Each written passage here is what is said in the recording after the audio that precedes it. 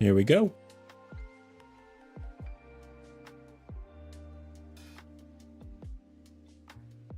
Gonna have to check the volume in the stream, but we got some music for today.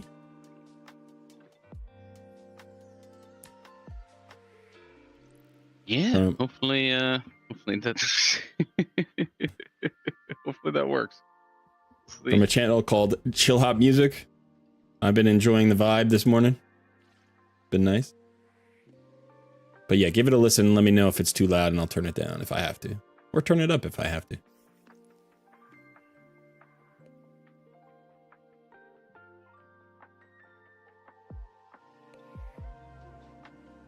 How you doing this morning, son? Yeah, it's a nice little background level right now.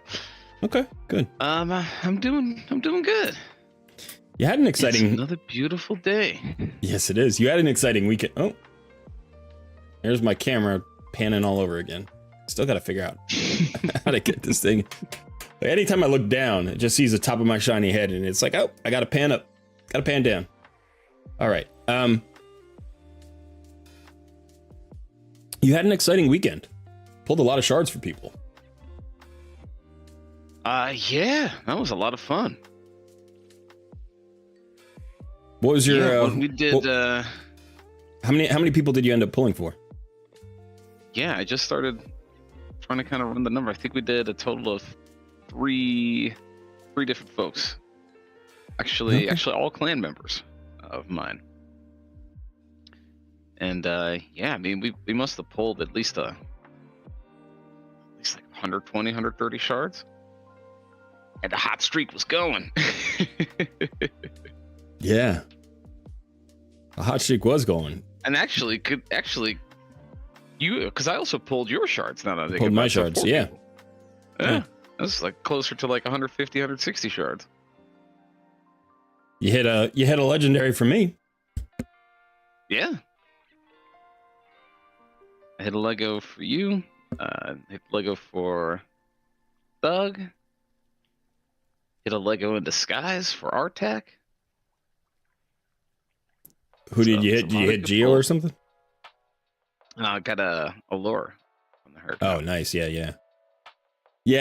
And for TGS, you did hit a Lego, but it's a 5-star chicken. Yeah. For TGS, it was an unfortunate Lego. Yeah.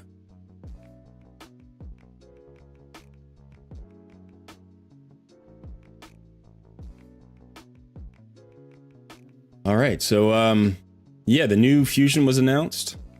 So we got to talk about that a little bit today. And then we're actually going to do something that we don't normally do that much on this stream, which is we're going to play. Or I'm going to play. We're actually going to play our accounts a little bit. So yeah, this is a progression stream, I think. I still have gains to make with Artak. I've got a 6-star burn Geary now. You okay there? You disappeared. Yeah, I'm just trying to figure out why my thing is going wonky. It's the AI background filter. I think I fixed it. Well, let's say good morning to everybody. Mario, hello. Amity. We got... I never know how to quite say this name. NCEXNYC. I would say that's about as good as you're gonna get. And sex? I don't know. But I see you in the comments. Welcome to the stream. Good to see you. Thugzilla. Yeah, we're giving Sun more nicknames this week. That's just what he needs. More nicknames. Ruthless is back. Good to see you, Ruthless. Burso, Ken Chan, Suzanne Johansson. Welcome. Welcome. Adrian Green, Femoral. Always good to see you, Femoral. Adrian. Tulsi, Fun and Party, Snack Daddy, all here in the house. Excellent. We've got some we've got some members in the house. It's always nice to see members. And again, there we go. Pan down. Okay. My camera's all over the place. Cedric, welcome. Yeah, so I don't know. We're gonna be. Yeah, tell me about these plans. You're gonna play the game? I can't believe I'm gonna play the game today. So here's the thing. There are events going on, and tournaments and stuff like that. Yeah. There's a champion chase I'm not getting involved in. There is a Fire Knight tournament that just started, so I haven't pushed my Fire Knight yet. Now here's the thing. I don't know if I can. Artak isn't really a Fire Knight champion, so we'll have to take a look at that. I still haven't pushed Ice Golem, so I could push Ice Golem. And I'm still climbing in Doom Tower. I actually did decently in Doom Tower. I got through the second Burn Geary. I got through the second Bommel, and I'm up to the, maybe we'll start here. Maybe we'll start in Doom Tower. Now, I honestly don't know. I haven't even thought about this fight in a while. So let me get you out of the way. Whoops, that's not gonna work. Rude. Okay. All sorts of stuff here. I'm always in the way. All right. That's my team. That's a team I ran before. Slightly invisible too. I like it. Yeah, it's got to be the 4K camera. I don't know what it is. I mean, I can't.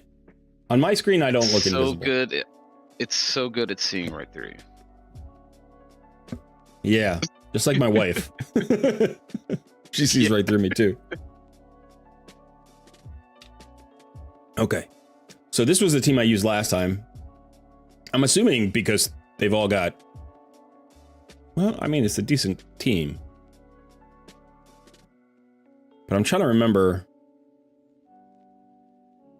You don't want to use too many buffs. I remember that.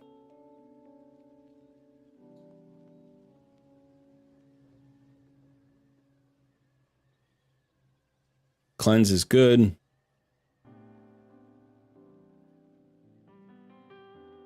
Yeah, turn meter's a little tricky.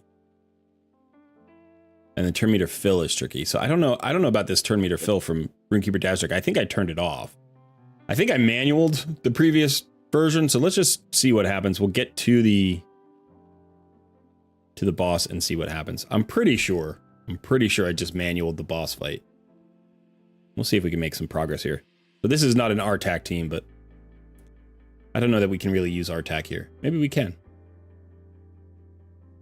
He's almost 60. He's like 57 or 58 now. Have you got him masteries and stuff? Oh yeah, he had masteries before he was 60. Yeah, figures.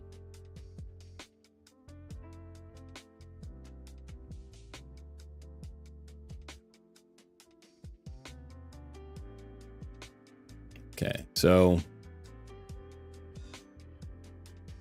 could have used the cleanse there, but I think I don't want to use the cleanse yet because I've got 2 cleansers.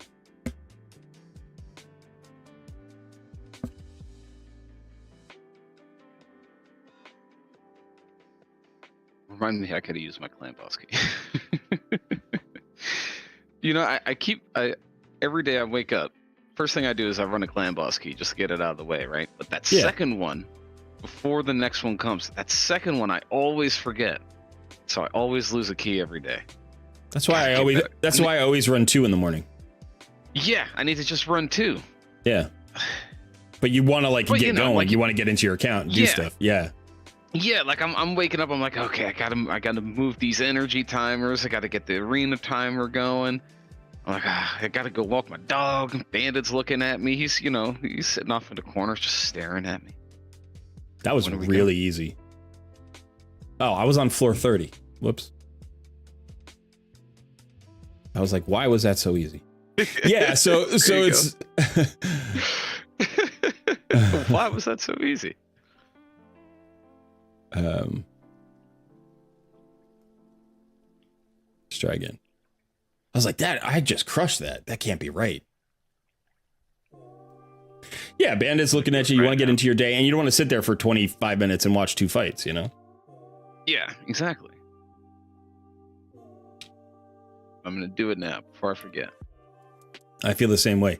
What I normally do is I log in, I get my NOOB versus PRO clan boss key going, and then I log into my phone and I start playing my main account and I get those 2 clan boss keys done. I get some energy burned, so the energy starts ticking. And then I get because I can do the quick battles on my clan boss on my main account. And then I get into arena and I start doing arena. And then when the clan boss is done on my NOOB versus Pro account, I fire that up, let that go, do some more arena, and then maybe like go do something else, like take the dog out or whatever. Now let's see how this works here with the boss.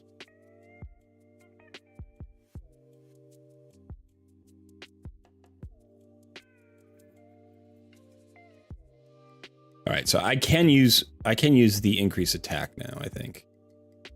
I probably should have done that on what's her face's turn. Mr. T2 Sugar says raid is basically a job that you pay for. It is. It is in fact exactly that.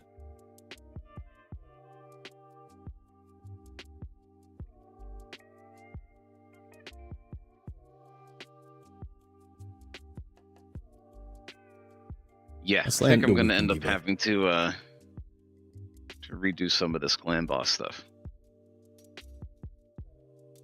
It's really unfortunate. I have this entire 2-1 speed tune build, but because they're going so fast, I just don't think they have enough defense.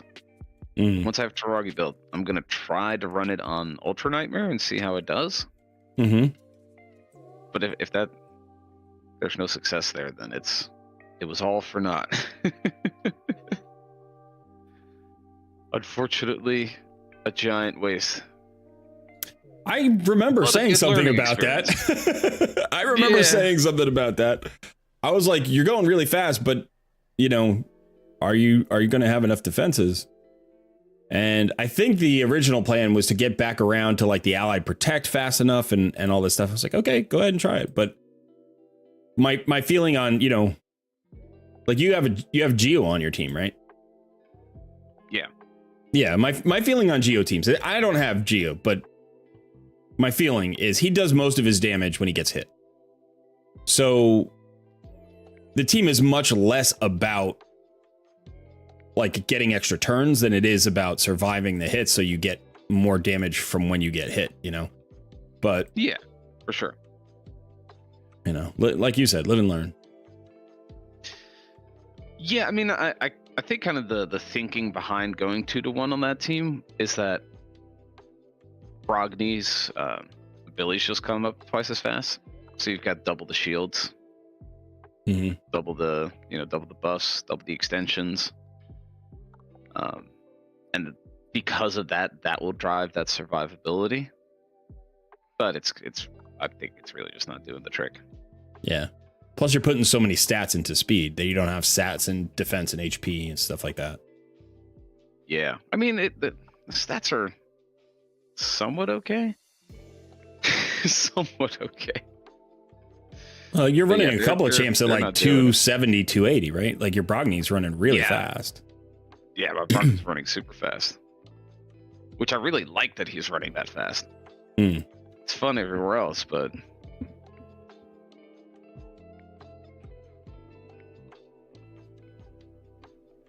yeah, I've had runs with that team in Nightmare where I'm doing 13, 14 million. And here I just threw some random champs in together. Kind of similar still, but just threw in Fane and Wukong instead. And it does over 20 million, and it's a 2-key, so... yeah. Yeah, there is a trickiness to speed tuning. Which is like, even if you get a speed tune to work, sometimes working just means it's in tune. It doesn't mean working is more damage. Like the goal is to get more damage. And sometimes it's better to have an untuned, this is going to be a fail. It's going to be so close. And that's just an unfortunate, like, part of it you don't really know until you actually like do the tune and see what the damage is. You build all these champions, you spend dozens of hours, and then you're like, it's 2 million less than my previous tune, or my untuned team. Yeah, it's like, oh man, that's awful. Look how close it's gonna be. This sucks. Watch Sun pull Trunda next. That would be sick. That would be nice. All right. I think I can do this though. Actually, you know what I'm gonna try? I'm gonna try something. Let's pull Cold Heart out of here. We'll do the same team. Watching that right at the end. Doom Priest in a dream. Right.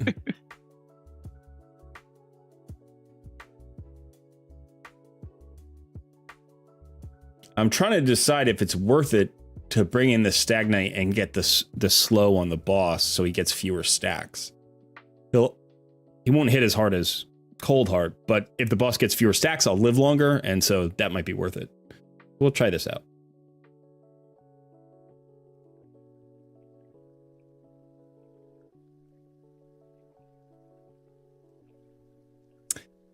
Flixzilla says, Colred, Krilla follows you because she's your in-game wife. She's like on every account. It's crazy now. I've pulled her, I think this is my 4th or 5th time pulling her. And I've only built her on like, I think I've only built her once. Maybe twice.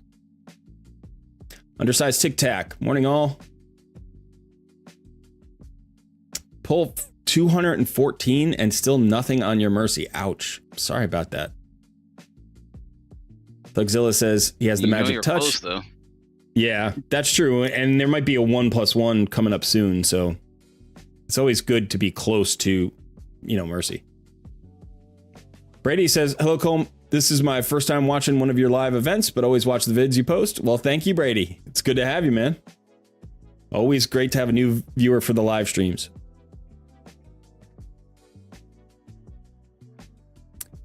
Anthony Pellegrino, the third Bommel has me stuck. Yeah, I just got through him. I was messing around with him this morning on my main account, trying some different things. Maybe I'll...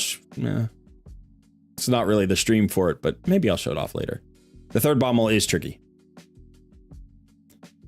Let's see. Hammerhawk, good to see you. Don Kelly. You can use Paragon to get past Bommel. Yes, that is a thing, I believe.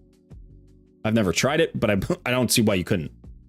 I know that unkillable buffs do work, so...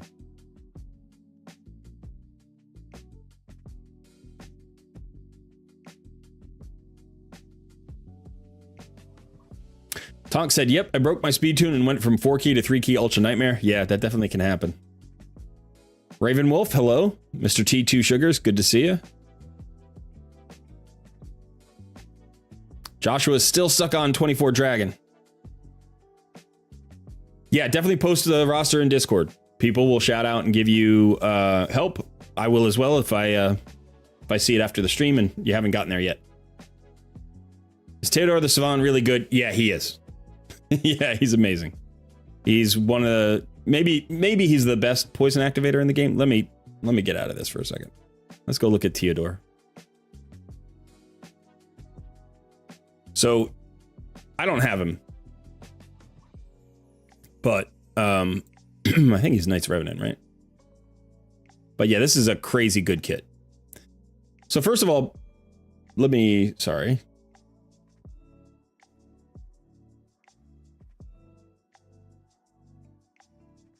Sorry, son.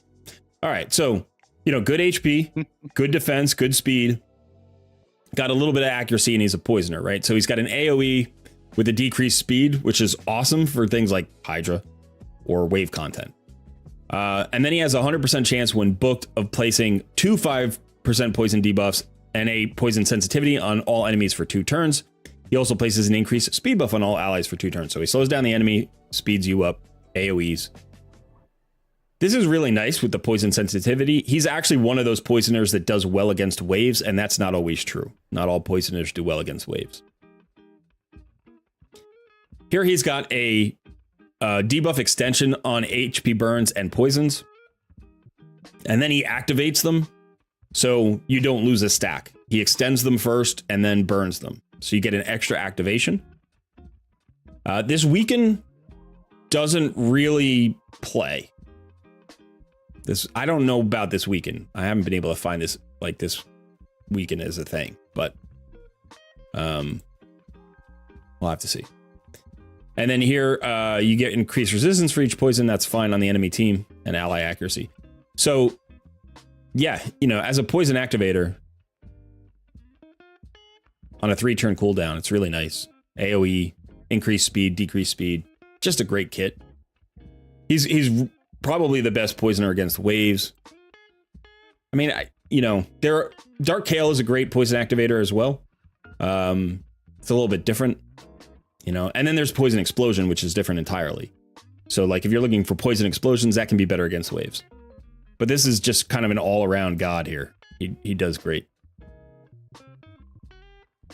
I imagine that, you know, the only place this weekend really plays is when you have a boss that's immune to poison.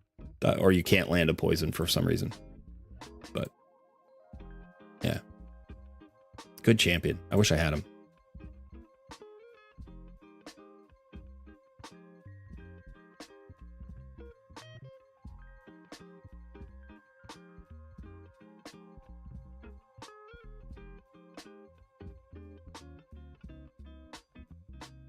Kind of enjoying the music, I gotta say. Yeah. All right, let's try this again. So what were we doing? We were doing this. I think that's what we were doing.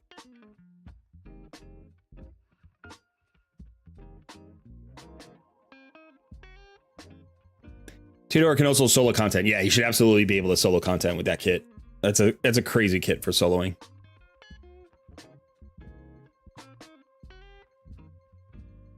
OG Stamp, hello, good to see you.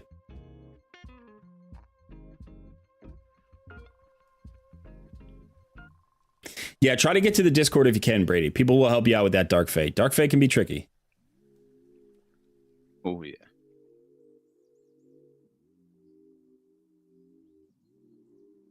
Removes all buffs. All right, so we can use the buffs now, but unfortunately buffs are down. And now, of course, he's going to use the debuffs against me. That's not a good call. I should not have let that auto. Hopefully we'll get through this, though. All right. There's everything. Let's cleanse all that. Okay. Now we need to get the debuffs down. Fire Knight. There we go. Yeah, Fire Knight would be good. I got 19 down the first time, so it's these waves that are the problem. Oof. You were on 18? Yeah.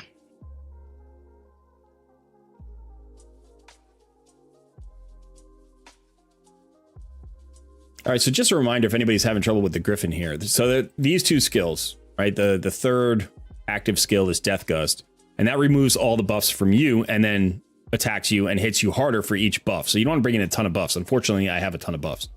I'm trying to kind of minimize them.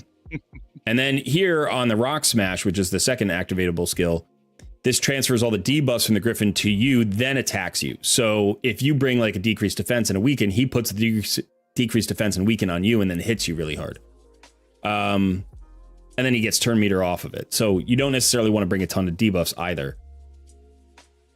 You know, now it's on a 3-turn cooldown. Each is on a 3-turn cooldown. So if you have debuffs on a 2-turn cooldown or buffs on a 2-turn cooldown, you can alternate them to try to get them in the right moment. So after he goes, I have an opportunity to then use buffs.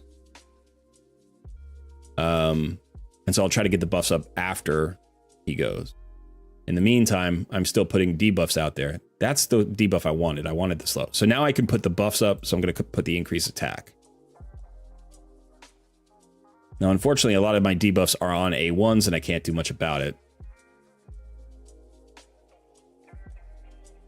So like that weaken is an A1.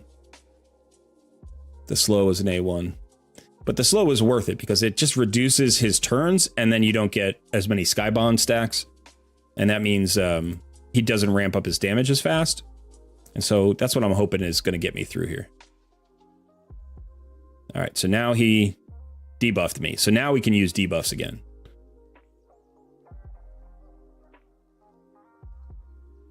So get the weaken. Now I want the decreased defense and decreased attack. That's good. Leech is fine. If I can get the leech out there. Cleanse everybody. But again, now you can see he's going to remove all the buffs that I just put up. So.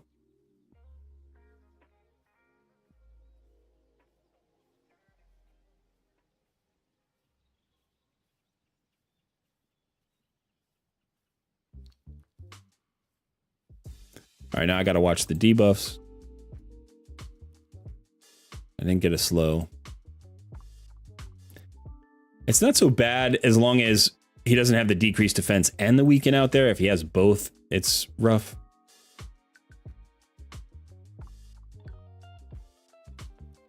I'm going to put up the buffs. I think I can maybe burn through his... Yeah, there's the decreased defense. I think I can maybe burn through him before he gets another cycle.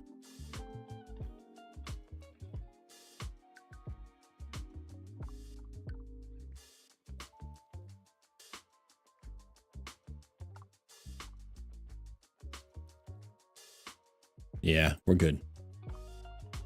Getting rid of that cold heart made sense.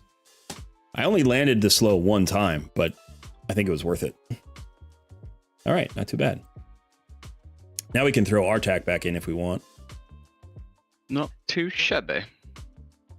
So what Was that your level first time clearing it? First time clearing that stage, yeah. Stage floor 70. That camera work is quality. Oh, he's level 59 already. Sweet. So now we'll just start auto climbing. As we auto climb, let's talk to some people. What's up? I looked over at the stream and I saw what you meant about the camera, and in my head I was like, I would hold my hair up by now. Why don't you turn that off? And then I'm like, oh, I know why you aren't pulling your hair out. Shit. Excuse me. Everybody finds you hilarious right now.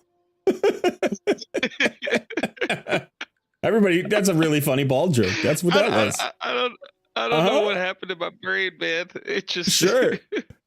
I got you. Maybe I've already pulled all my hair out. Yeah.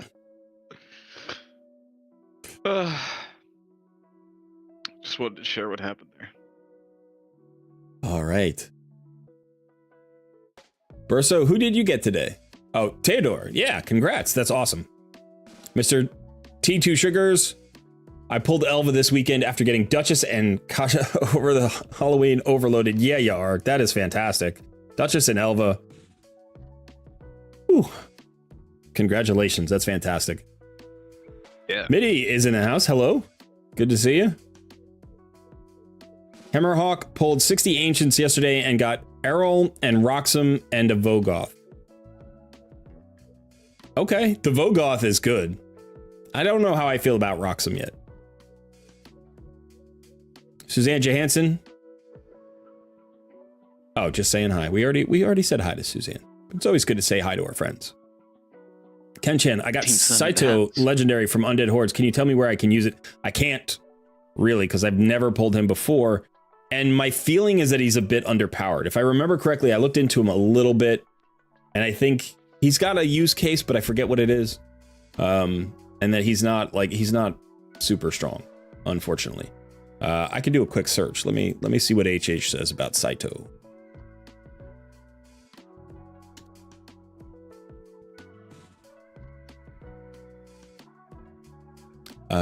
He's an attack base. I think the problem is he's single target, right? Well, he's got a conditional AoE on his A3. He does have a decreased defense on his A1.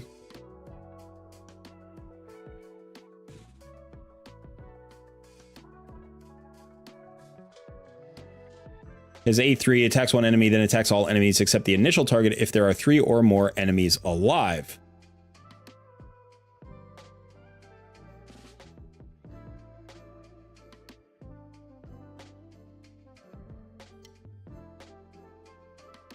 Yeah, he seems like a single target damage dealer. I mean, maybe he's good against Spider.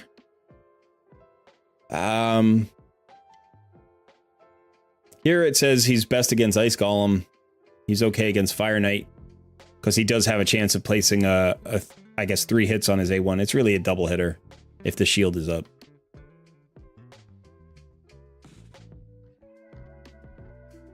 Yeah, he's only got a 3 as an overall rating here on Hell Hades site. So yeah, my feeling is he's a bit underwhelming, and they never, you know, they don't, Plarium doesn't buff champions. So he's just going to sit there forever until they maybe get around to buffing him. I mean, I think the other thing for them is that, you know, he was undead, but he kind of makes more sense as Shadowkin now, right? Because he's like a samurai, and Shadowkin is, you know, the Asian culture faction. So they might be a little bit like, I don't know, maybe they're embarrassed that he's in the wrong faction right now.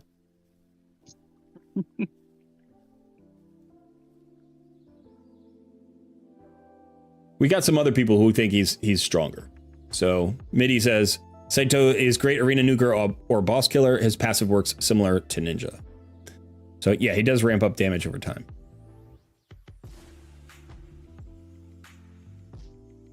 Build recommendations on Vogoth. Yeah, Vogoth is about getting hit and healing your team. So you want, you know, let me see here. I'm pretty sure you just want high HP. You don't need speed. That's not a thing. You don't really need accuracy, although there is a provoke. I think Vogoth has a provoke. So if you wanted to use the provoke, then you could do that. Let me take a look. It's been a while since I've messed around with my Vogoth. But Vogoth is good for Bommel. Vogoth can be good in other situations, can be good in Hydra in certain rotations. So it does have an AoE provoke. It is on a 3-turn cooldown. And it's only a 75% chance of landing. But that's not bad. So can be good against, you know, waves if you need them, can be good against Hydra. When attacked has a chance of landing a leech. So if you want those parts of the kit, then you need accuracy.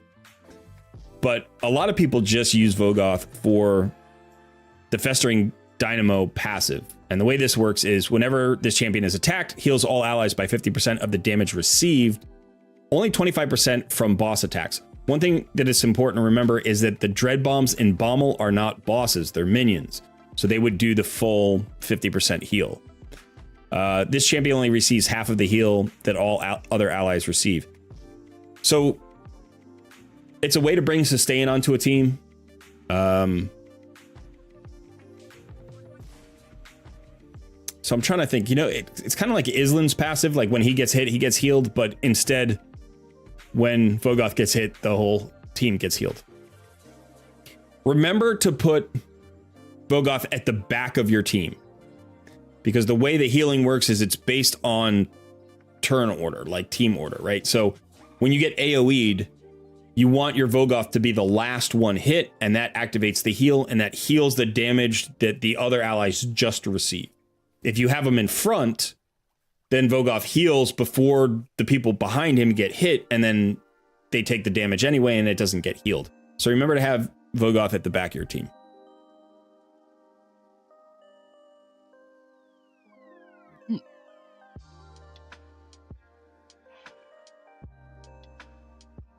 Ruthless held off and didn't pull anything. Yeah, I mean, you're sitting on 146 shards, so if you've decided to go for the fusion, then you could be in good shape. Or if you're just waiting, then you've got, you know, 6 more weeks for another ancient shard event.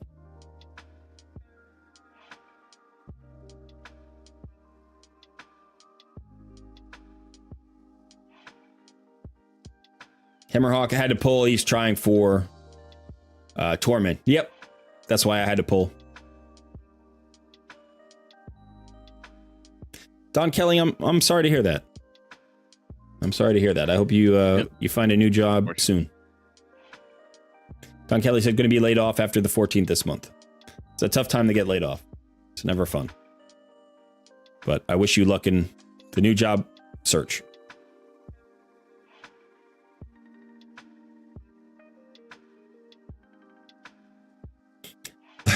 Legast got Geo and from like 12 ancients, and now he rocks Geo and Brogni. That sounds familiar, doesn't it? Who rocks Geo and Brogni? Anybody we know?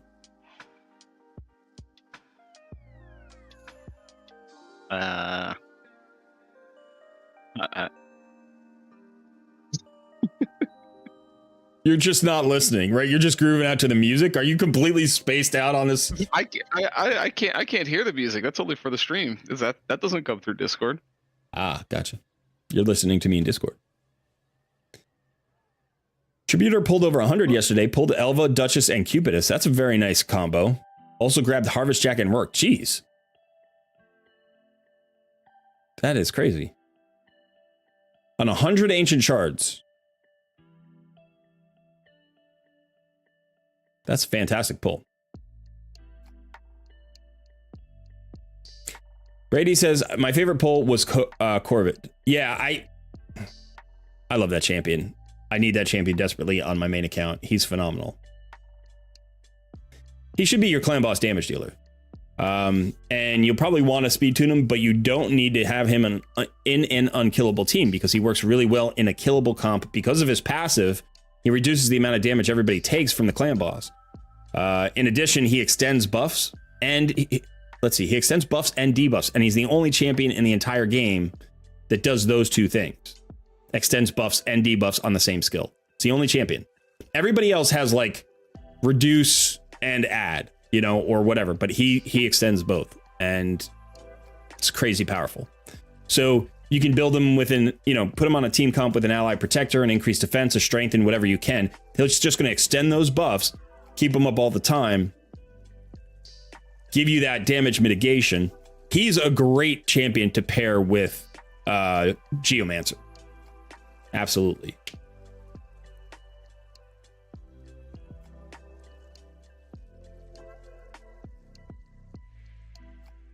Sachi and Cardinal. Cardinal is interesting. Sachi's not bad. I actually used Sachi in the recent Shadowkin Arena tournament, and she's a lot better than I thought she was. I was looking for an increase attack champion in the faction, and I had her already at 5 stars, and I had to rebuild her to get her 100% crit rate.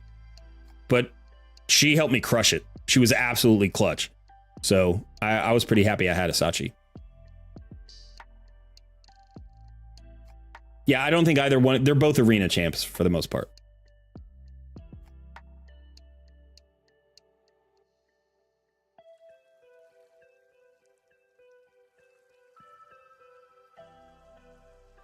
Ken Chan asks, when I search for teams on Hell Hades for, sorry, Ken, I'm just gonna, we just cruised through those floors. No problem. All right, let's see. Does that mean you don't have the champions needed to clear it? No, it just means that Hell Hades just doesn't have a combination either for your particular champs or just nobody's uploaded anything. It's actually kind of an interesting question, Will. Would you say, is there, outside of like maybe Bommel and Scarab that require very, very, very, very specific solutions, do you think there's any other content that's like super gated for specific champions? You need, yeah, like you really need specific champions. Like if you just took a random smattering of, let's say, you know, 20 rares, 10 epics, and like 1 or 2 legendaries. So just say you took a random sampling. Do you think there's any content really that you wouldn't be able to get through? Yeah, I mean, it depends. I think the free-to-play mentality is get through by whatever means necessary. That's what a free-to-play player does. You think about what you've got. I'll pull an uncommon out and right. You know, like, yeah. If it gives me what I need for that one fight, for that one place, just to get through the one thing, that's all I need.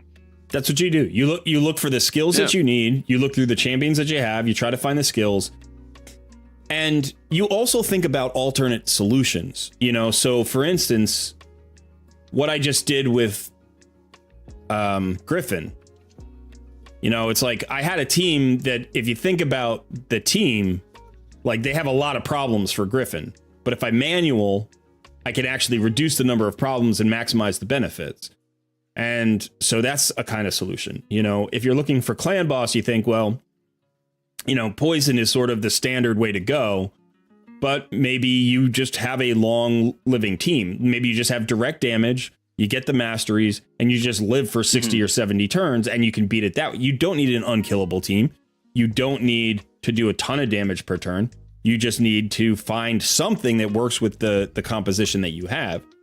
And so when you're thinking about clan boss, you're thinking about champions that reinforce each other, right? So the nice thing about a unkillable speed tune, this is the whole purpose of an unkillable speed tune, is to alleviate the need for a lot of reinforcement from other champions, right? The idea is, can you make an unkillable composition with just 2 or 3 champions, just 2 or 3 buffs, right? And then you can just put all of the rest of it into damage, as opposed to building a killable comp where you need all 5 champions working in perfect harmony to make sure that everything's happening. Like, you know, when you can create an unkillable composition with 2 man-eaters, and you don't need any other champions, just 2 man-eaters, that's an unkillable comp, 50 turns. Now you look at the other 3 spots and you're like, let's just hammer the clan boss.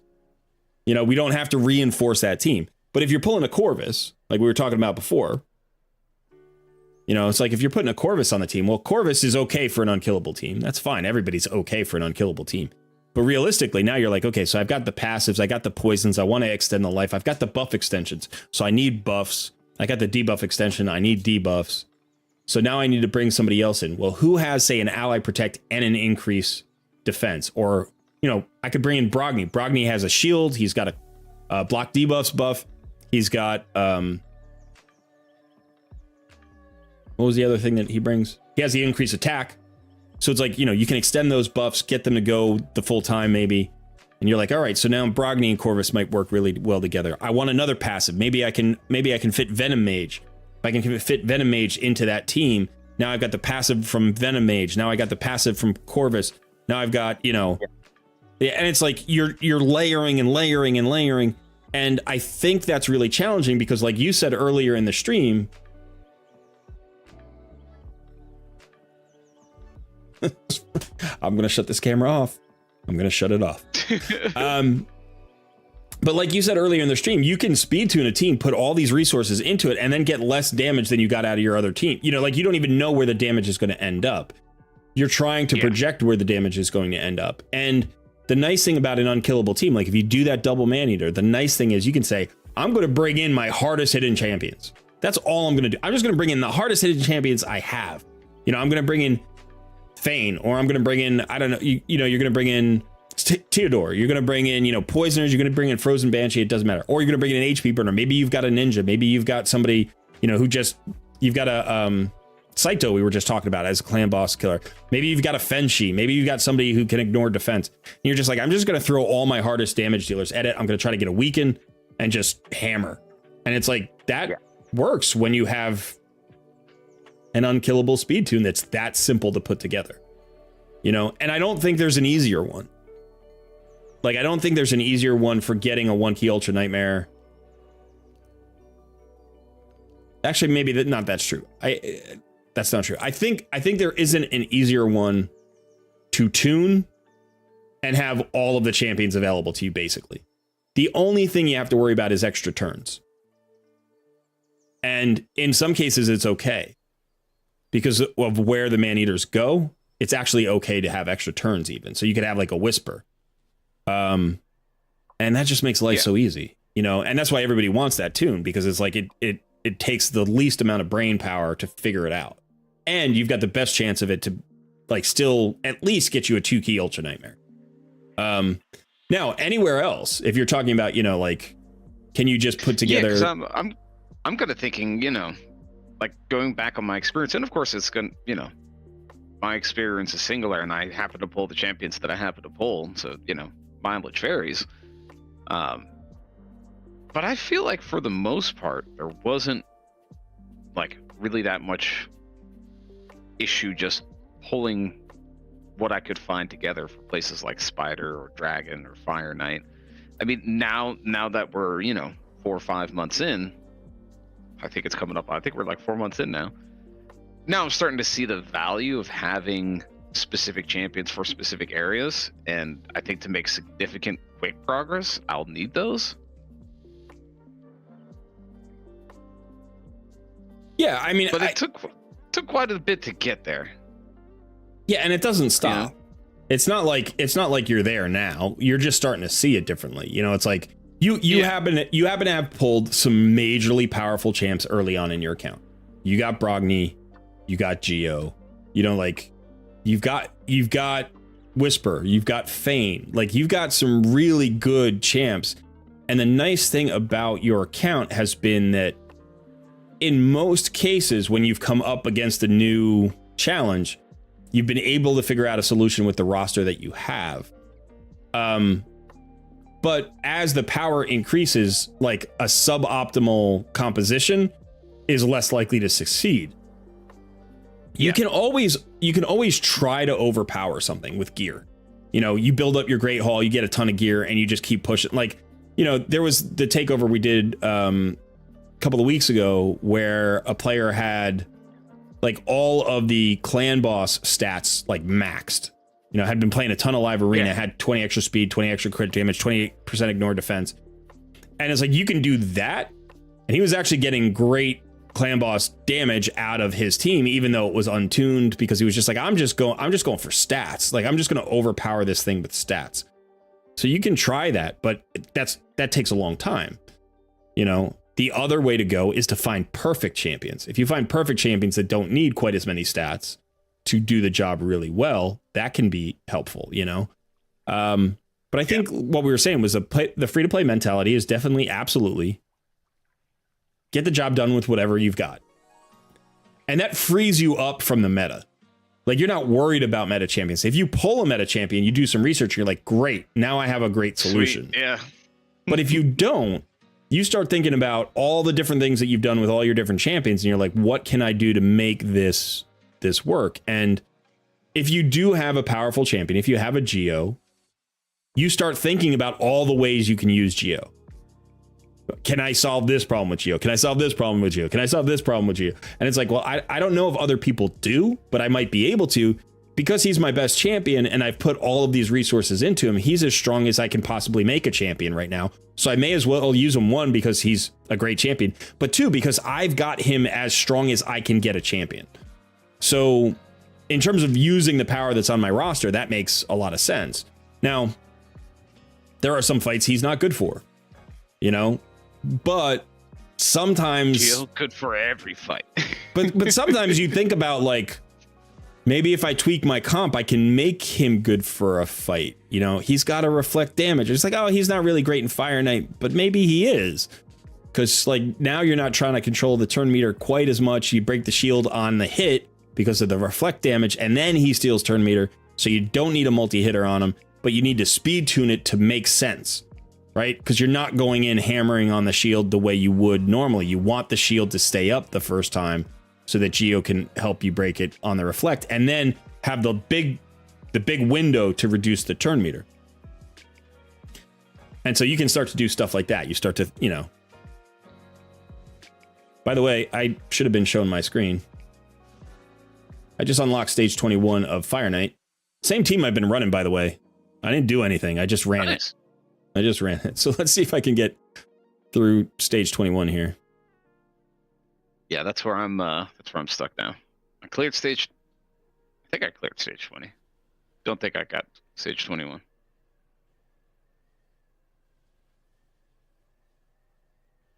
Joshua Lynch says, I have a Paragon and jumped on leveling him because of an Ash video 2 years ago. I then stopped putting resources into him. Is he still viable? He is usable in many places. Cheese strats are usable in many places. So yeah, he is. You know, you probably want to pick one or two places and build him for that. I don't use my Paragon. It's not that I don't like the idea.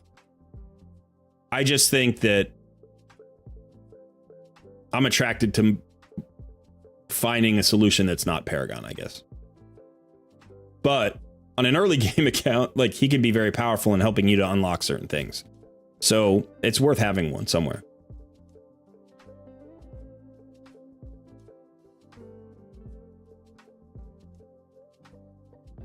Mike says, I'm lucky to have 2 newts and just pure smash clan boss in almost every boss. Yeah, if you have 2 newts, game's gotten easier for you, that's for sure.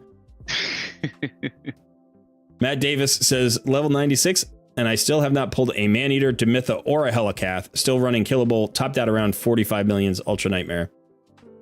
If you have 45 million on 1 key Ultra Nightmare, that's not bad at all. Then you have a 2 key Ultra Nightmare. So you don't need it unkillable, you know? 2 key Ultra Nightmare, 1 key Nightmare, 1 key Brutal is 6 chests if your clan is clearing them. And that's where I live. That's where I live. Sometimes I get 8 if I remember to get all my keys out there, but I like not having to worry about that 4th key so much.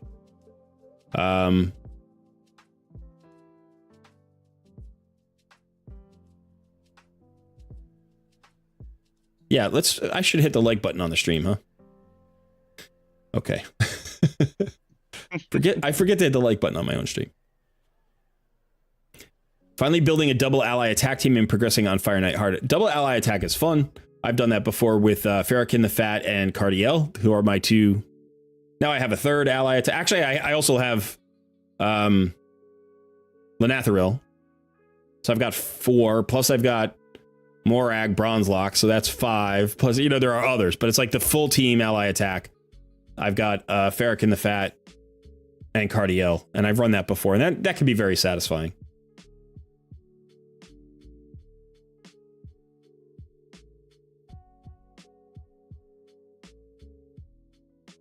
Mr. T2 Sugar says, I miss the early days. I remember Tayrell being my best champ, and he was in everything. He was in everything for me, too. He was one of my early epics, and he was in everything. He was my drop defense champion. Yeah. Flexzilla says, I'm less than 600 points from getting Tormund. What are my chances of getting him at this point? Sounds pretty good to me. I mean, we've still got some time. I think there are 2 weeks left, right?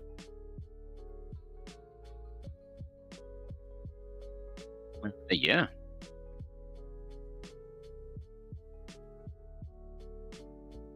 Kuba says, Flexzilla, you can get into an accident tomorrow and never pull him. That is morbid, man. Come on. Thug, you're going to be just fine. It's the holidays, man. Stay safe, everybody. Joe says, I never use Deacon that much, but lately I got him to level 60 and I'm impressed with the speed he gives to the team. Oh, yeah. Deacon is the man. Yeah. The little engine that could. Oh, did I fail? I'm not even paying any attention. I'm reading chat. But I will, yeah, I'll look into, maybe I can change the AI here.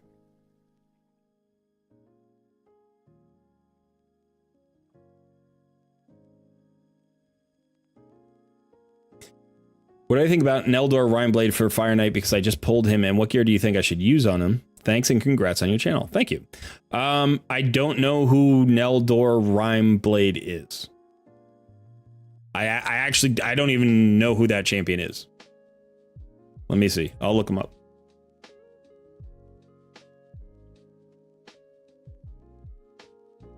Oh yeah, he's the new Wukong is all the rage. He's the new he's the new high elf. Neldor is. Right. He just came out last month or something. So he's got he is a Fire Knight champion. He's got a 3-hitter on his A1. Each hit has a 40% chance to freeze, so he's going to be good for Fire Knight Hard. He's got a 4-hitter on his A2 and a 2-hitter on his A3. He's got a decreased speed, decreased attack. Yeah, absolutely great for Fire Knight. Absolutely great for Fire Knight.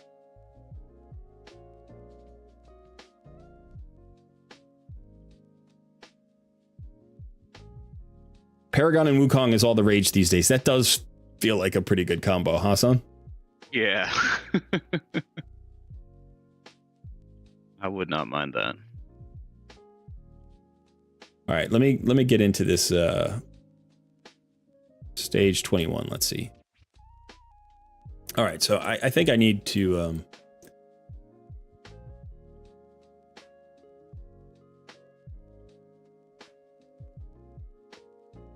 all right, let me make the team. So it's this, and this.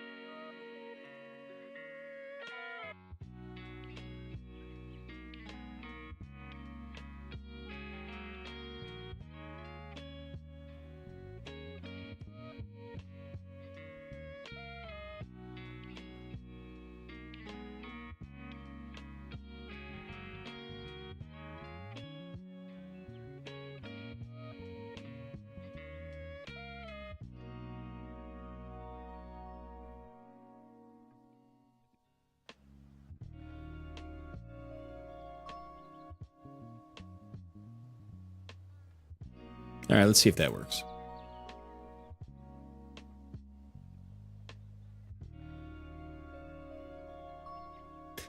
All right, so all I wanted to do there was make sure the shield gets broken before anybody uses any of their big skills on the 3rd round, and then focus on turn meter control. I didn't even think about the fact that I might not get through to the waves. Okay, so Coldheart didn't die on the boss. Did she die on the waves? If she doesn't even get to the boss, then that's a problem.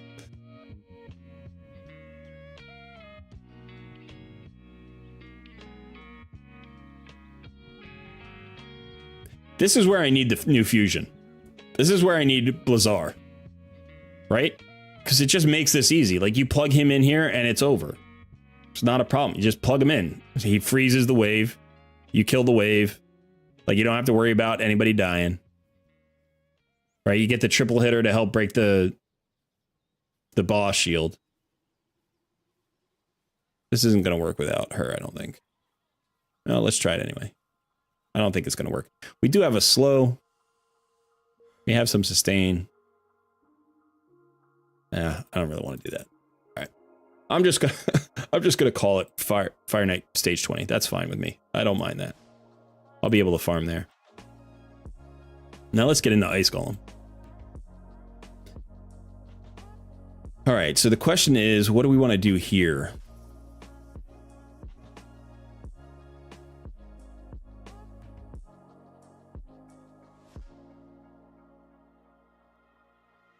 Kind of like this setup. Maybe I don't need Runekeeper Dazzdirk.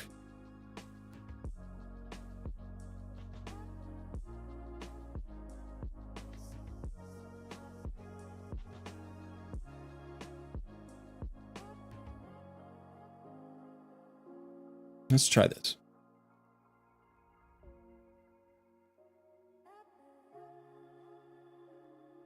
All right, so we're going for wave control. Burn Geary stuns 2. And just tankiness, right? Just wave control and tankiness. We don't need to burn through the boss real fast. We just need to make sure that everybody lives. We've got a reviver. We've got a block debuffs buff. We've got a cleanse. We've got an AoE stun. We've got an increased defense. We've got an ally protect. We've got the HP burns to decrease attack, decrease defense. We've got a leech. We've got a slow. So my feeling is that we're pretty good in this place. What are you doing right now? I got into Ice Golem. Ice Golem? Yeah, I'm gonna try to get everything to 20. Just picking up those gains from Artak still, you know? Yeah. I'm just gonna let this auto. Artak is doing some work.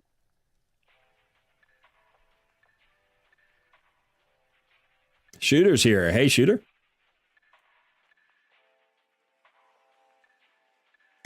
Thoughts on Phoenix as a clan boss damage dealer? I've never run him that way. I mean, Ice Golem is actually probably his best use case, or at least the one that the community often suggests, you know, for the block revive and the hit. But you could try him. I mean, if you're building him, he does hit hard. I think he has a very hard hitting A1. I think his A1 is one of the hardest hitting A1s in the game. So you could try it, but I don't know, Philip. Wentworth Tanner says, how can you find out how many shards you bought for Yannicka? Go into the portal and go to your fragments and then scroll down and find Yannicka.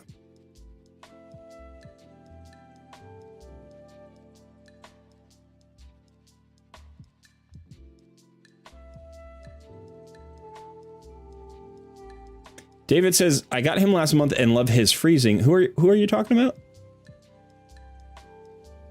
I missed out on that. I don't know. Context is gone. Yeah. Peckham Halder, good to see you. Is this takeovers? It is not, Peckham. Sorry, buddy. This is Noob versus Pro. Takeovers are on Tuesdays. Takeover Tuesdays.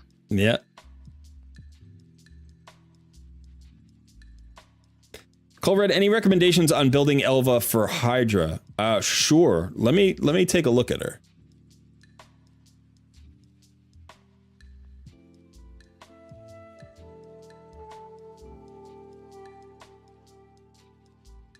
So I build mine in kind of an all-around kit. Yeah, that wasn't hard at all. Okay, so let's just go ahead and stage 19.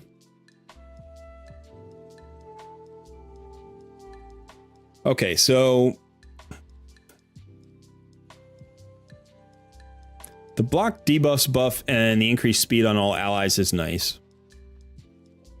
Obviously, she's got the revive. She's got the perfect veil for one champion.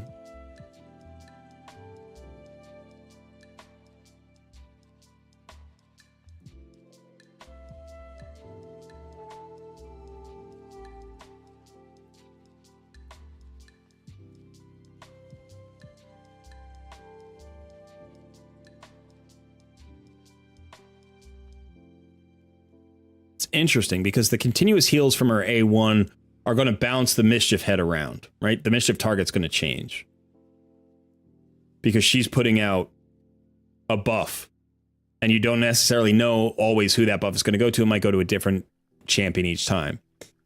The block debuffs buff and the increased speed are really good. I would look for buff extension, right? You're probably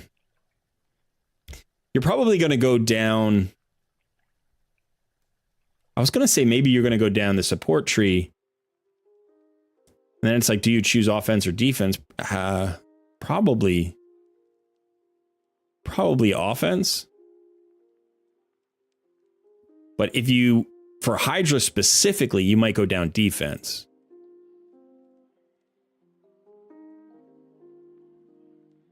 Right, just make her more survivable because she's your reviver.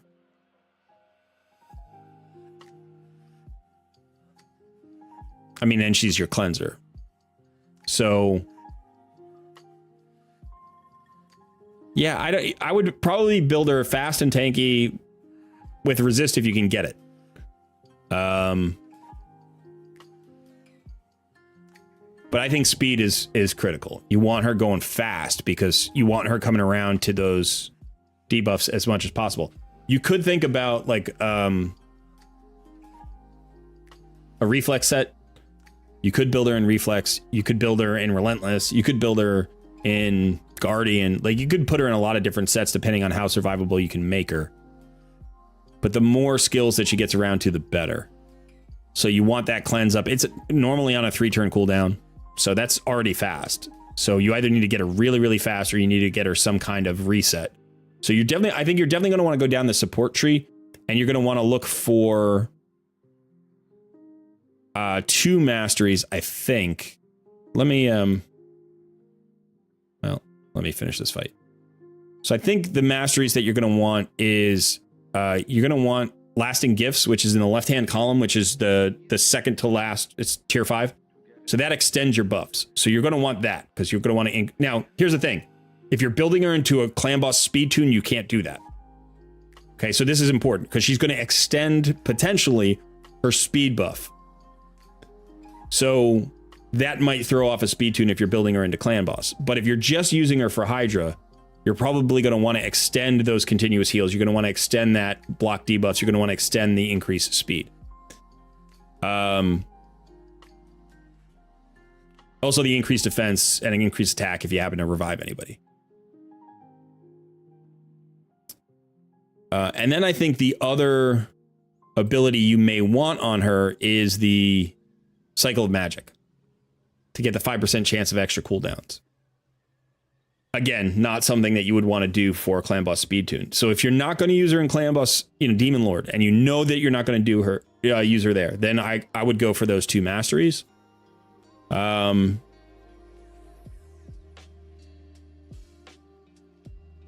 then what you have to do is you have to decide if you want to use her primarily as a cleanser and debuff, a cleanser and reviver. In which case, you may want to go all the way down to like Oppressor or Timely Intervention. Either one of those all the way at tier 6. And that would mean there's not a lot of reason to go into the offense tree. Then you would go defense. You would go defense tree and support tree and cap out your support tree. And that could be really interesting because that would give her a lot of chances to get revives going. You know, she'd get extra speed from all the buffs, or she'd get extra speed when people die. And then you could put counterattacks and defense mitigation from the defensive tree. The counterattacks would get more continuous heals out there. The, you know, mitigations would allow her to survive longer, meaning that your reviver is always going to be super tanky. So if you're going to go really, really tanky with her, that's a good idea. You could go in that direction.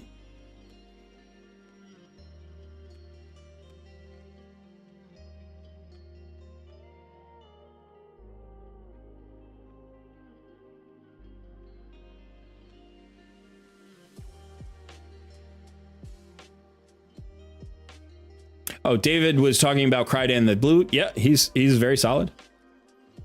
Sean says, hey, Colred, I got my 1 key Ultra Night. Congratulations, Sean. That's awesome. 1 key Ultra Nightmare is fantastic. Absolutely. Yeah. Congrats. Wentworth asks, should I build Taragi to replace any of the following on my clan boss team? Oh, by the way, let me push this. See if I can get stage 20 here. Draco, Deacon, Bad L, Seeker, Kale. If you were going to replace somebody, the first person you would think about replacing there is probably Kale. Seeker and Deacon are giving you speed. Bad L's giving you a cleanse and sustain plus poisons. Draco's giving you a ton of debuffs. So Kale might be superfluous at that point. You might be filling up your debuff bar anyway. Let me look at Draco more for a second because I don't have a Draco, but from what I remember, he brings a weaken, a decreased defense. Does he bring a decreased defense and poisons, right? So yeah, on his A3, it's a weaken and a decreased defense, and then he places 4 poisons for 3 turns. So you're probably filling up your debuff bar. So you don't need another poisoner, like, because you're not actually getting that value. You're not getting, you're maxing out. So Taragi could potentially extend the life of your team by, say, 2 or 3 or 4 turns, and then allow you to get, you know, those poisons to take more times. And then you're not worried about filling up the debuff bar. In addition, I don't know if you have a decrease attack on that team. I don't think you do. And Taragi has a decrease attack, I think. Does he has a decrease attack on his A1, right? Son, do you have Taragi there? Yeah. Does he have a decreased attack on his A1? I think he does, right? Yeah. Yeah, he does. So that's a debuff that you don't have that could extend your life as well. So the ally protect would help extend your life, and then the decrease attack could extend your life. So I would consider pulling Kale out of that team and putting Taragi the Frog in there.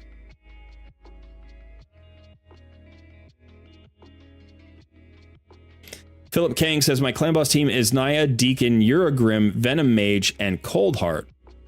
Who would be replaced by Taragi?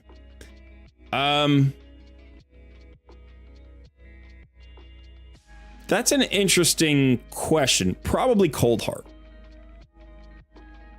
Probably Coldheart. You don't want to replace Uragrim or Venom Mage. Deacon is your turn meter fill. Naya gives you some heals and cooldown reduction, plus an ally protect. And if you could get Taragi in there, you'd have 2 ally protects. And one of the tricky things about Naya is that even though she's an ally protect champion, she dies relatively easily. She has the lesser strength and up, and she typically doesn't heal herself, right? So, like, yeah, I'd probably pull the Cold Heart and put Taragi there. I actually like the double ally protect. I think that's a great choice.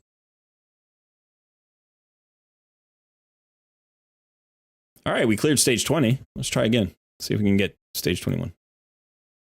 Nice.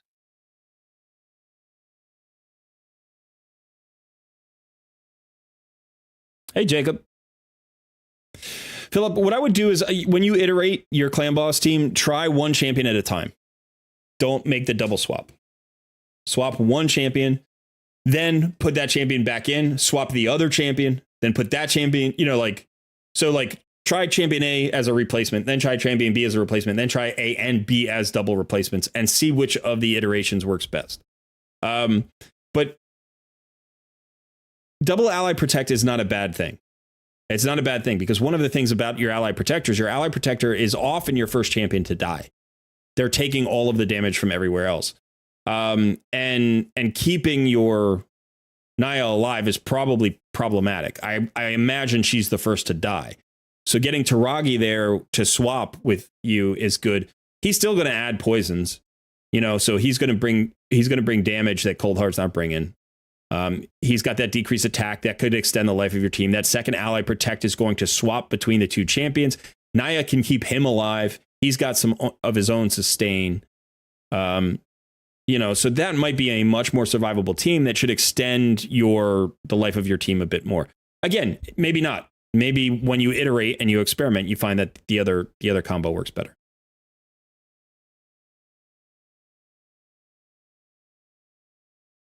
How are you doing, son? What are you working on? You back in Fire Night?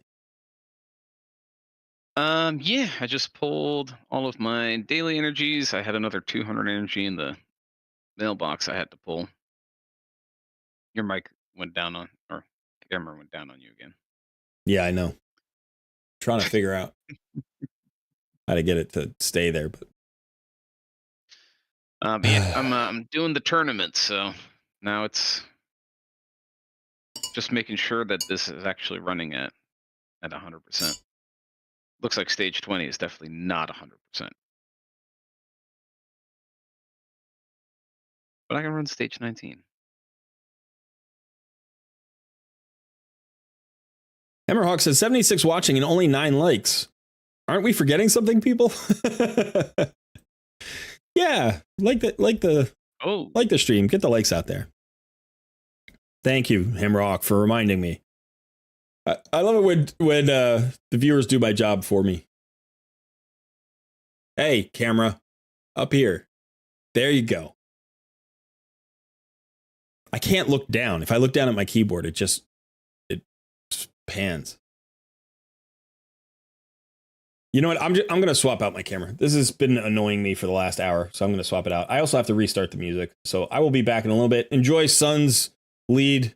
Sun, you're in charge, buddy. Have fun. Don't do anything I wouldn't do. You got it.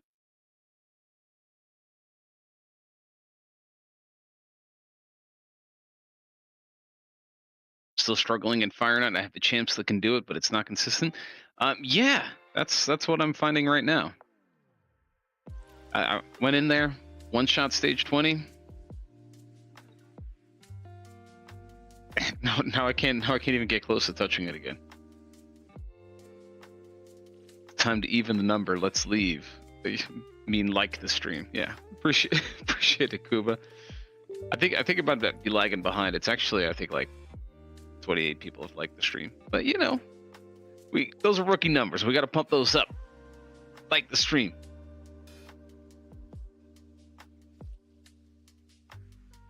Looks like your camera needs some duct tape. Pool's camera needs to have its settings fixed. It's not the camera physically moving. It has a little AI tracking thing where depending on his motion, it moves with him. Problem is whenever he looks down, it thinks that it's supposed to go down. It's terrible.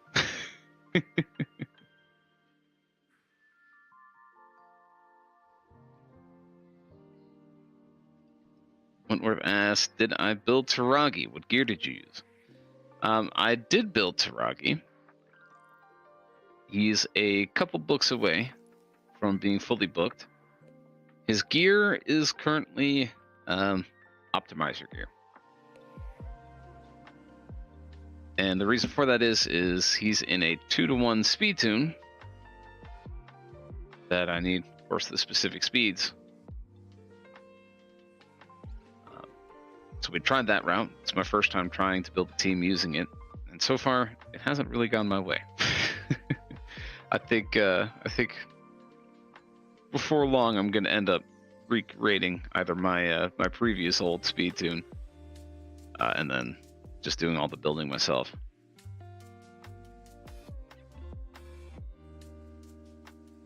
I find I have better luck that way. I'm back. We'll go back. Thank you. This music is so super chill. I'm like, no wonder I haven't gotten up on my soapbox today. Yeah, just chilling out. Just chilling out.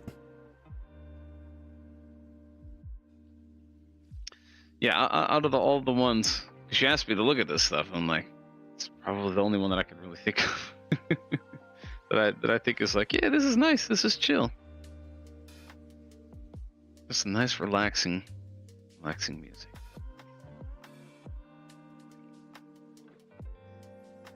Flexzilla says Venom Mage was my first epic champion. Pulled her and High Katoon were her and High Katoon were super clutch in my second month of playing. There's no point where Venom Mage is not good.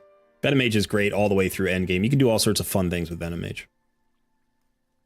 Cole, opinions on the champs, Vergis and Wuzgar. Okay, yeah, sure. I can give you some opinions. So Vergis is a solo. He's like one of the OG soloers. And he can be still useful as a solo champion in a lot of content because he has a shield that he puts up every turn, like every time he gets hit, basically. And then he's got some continuous heals. He's got reflect damage. Yeah, so his passive places a shield on this champion equal to 10% of their max HP for 2 turns whenever this champion loses 10% or more of their max HP from a single hit. And this can be on a 1-turn cooldown. So you can have a 2-turn shield on a 1-turn cooldown, right? Plus, he places continuous heals when he drops below 50% HP. I've seen him used in Arena. I've seen him used against Scaraboss. I've seen him used in all sorts of content. So he can be a solo champion. He can be a solo champion. I've never built mine all the way to 6 stars and actually used him that way, but I've seen him in lots of places, and I know that he's rated pretty well in a lot of places, especially if you have a blessing on him. In terms of as a team tank, he's actually also not bad because he's got an ally protect and he puts an increased defense on himself. Plus he's got those continuous heals and the reflect damage and all that stuff. So he can't be speed tuned. Unfortunately, you can't speed tune him for clan boss because he places his increased speed on somebody else and that can go anywhere and that messes up speed tunes. But you can use him in a lot of content. You know, I would definitely go out and look for a video on a specific usage for him before you commit to building him, because you want to have a very clear idea of how you're going to use him. So even though he's an ally protector, because he can't really work in clan boss in a speed tune, at least you might not want to build him for that. Now Wuzgar is a newer champion. And so this guy, he only came out a few months ago, and I just pulled my first, and I want to build this guy. I want to build this guy. I think he could be really good. So first of all, he's got a 4-hitter on his A1. It's not random. It hits the same thing 4 times. It heals the ally with the lowest HP by 2% on each hit of his max HP. So he's a healer for the rest of your team. So right away, you're thinking Fire Knight. Remember, he's an HP-based champion. That's his only damaging skill. So every time he uses his A1, you get 4 hits. Fire Knight, normal Fire Knight, not Fire Knight hard mode. Now his A2 books down to a 3-turn cooldown, and it heals all allies by 10% of his HP, and then puts a counter attack on him. And again, if he gets hit, he's going to counter attack and heal more people, right? And quad hit. And then he does have a reflect damage and a shield for everybody on his A3, again on a 3-turn cooldown. Now, that's pretty cool, right? Having that AoE reflect is fine. Reflect doesn't do a ton of damage, by the way, but just having it out there, again, think Fire Knight, even if the Fire Knight gets a turn off, if the reflect damage is up there, it's going to break the shield. And then having a shield buff on everybody, again, he's max HP, like 20% of his max HP, so it's going to be a pretty big shield. And then finally, he's got a passive, restores destroyed max HP whenever this champion heals themselves or an ally. The amount of HP restored is equal to 30% of the heal. So that's usable in just a few places, right? Because you don't get a lot of destroyed max HP. but you can potentially use him as a way to counteract the max HP hit that you take in Hydra. I think from a standpoint of a Hydra team, he's okay. I don't think he's great. I think he's good. He's going to give you that reflect damage. He's going to give you that shield. He places a counterattack buff on himself with his A2. So you can potentially build him into a mischief tank. So if you want to make him your mischief tank, you build him with high resist. You probably want a blood shield ring on him. That's going to give you 2 buffs that nobody else has, right? So that's going to make sure that he's the mischief tank. So you want that counterattack up as much as possible. I think he's really interesting. I don't know actually how good he is. I've never built him. I don't know anybody that runs him. I've never come across a team that's like, holy cow, they're crushing with Wuzgar. So I don't really know. But against normal Fire Knight, he's going to be very, very strong. And then my guess is the other place you could potentially use him would be Hydra. Now, there's also a chance you could maybe use him against Clan Boss as like your healer, right? Because he's healing everybody, he's shielding everybody, he's healing on his A1. He's got counter attacks, so you're going to get more procs. He's got a 4-hitter, so that's great for Giant Slayer. So if you don't have another healer or any other way to extend the life of your Clan Boss team, I think he could do in a pinch. I don't think he's going to like do great at Ultra Nightmare, but he'll probably do fine up through Nightmare. So this is just my feeling about him. Like I've been looking at this guy for just a couple of months, and I really do like the champion, but I'm not sure because I haven't experimented with him. So, oh, there's one other thing is if you do put him in a blood shield ring, right? Because you're putting him in a blood shield ring to make him into your mischief tank for Hydra. He's going to be great for Scarab Boss. I mean, anybody in a blood shield ring can work for Scarab Boss, but when you think about this, like he's got reflect damage, he puts up a shield on everybody else. So if anybody loses coverage on their shield, you got that. You've got the counter attack that's going to get him more shields. It's going to get more heals.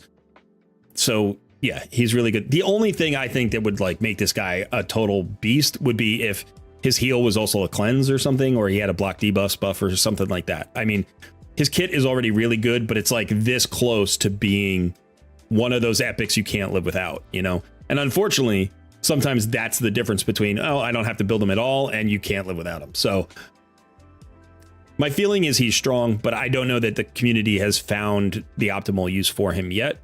And I would mess around with him just for fun if I had, you know, like on my endgame account, if I had more time. But for right now, I guess that's the best I can think of. It's all speculation. It's all speculation.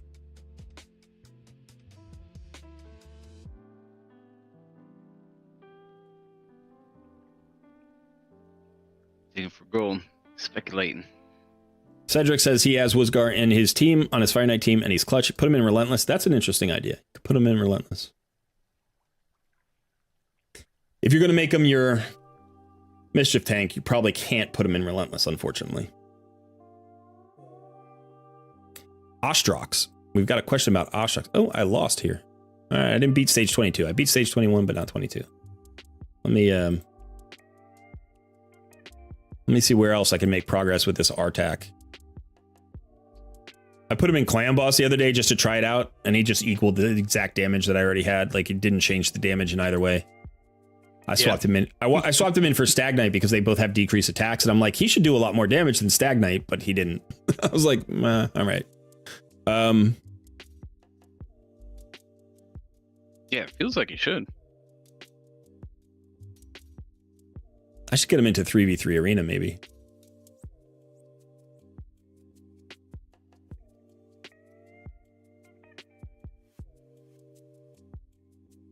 I've already got him in 3v3 arena. Okay.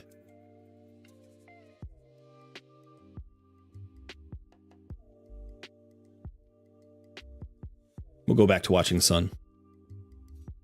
So who are we talking about? Ostrox. Ostrox. That name's not ringing a bell.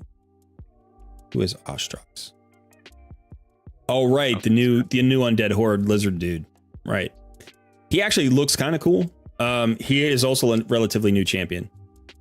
So I liked his kit when I looked at it. This is only the second time I'm looking at his kit. So Ostrox is in the undead hordes, and he's a void champion. So his A1 has a 100% chance of transferring one random debuff from this champion to the target when booked. Also heals the ally with the lowest HP by 10% of this champion's max HP. I remember this A1 and I liked it.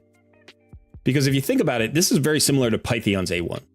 So Pytheon has an A1 that hits twice, and each hit heals an ally with the lowest HP by 5% of Pytheon's max HP. So this is one hit instead of two hits, but it's 10% instead of 5%, so it's the same amount of healing. And again, it's this champion's max HP. So you can build them with a lot of HP and get a bigger heal. Now, he doesn't have a huge HP pool the way Pytheon does. Pytheon has a much healthier HP pool. So the heal is going to be smaller ultimately. But you get this additional buff or debuff transfer. I don't know how often that's going to play, but it's not nothing. Now, his A2 attacks all enemies. If 3 or fewer enemies are alive, it has a 100% chance of placing a block buffs debuff on each enemy for 2 turns. So 3 or fewer enemies, which means basically any boss fight, really. The only boss fight that wouldn't work on would be Spider. Everybody else has 3 or fewer enemies, right? Except, I guess, Eternal Dragon has 3. Some of the spiders have 4. Yeah, so not every... I don't know what I'm talking about. So if 4 or more enemies are alive, has a 100% chance of placing a block buffs debuff on each enemy for 3 turns. So it's actually better if there are more enemies. I guess, never mind. I don't know what I was saying. Like I said, it's only the second time I'm looking at this guy. So if it's a smaller fight, the block buffs debuff goes up for 2 turns. If it's a bigger fight like Hydra or spider bosses, you're going to get it up for 3 turns on a 3-turn cooldown, which is very cool.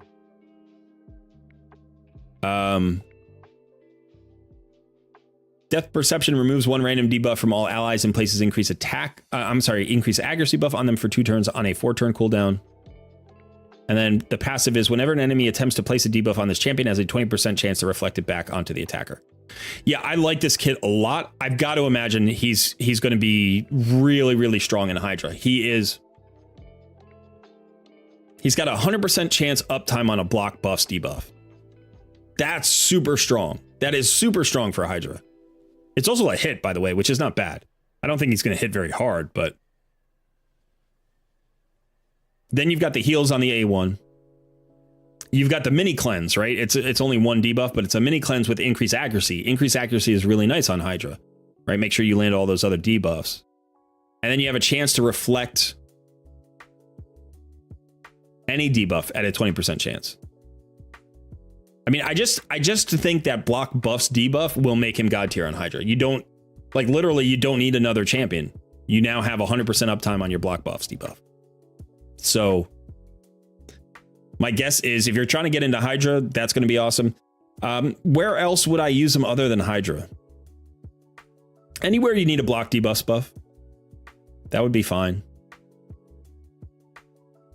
There are a lot of places where you can use a block buffs debuff. A mini cleanse. I mean, you can use him. You could use him to cleanse the stun in Clan Boss, I guess. But the rest of his kit doesn't really play, so I probably wouldn't.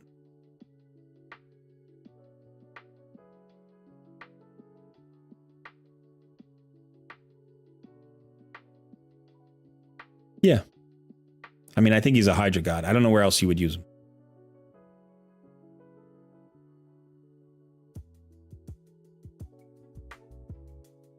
Pekka Mahalder says, hi, Colbert. I just pulled Gorgorab. How do I tune it for Arena if it is usable there? I have not pulled any AoE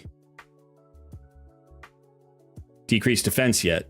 If I pull that too, where in order of turns to put him as well?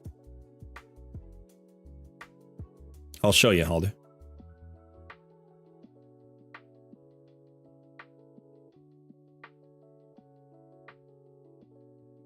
Okay. So Gorgorab used to be an arena lead. You would put him here. You would just put him in your leader spot because he's got the aura, I think it's 23% increase speed. Now, if you have Wukong, you don't need Gorgorab in that spot. If you don't have Wukong, he's probably best in your lead spot. Now, Gorgorab is an increased attack champion and turn meter filler. he's also a reviver. So he's phenomenal. He's like a mini arbiter. He's the closest thing to arbiter that is an arbiter. So if you look at his kit, right, and you think about arbiter's kit, right, so he's got the aura just like she does. His A2 fills the turn meter of all allies by 15%, places a 50% increased attack buff on all allies for 2 turns. This is the same as arbiter's A3, except hers is a 30% turn meter fill. So it's the same skill. It's just a reduction of the turn meter fill, like from 30 to 15. Now, he also has the revive. It's an AoE revive. Okay, it's not the best AoE revive in the world, but it is an AoE revive. Revives allies with 25% HP and then heals all allies by 25% HP. So if somebody's not dead, they still get a healing, as well as anybody who's been revived, they get the healing as well. You can even just use this as a heal. And again, this is kind of like Arbiter's conditional heal. His A1 has a chance of removing a random buff, again, like Arbiter's Whirlwind has a chance of removing, you know, or decreasing the turn. It's very similar. It's a very similar kit. It operates a little bit differently. But in terms of speed, you'd either want him as your fastest champion, probably, or as your second fastest champion. So when you're speed tuning in Arena,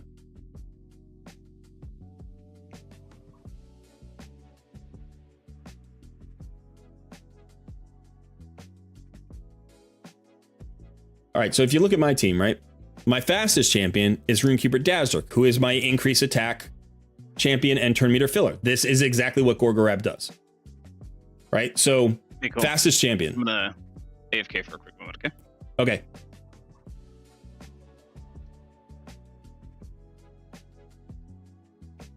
Okay, so this is the same skill Gorgorab has. Obviously, it's a smaller percentage on Gorgorab. It's 15%. But again, so this is the fastest champion. Gorgorab is the fastest champion. Typically, you would then go into your drop defense champion if you had one, like this. You know, if you have Deacon. I'm sorry, if you have Deacon. If you don't have Deacon, right? Because Deacon gets this extra turn, so he does a turn meter fill, and then he gets the decreased defense. So he does both jobs on the same turn. Now, if you don't have that, you would probably say go into like a High Katoon, right? And again, if it's High Katoon that you're speed tuning with, High Katoon could be faster than Gorgorab or slower than Gorgorab, and it doesn't matter. The reason in this case why I want Runekeeper Dazzler faster than Deacon Armstrong is because Deacon Armstrong's decreased defense is a hit, and so it'll do more damage with the increased attack buff already up. The second reason is because Runekeeper Dazzler's turn meter fill is bigger, and so it alleviates more of the pressure on Deacon Armstrong to be running super fast. So if you're going, let's say you're going High Katoon and Gorgorab, it could be either direction. It doesn't really matter. There's a slight advantage, maybe. There's a very slight advantage, maybe, to getting High Katoon to go first. All right. Then you go into your, so you would be going Gorgorab into your High Katoon or High Katoon into your Gorgorab. And then you would need a drop defense champion. So instead of Wukong, you would have a drop defense champion, which could be somebody like War Maiden. It could be whoever you have. It could be, we were talking about Tayrel earlier. There are a ton of drop defense champions, 100% drop defense. And then you go into your nuker. So that's the speed tune. Now the build is different though. Gorgorab is a reviver and he's naturally fairly tanky. So unlike, you know, some of these other turn meter fillers, you've got a pretty tanky one here. And his, if you focus on his survivability, where is he?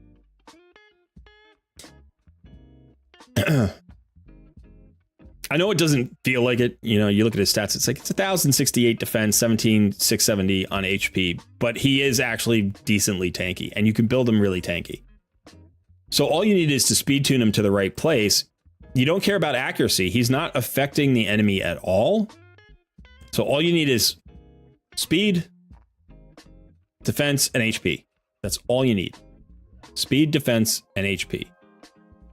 And that means that if he survives and your whole team gets nuked out, he will revive the whole team and then, you know, potentially keep going. So that's how I would build Gorgorab. For a really, really long time, I wanted Gorgorab desperately, and then I ended up actually getting my Arbiter before I got Gorgorab. What are you going to do?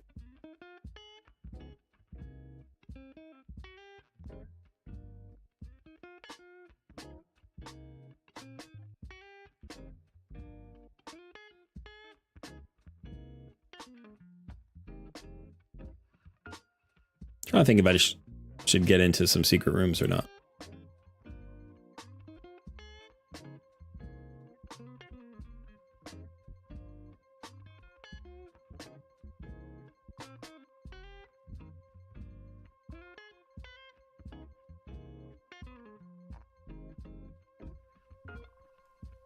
We've got some good HP champions on this team, on this account.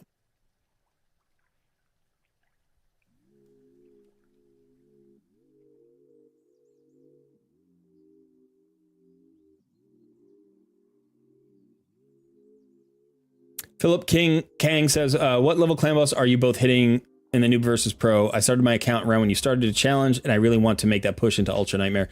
We're both basically a Nightmare. I've got a 3-key Nightmare. I'm trying to get down to a 2-key. And I think he's doing the same. So we can hit Ultra Nightmare, but it's like a 6-key or something, or 7-key, so it's not worth it. Wondering how to make the push without unkillable. That is the challenge. Think about that synergy that we were talking about earlier in the stream. You know, if you get an ally protect champion, you want an increased defense or a strengthen as well. You might want to put somebody else in Guardian to help mitigate that ally protect damage that they take. So that's something that you can do. Selena Feline says, can you explain Mischief Tank, please? Yeah, so the Mischief Tank, the Mischief Head, the head of Mischief. Let's see if I can jump into Hydra here.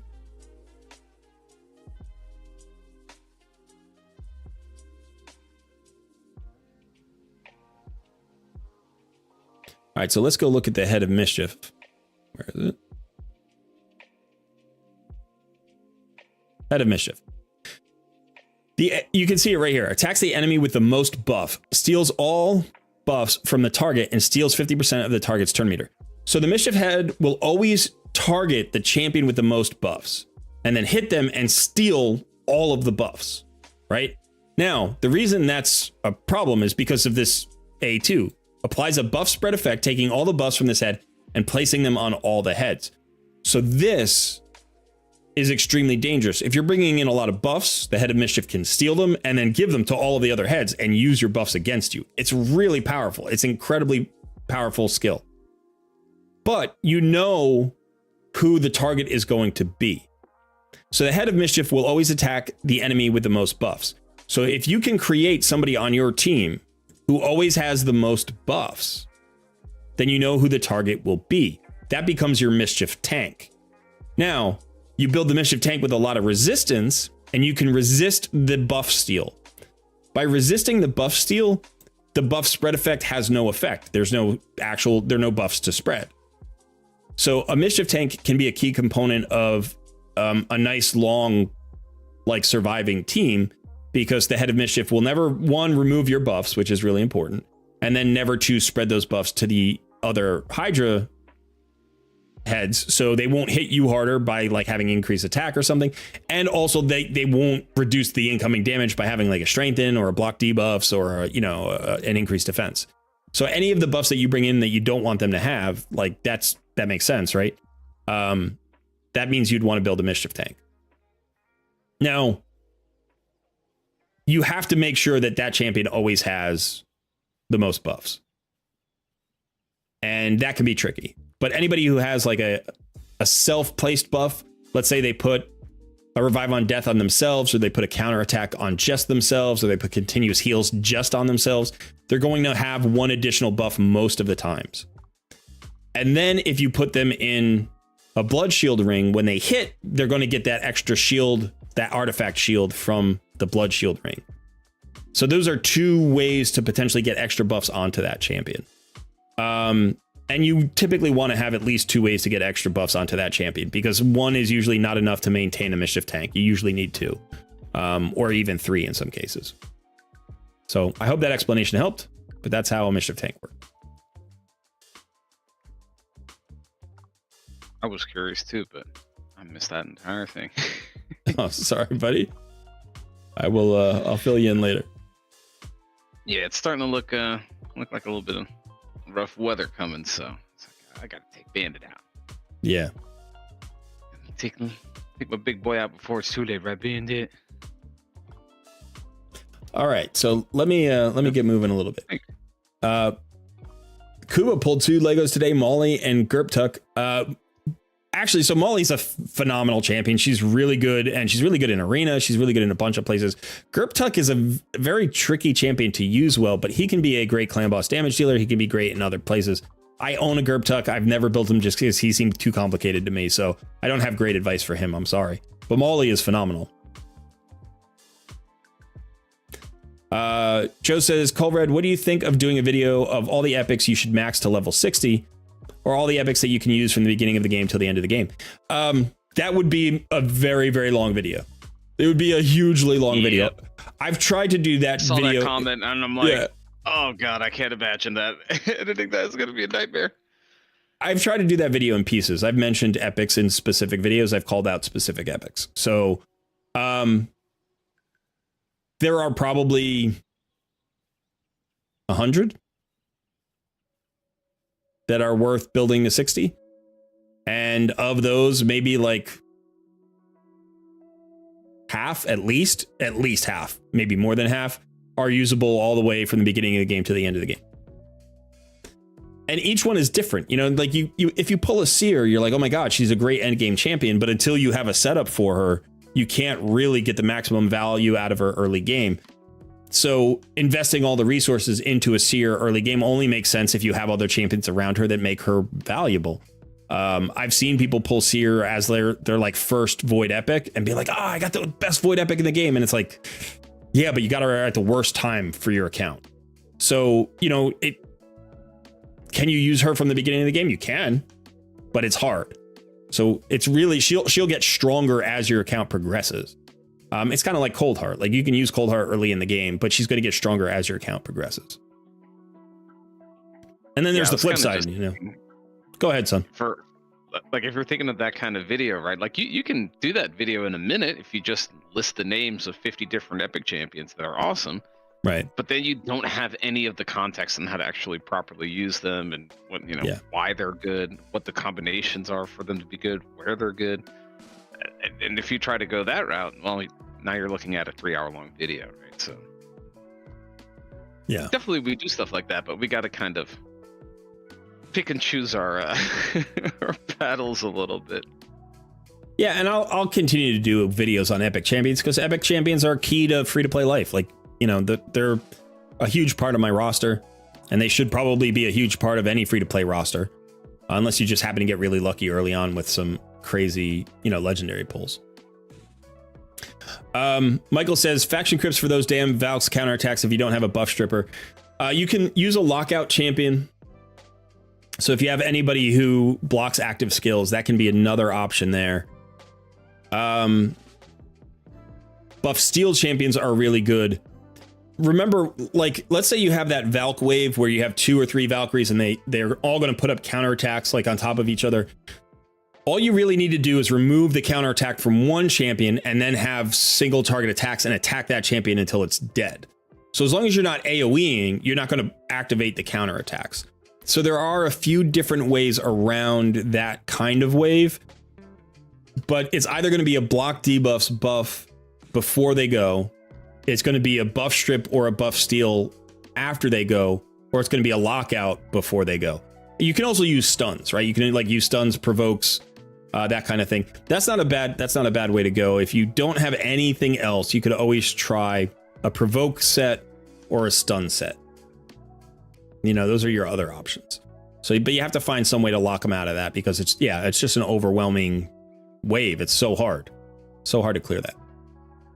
Ruthless says, what's your opinion about Lord Falconheart for Scarab? He has a shield buff on 2-turn cooldown, so basically you have a shield the whole fight. If I remember correctly, he is one of the champions that can solo it. Let me go check it out because I don't have him built, but I was just looking at him. Oops, I misspelled Falconheart. Flackenheart. Sorry, that doesn't work.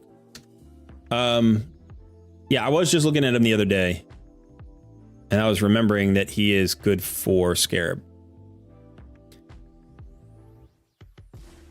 A shield buff on all allies for 2 turns equal, and on a 2-turn cooldown. Yeah.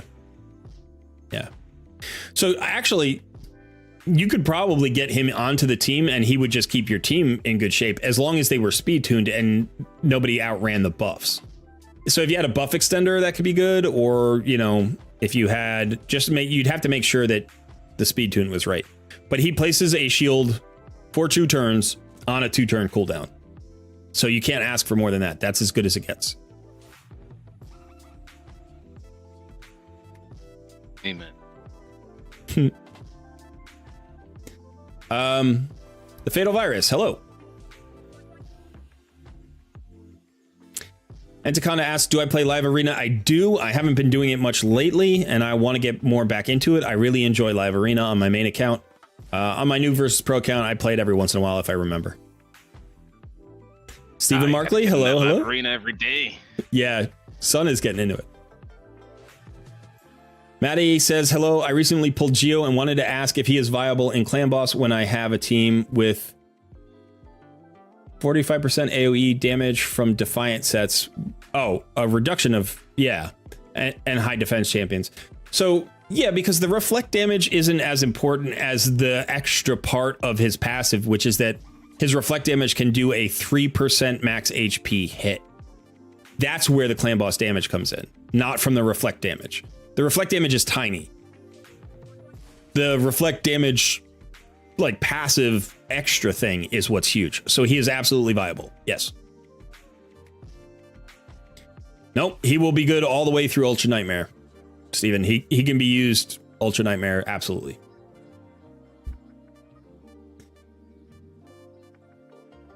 You're building Taragi, Hatatsu, Oella in Defiant sets. I don't know if I should build Geo or Fane. I have a Cult Brawler for poisons. Well, Fane gives you a decreased attack and a decreased defense. I think Geo gives you a... Does Geo give you a weaken? He gives you a weaken, right? Hatatsu has a decreased attack. Taragi has a decreased attack. Is anybody there bringing you a decreased defense? Other than Fane? Not that you need a decreased defense. The weaken is more important for poisons. Now, Hatatsu, Taragi, and Oella are all life extenders. You're going for a survivable team. And what that means is the more turns you get, the more damage Geo does. The more turns you get, the more a poisoner does. I would probably build Geo if you've already got a Cult Brawler. I would try that first for 2 reasons. One is I think in the long run, he'll do more damage for you than Fane. Fane is very, very good, but you already have most of the debuffs that she brings. And she's not like a pure poisoner, right? She's not a pure poisoner. She's a debuffer, like an all around. She's a one-stop shop is what I call her. But you have all of the stops. Like you've already got those covered by the rest of your team. And Fane is also squishy. She dies more easily than Geo does. But the second reason I would recommend building Geo over Fane is because Geo is usable as a solution to a ton of stuff like Iron Twins, like stuff that Fane won't really solve for you. Geo can solve for you. Now, Sun has used Fane to very good effect in other places. I'm not saying she isn't usable in other places like Dragon and Doom Tower and stuff. But Geo is just the better champion. Arena too. Yeah. But Geo is just really, he is the better champion. So if you're going to invest in one epic and it's Geo and anybody else, the only time I would ever recommend you build somebody over a Geo would be who's an epic. I can only think of 3 champions actually, or 3 like cases. The first would be a Demitha. If you can get an unkillable team with a Demitha or a Maneater, I would like build that first and then worry about Geo, you know, getting Geo onto the team after you've built your speed tune. The second would be like if you absolutely just had to have a better arena team, right? Like your arena team was lagging way behind and your Clan Boss team was already really good. And then like an arena based turn meter filler or nuker would be the reason. And then maybe the third reason would be like if you had a god tier epic who's close to as good as Geo, but would do more for your roster just based on what you already have. And I can only think of like if it were Seer or Seeker, like maybe Godseeker and Neri. Like there are very, very few champions who would even be in the consideration. And Fane might be like at the bottom of that list. Like she's one to consider. She's that strong. But I think Geo's the way to go.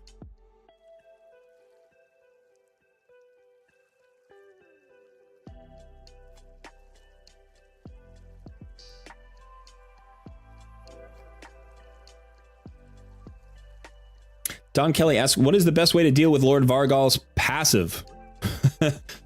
Block revive. If you're talking about him constantly reviving like Skullsworn or whatever it is, like you need a block revive. That's the best way to deal with it.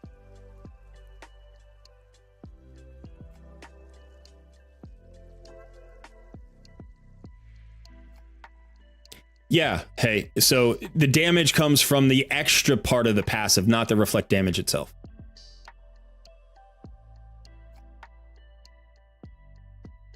You don't care about the reflect damage. You really don't. I'll show you. I'll show you what's going on here, because this is important to understand about Geo. And I didn't understand this for a while because I don't have a Geo. But once I started investigating him, I realized this is why he's so good. And this is also why he's so good in other places. Cool. This one doesn't have an alert, but Alex upgraded their membership to Shadowkin. Hey, Alex, thank you so much. That's fantastic. Ooh, we got another Shadowkin member. That is awesome. All right. So yeah, so if you look at Geo's passive and you read it, right? The second part, the bottom part, it says whenever this champion is attacked, deflects 30% of the damage instead. When deflecting damage on each enemy hit, has a 30% chance of dealing additional damage equal to 3% of the target's max HP. That 3% of the target's max HP, that's like an HP burn, right? So it's like activating an HP burn. But remember that this can be like, so this is from every, I think it's from every hit on each enemy hit. So it's not a skill use, it's a hit. So the clan boss, like the Void clan boss, slams 4 times, I think. So when he slams 4 times, you can potentially proc this 4 times. I think that's the way it works. But anyway, the 3% is the massive part of it. The 30% damage deflected is like tiny because you're mitigating all the damage, anyway. And like if you use any other damage reflect champion, you'll see how little damage reflect actually does. It does a tiny amount. It's like, you'll see a proc for like 1500 damage points. It's tiny. It's nothing. But this 3% is massive, especially on Ultra Nightmare Clan boss. So that's why he's so good.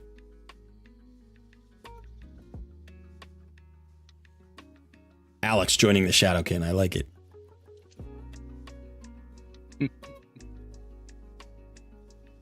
That's what get your shiny new Discord role. Yep, that's what you get for pulling the shards for Team Girl Squad. Right.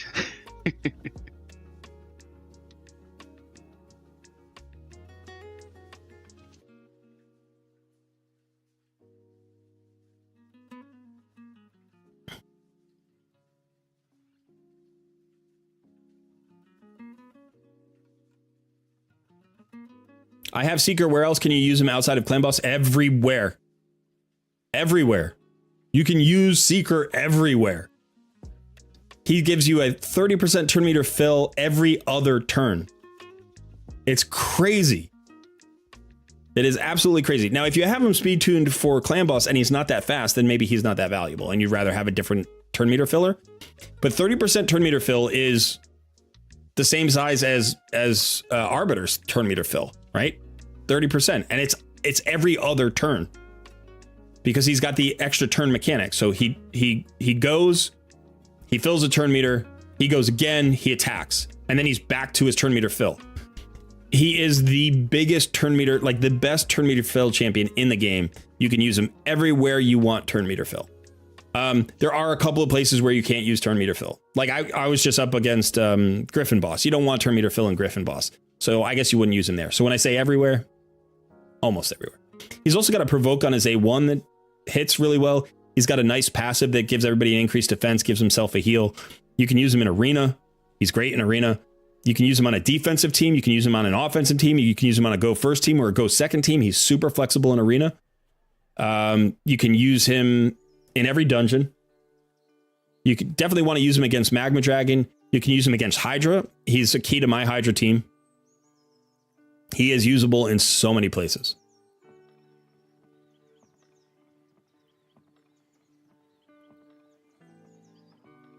You're welcome, Maddie. Thank you, Kate. I appreciate you.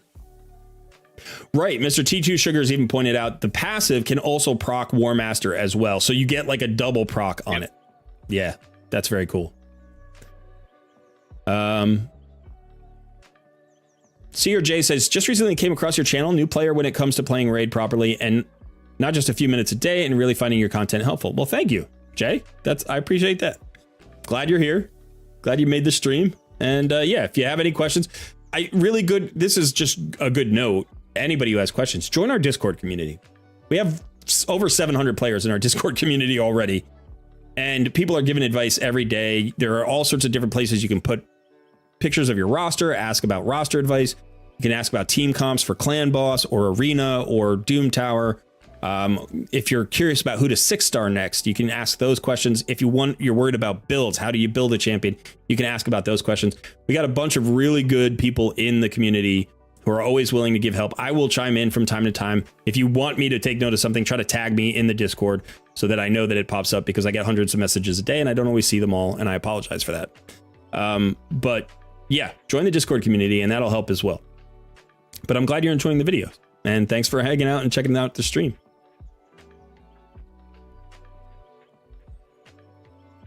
Void hits 3 times.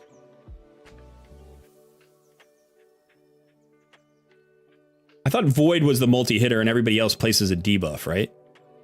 Or does Void place poisons? I don't remember. I think he places poisons. Yeah.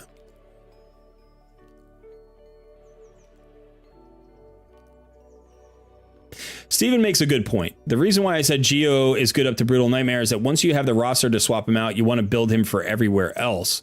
Clan Boss speed tunes make him less viable everywhere else. Yeah, that can be true for any champion in Clan Boss team, not just Geo.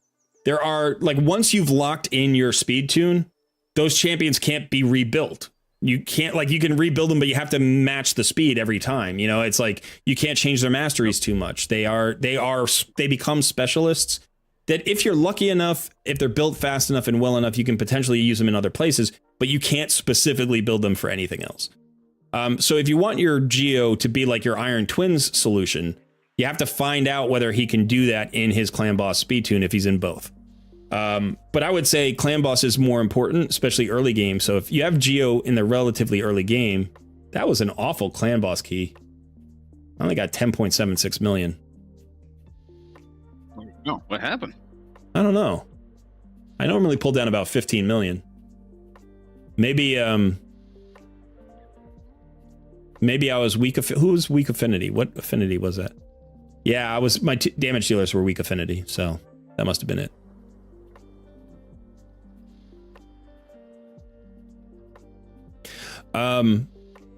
But yeah, I'm sorry. I was saying that, you know, yeah, if you have anybody locked into your Clan Boss team, then that's where they are. So if you want to get use out of them in other places, you have to see if that build will be viable elsewhere.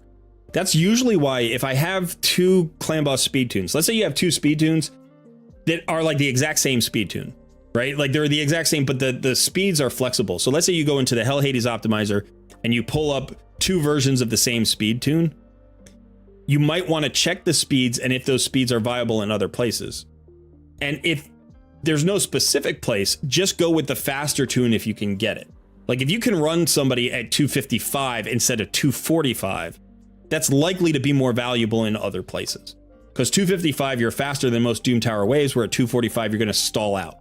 You know, so it's like the faster you can run your teams, the better, if you have the gear for it. If you don't have the gear for it, then just get the speed tune. Don't worry about which one's faster. But if you have the option, go with the faster speed tune, even if it doesn't increase your Clan Boss damage, because that means those champions are going to be more viable in other places. Alex says, both of you have been great. That's awesome. It's not just Sun. Alex likes me too. Yeah. All right. Yeah. Sean says, I have in the vault. Kate of the Dead. Hey, Kate. Good to see you. Evening all from the rainy UK. It is also rainy here. Actually, it's It might be snowing. Might be snowing.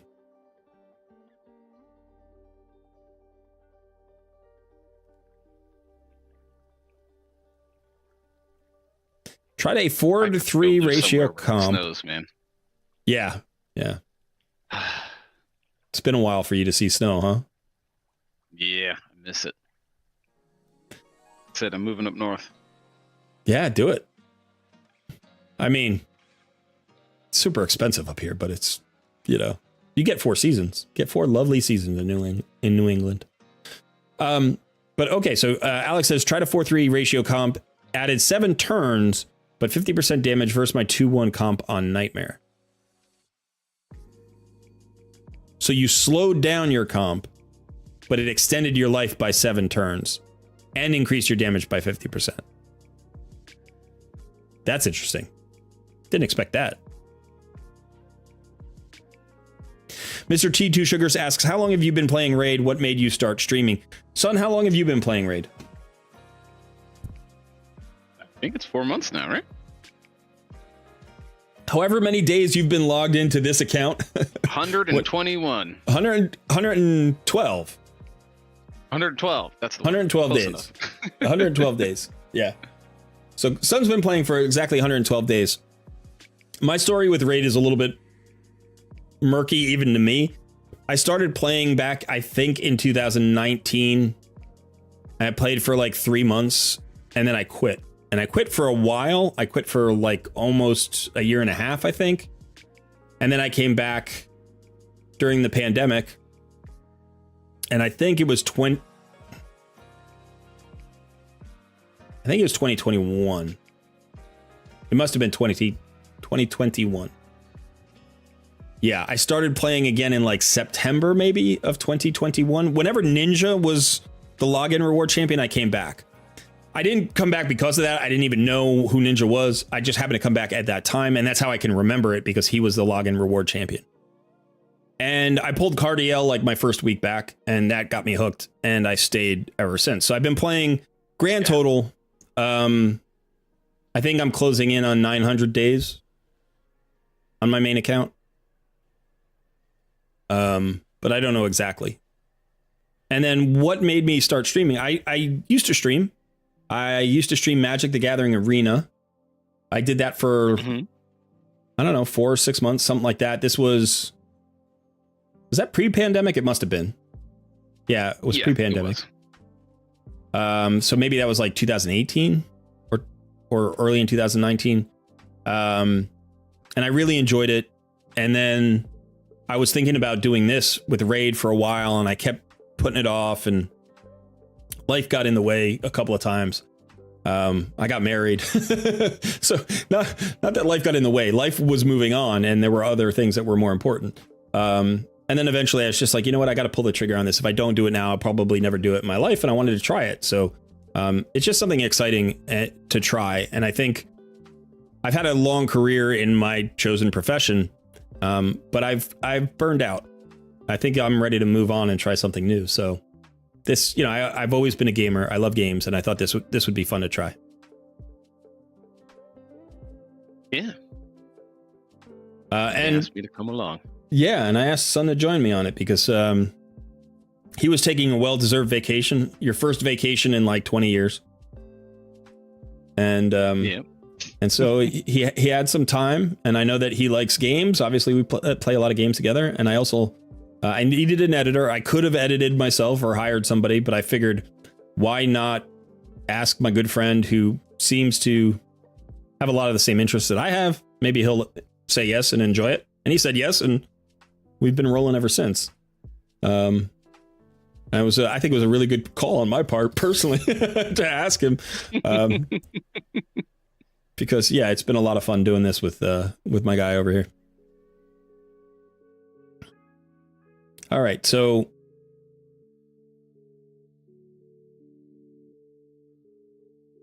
is there any minimum power level for an account to apply to one of your clans? There is not. We just need to have a spot, but everybody is always welcome to apply. You can send a DM to me or to Sun. I also have some deputies. So if you see the clan in game, you can just send a message to one of the deputies and they'll let me know what's going on and they can get you into the clan. So Great Dane and Crashdown are my deputies in clan, and sometimes you'll see them here in the stream or in chat. They're often in the Discord as well. Mm-hmm.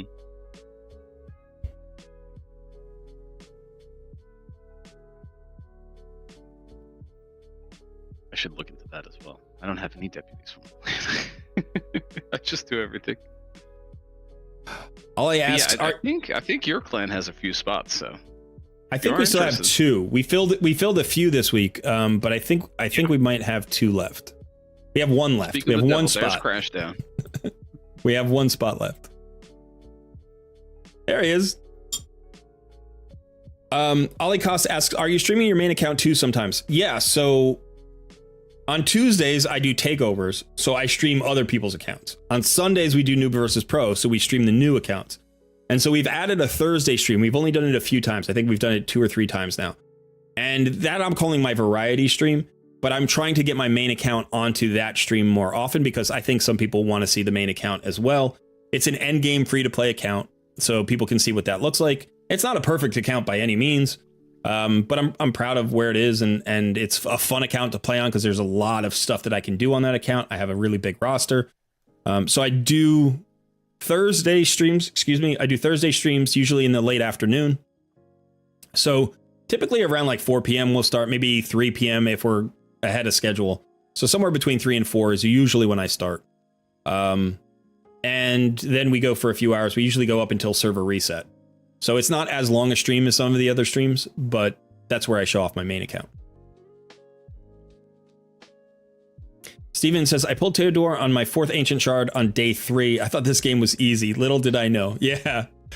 Again, I think we were talking about the gambling aspect of that on the stream earlier this week. It's like the worst thing, if you're going to gamble, like if you've never gambled before and you try out a new casino game or something, you go to the casino for the first time, the worst thing that can happen to you is that you win immediately because you think it's easy, and then you're going to start like betting more money, and then you're going to lose your shirt, you know? So it's kind of the same thing with Raid to an extent. You know, you pull a great champion, you're like, oh, this is not going to be a problem. And then, you know, you invest all this time, energy, maybe money into the game, and you're like, oh, wow, this game is actually really, really hard. I've never seen an account start so hot that the game is easy. Like, I can't imagine what that would look like. I could imagine what that would look like. I shouldn't say that. But you would have to pull a certain, like if you pulled, let's say you pulled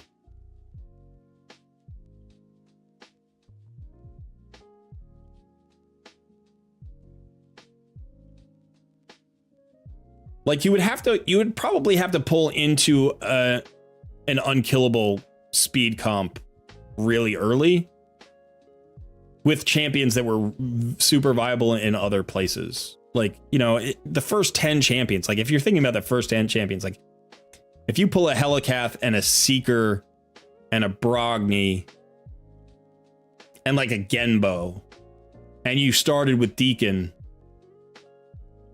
you know, like that's kind of the combo that you need to start putting together to make it work. Because like if you pull a Demitha is not going to be your everywhere carry, but Helicath could be.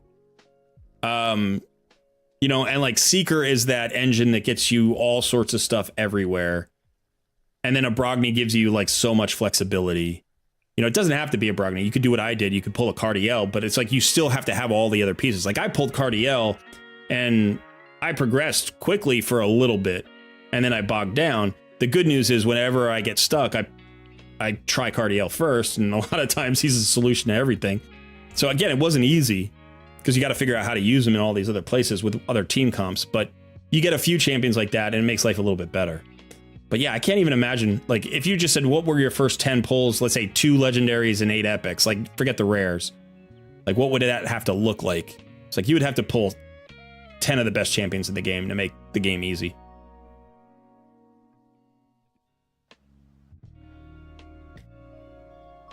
Midi volunteers as tribute, son. Yeah, I was wondering what for what. I think people want deputies in your clan. Yeah, we have deputies in Team Colred. We have 2 deputies in the clan. It's Great Dane and Crashdown. Maddie says, I've been playing for 105 days, so it's like I'm doing the series with you, and it's fun comparing my progress with you and Sun. Yeah, that's one of the reasons why we did it. I think it's fun. And one of the reasons why I haven't given up on the Noob versus Pro account yet. It's because it's so much fun, like, matching, you know, against Sun and seeing who's progressing and knowing I'm pushing him. You know, like, I feel like I'm responsible to a certain extent for his progress. I mean, he's always been a grinder, but if he knows I'm nipping at his heels, he pushes a little bit harder. Yep, gotta keep it going. Like when I hit RTAC, he was excited for me, but I was also excited for him because now I knew I could push him a little bit more. I'm like, all right, RTAC's gonna make this a little bit more of a fair fight. He's keeping you in it, that's for sure. How good is Little Miss Annie for Sand Devil? I do not know. You should watch Ash's video. I have Little Miss Annie. I'm not building her, and I never will, probably. I have other solutions for Sand Devil, so I don't need her. But I've heard some things, but I don't know. I would watch Ash's video. Thank you, Wave of Water. I appreciate that. I'm over here doing artifact stuff. I thought the artifact enhancement had already ended. I only need 600 more points, and I'm done with it. I need that skill tome. The hardest part is to get into Gold 1 in Tag Team Arena for the missions. Stuck there for months. Yeah, I was actually in Silver 3, and I fell all the way back to Bronze 2 or 3 on my main account because I kept forgetting to take out my one-man defenses on the last couple of days and like push and get my ranks back. And I've been so busy with the Noob versus Pro account. This is on my main account, so I've fallen all the way back into Bronze. So I gained a rank last week. I have to gain a rank this week. In fact, I should remember to swap out my team, I think. I don't know if I did that. Thank you for the reminder, because I don't want to fall back again. I should be able to get. I have the champions to get to gold, but I need to rebuild some champions for arena. So.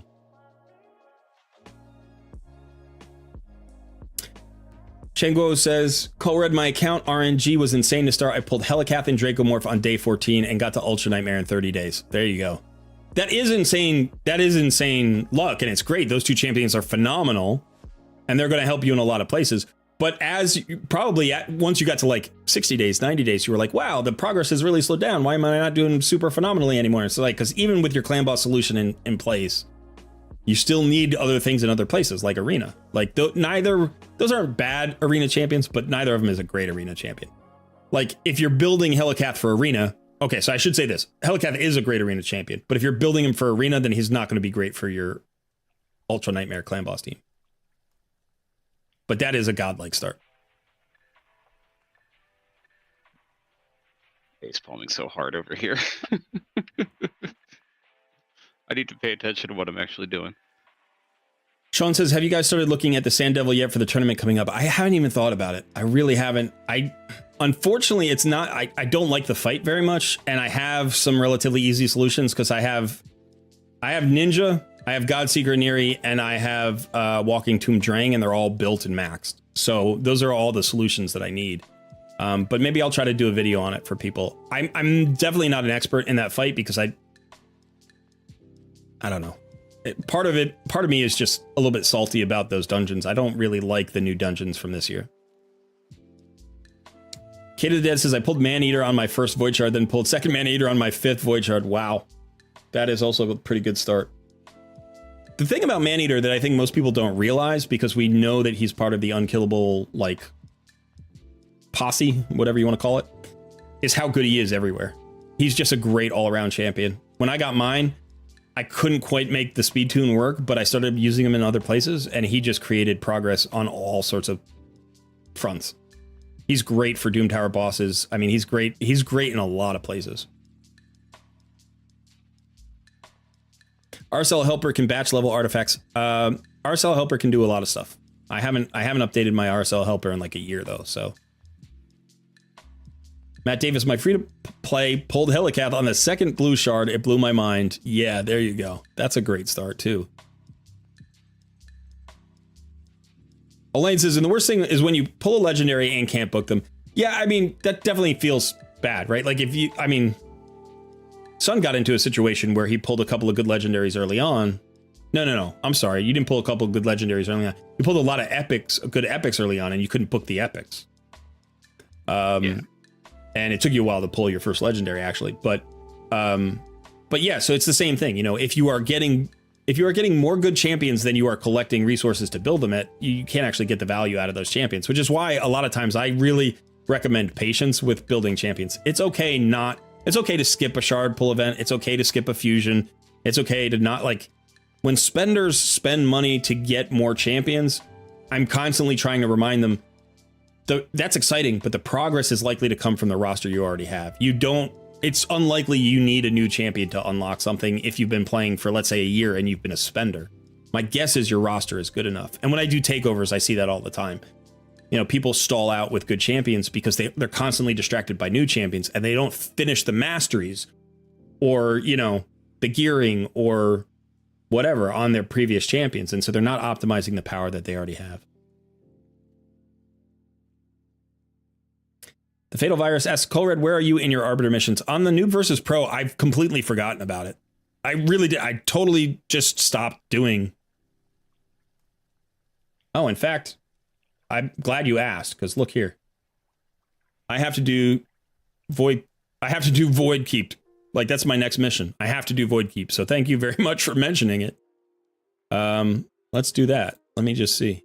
I need to do 10, stage 14 or higher, 10 times on auto. I think I can auto. Oh, I think I can. Waters Plethora. Oh, small world. Hi. Sorry, just read chat. But okay, so let's just see how we do here. So thank you for mentioning that.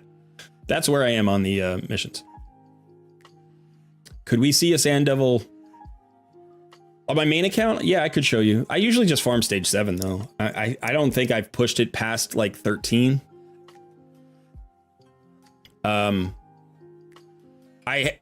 When I started like making videos, I was just starting to research Sand Devil and like get my champions in place to take it up to 25 and have my solo level 25. Because I have a Walking Tomb Drain who can do that. Or I also have the Godseeker Ninja thing. And so what I was trying to do was Ninja's on my clan boss team and I need to actually speed him up for Sand Devils. So I was trying to like figure out a speed tune that would unlock my Ninja, allow me to use it with my Godseeker and Neri. And then I decided to start the YouTube channel. So that completely fell by the wayside and I haven't touched Sand Devil since. But you know, for content, I can get into it.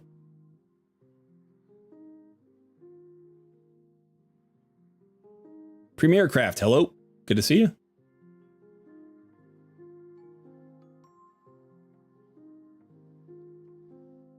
Sean says, I use my heli in live arena and in my Ultra Nightmare clan boss. I assume that's what that means. Yeah, depending on how fast you build them and how tanky you can build them. I use mine too. He's not as good in arena as he could be if I specialized him for arena, but he's still good in spot cases. Brady says, I'm just curious, are you two excited about the new content dropping soon? Myself, I am kind of bored in game, even though there's a lot of room for improvement here. I am not bored with the game.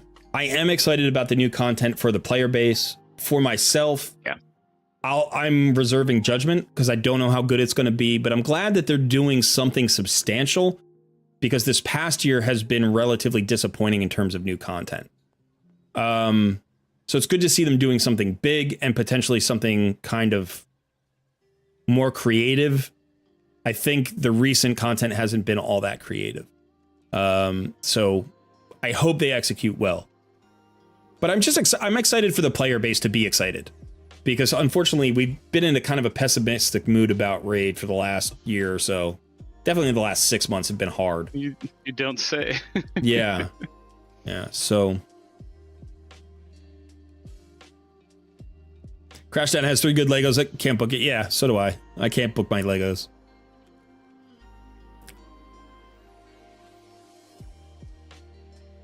Inoki says, talking about RSL Helper. I'm not currently using RSL Helper. So unfortunately, I think the person in the community that I've looked to when I'm looking for RSL Helper help is Chosen, because he seemed to use it a lot. Now, I think he's moving a little bit away from making that kind of content. But you could check out his channel, or you can go to the RSL Helper Discord, which has, it's a German Discord, but it has multi-language support. So, yep. Does Pitiless have any utility in the game? Not that I know of, Wentworth. It's not a champion I've used before. Captain Volcano, how is everyone? Everyone, I don't know, but I'm doing well. Thank you. Good to see you.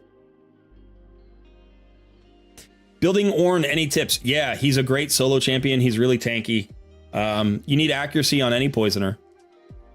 You can think about, if you're building him for clan boss, then you're thinking about the speed tune. If you're building him for other places, then just make him survivable, fast, and accurate. That's basically the tip. You know, like Ornn is, I'll show you Ornn. Really good champion. Really good champion. He was a nice addition. So he's got very good HP stats. He's over 20k HP, and his defense is almost 1200. So he's very survivable. Plus he has this passive.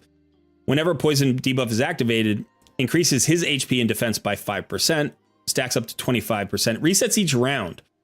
But against the boss, it'll just keep, you know, until the boss fight is over, it'll just keep stacking. So it'll get up to 25%, which when you think about it means that's adding 5,000 HP and like 300 extra defense, and all of that, you know, can be scaled with your gear and all your stuff. So his A1 has a chance of placing poisons. This isn't the big poison, but it's 25. I mean, it is the big poison debuff. It's not his major poison skill, but it's extra poisons here on his A1.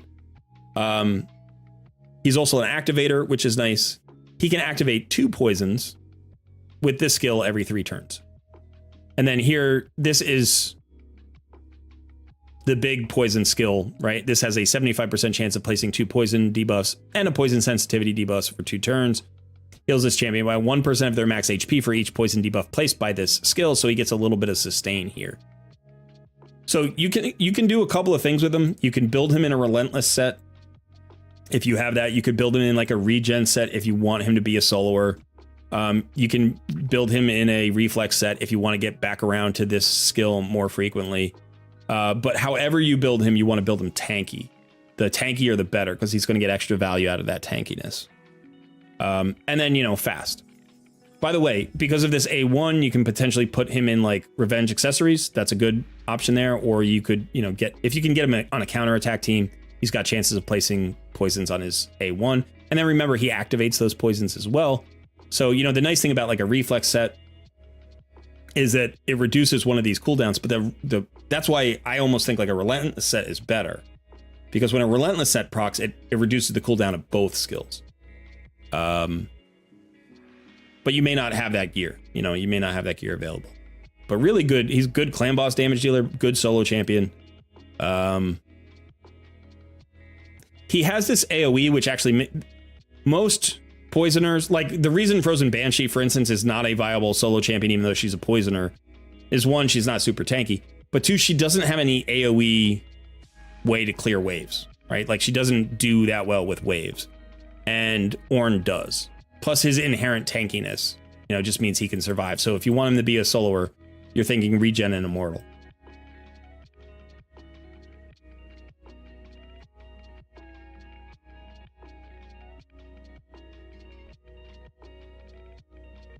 It's not a bad chess piece, actually.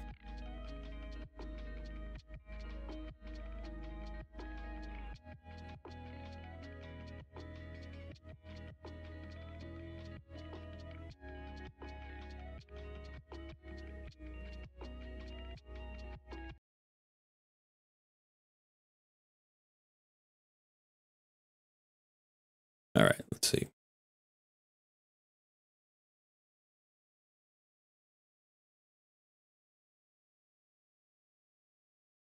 Did anyone tell me how to use Jetney? Unfortunately, I don't have that champion. Let me take a quick look at Jet. From what I remember, I mean, she was one of the fusions this year, and she was not super high rated. I didn't go for her. On HH, she's rated at a 4 though, which is not bad. A1 attacks 2 times. First, it has a chance of stun. Second, places decreased defense, 50% on each. That's not bad. AoE on the A2 will ignore 20% of each target's defense. Has a 100% chance of placing decreased defense debuff for 2 turns. This debuff cannot be resisted if Alsgore or Crimson Horn is on the same team. The A3 attacks all enemies 2 times before attacking, places increased crit rate and increased crit damage on this champion for 2 turns, grants an extra turn if this attack kills an enemy when Alsgore or Crimson Horn is on the same team.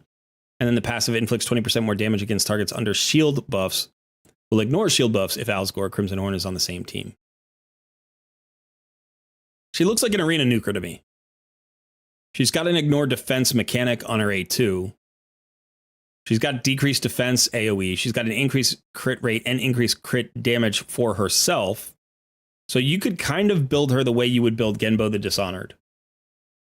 Get her to 70% crit rate, as much crit damage as you can, get her speed tuned for arena, and that's where I would probably use her. She has a very good attack, like base attack, although her multipliers are not good. Her multipliers are not awful, but they're not good. So the fact that she's got a huge attack, like base attack, is hopefully going to offset that a little bit. It looks like her books do pretty well. They're going to give you extra damage. So it's like if you book her out, she could be your arena nuker. That's probably where I would use her. As far as in the rest of the game, like I don't know that you need her anywhere else. Now here's the thing, and this is just as from a free to play standpoint. This is probably why I didn't go for her. Arena nukers, you want one. You want one. You definitely need a top tier arena nuker. She could probably do the job, but she's a legendary. And there are going to be epics that do the job as well. So if you can pull Genbo, Magnar, Skullcrown, Nagorio, like there are others. There are probably, say, 6 to 8 epics that are going to be as good as this champion and much cheaper to build. And the other thing is, once you get a top tier legendary, like let's say you pull a Candrafon or a Harima or a Herndig or a Trunda, or, like there are a dozen or 15 legendaries that are better than her in the arena. So the investment in books is pretty high to get the maximum value out of her. Now you could take her to 6 stars and not book her and just use her as your interim 6-star damage dealer, and see if you can hold out for one of those other champions. Again, just build her to 70% crit rate. She's probably going to do the job just fine for you. I don't know that she's your gold 5 arena solution. She might be. She might hit hard enough to be that way, and then you could book her out over time. But she feels like good to me, but not great as an arena nuker. And because she's a legendary, as a free-to-play player, I just wouldn't build an arena nuker who wasn't top tier. I wouldn't, like, I would rather just rebuild my starter champion, and invest like a rebuild there rather than spend 10 or 12 books on a legendary who's not a top tier arena nuker. I don't know that she's super good everywhere else. She's not bad. She has a decreased defense. So you could also build her just as a sort of a debuffer and secondary nuker. So make her a little bit tankier, make sure she's got the accuracy to land the stun and the decreased defense, and then use, your starter champion or some other nuker to back her up. You could go that route. If you have Alsgore, it would make sense if Alsgore is good. I don't know that Alsgore is any good, but those are my feelings. Those are my feelings. I'm sharing my feelings. Yeah, I don't know. Holy cow! Okay, I gotta keep moving. There's been a lot of chat.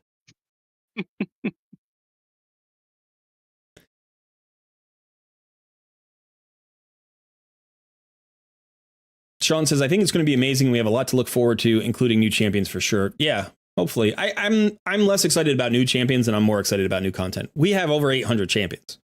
I would like them to like rebuild some champions, remake some champions, buff some champions, you know, like I'd like them to change the meta up that way, but you know, more new champions means more opportunities for whales to pull shards, so that they're going to always focus on new champions. Yep, I know about that. As said earlier, watch all your vids. Same for J Gigs. Think that's how it's spelled. Yeah, that J Gigs is great. He's got good content, and we're obviously both on the No Dime December bandwagon. Or I don't know if bandwagon's fair. It's me and him. As far as I know, it's me and him. He made the call, and I was there. I was already, you know, I was a tiny content creator, and I was already saying stuff along the lines of No Dime December. And then he came out and called for a spending check, and I was like, yes, one of the people I watch actually is thinking the same thing. I was really excited when he did. But apparently there aren't that many people on board. Although I will say this, I got an actual comment from Hell Hades on my video that I did reacting to his video. I reacted to a Hell Hades video, and like a week after I did the video, Hell Hades actually commented on my video, and he said, great vid. And by the way, you should know for right now, I am No Dime December. So Hell Hades is on board for No Dime December at the moment. You know, I don't know if he's just leaving his options open, or if he's like more convinced, or if the video changed his mind in any way. But it was exciting to hear that Hell Hades was at least tacitly supporting the movement, because I think that's big. So I was psyched to first have him comment on my video, and second of all, to be in support of No Dime December. Yeah, that was cool. Tanix might not be food. Pitiless is probably fine to use as food. Tanix is tricky. Like, there are use cases for Tanix. So just make sure that you're happy with turning her into food before you do. How often do you get a Lego book out of Ultra Nightmare Clan Boss? I don't know. There's actually a drop rate thing. I would say probably... I usually get the 2 chests from Ultra Nightmare, the 2 chests from Nightmare. And then I usually get 2 chests from Brutal as well. And I would say I probably get a Lego book maybe like 3 times a month. I probably get something like 3 Lego books a month.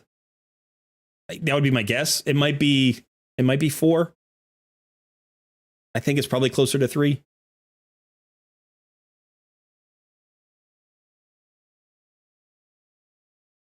Fires says, pulled my first Void Lego and got Jingwan. I think that's his name. I don't know about Jingwan. Is Jingwan?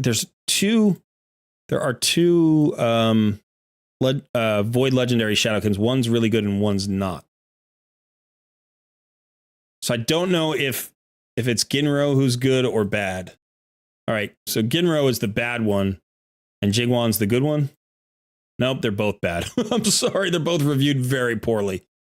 I don't know about either one of them, but attacks all enemies 2 times. That's not awful. Champ is immune to CCs. That's not awful.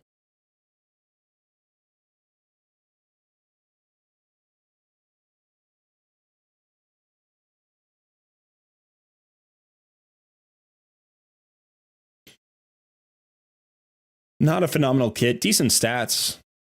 You might find some use out of them, but again, it's another thing. Like, sometimes you pull a legendary champion, you're so excited that you have a legendary, you start to build them without really thinking about how they're going to fit into your overall roster. And then you regret the books later. Yeah, I'm sorry. I don't think he's great. But I don't know personally. So you might be able to find a use for him, especially if he's one of your first few legendaries. But I would hesitate to recommend over investing in a champion like that. Usually you want to see a champion that's got a very clear use case that's going to progress your account.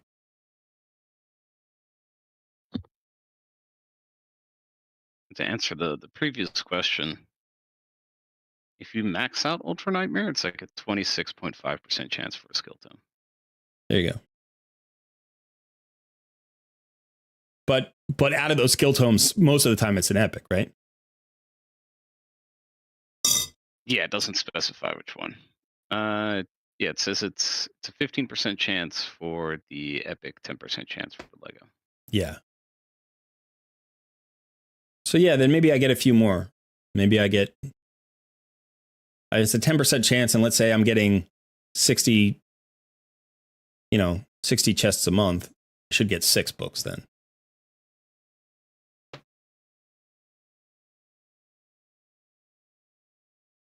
I haven't seen the new characters yet. What all Doom Tower bosses is Nishak Verminlord used best against? He can one-shot Bommel. That's probably the best use of any champion that you'll see is to one-shot a boss like Bommel. It takes a specific team, and you have to speed tune it, and you need to hit certain numbers. It's not easy to one-shot stage 90 Bommel or floor 90 Bommel. But I've done it before, and he's fantastic. He's also really good against all bosses. He's just a boss killer, so he'll kill every boss. As long as you can use debuffs against the boss, he'll kill every boss.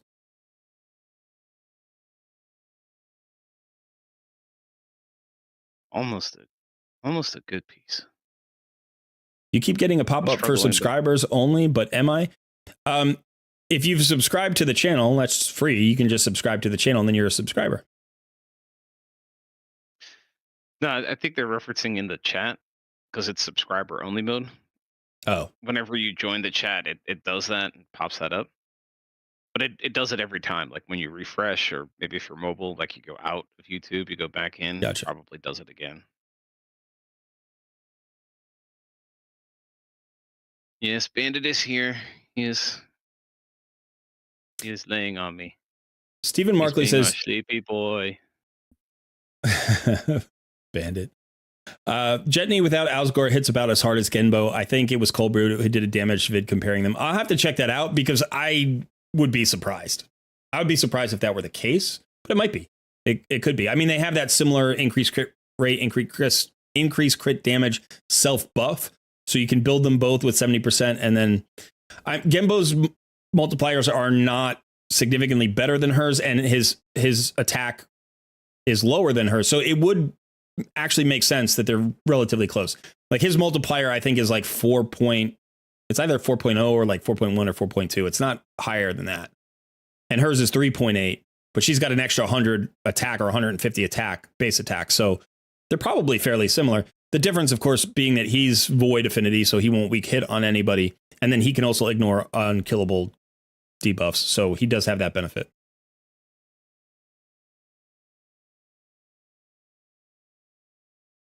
Yeah, Genbo 5-star blessing.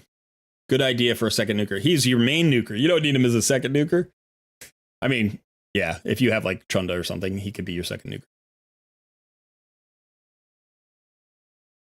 Thugzilla says, legendary champs that require no books for immediate value are always arguably better. If there's a legendary out there that you can get value from at 6 stars without booking, then yeah. That's how I run Drexthar. I run Drexthar unbooked, and he does good work. So there are definitely some champions out there that you can run unbooked and get good value from. Almost every legendary gets better with books. But you don't always need them optimized. Sometimes you just need their kit.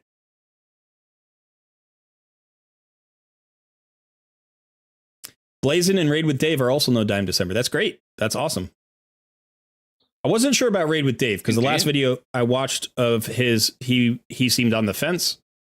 Or maybe he was not. He was just on the fence about my argument or something. He responded to one of my videos. He did a reaction to one of my videos. It wasn't really a reaction to my video, I think. It was a reaction to, like, he reacted to J-Gigs, to me, and to HH or something like that. Boozer's no dime too. That's great. Flexzilla is also no dime. That's great.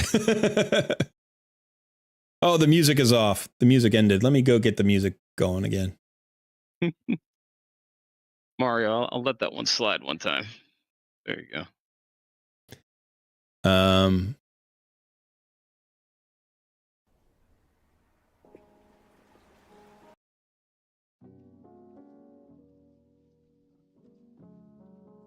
All right, some more chill hop.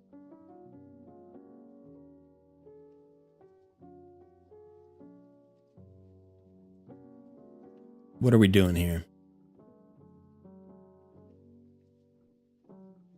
I think we were doing faction wars, right? I like this team. It's all 40s. I was able to get past the first boss. I'm up at stage 9.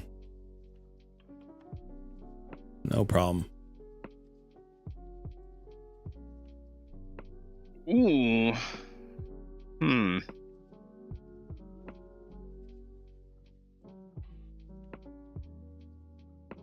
That's an interesting boot. Let me see. Defense percent, accuracy, speed, crit rate, and defense. Yeah, but it's in crit damage, which means it's probably for a nuker, right? Like, so do you have a defensive nuker? Defense-based nuker. Yeah, do you have a defensive-based nuker that requires any accuracy? That's the question. There are a few. Yeah. You could just hold on to it until you roll into one of those champions.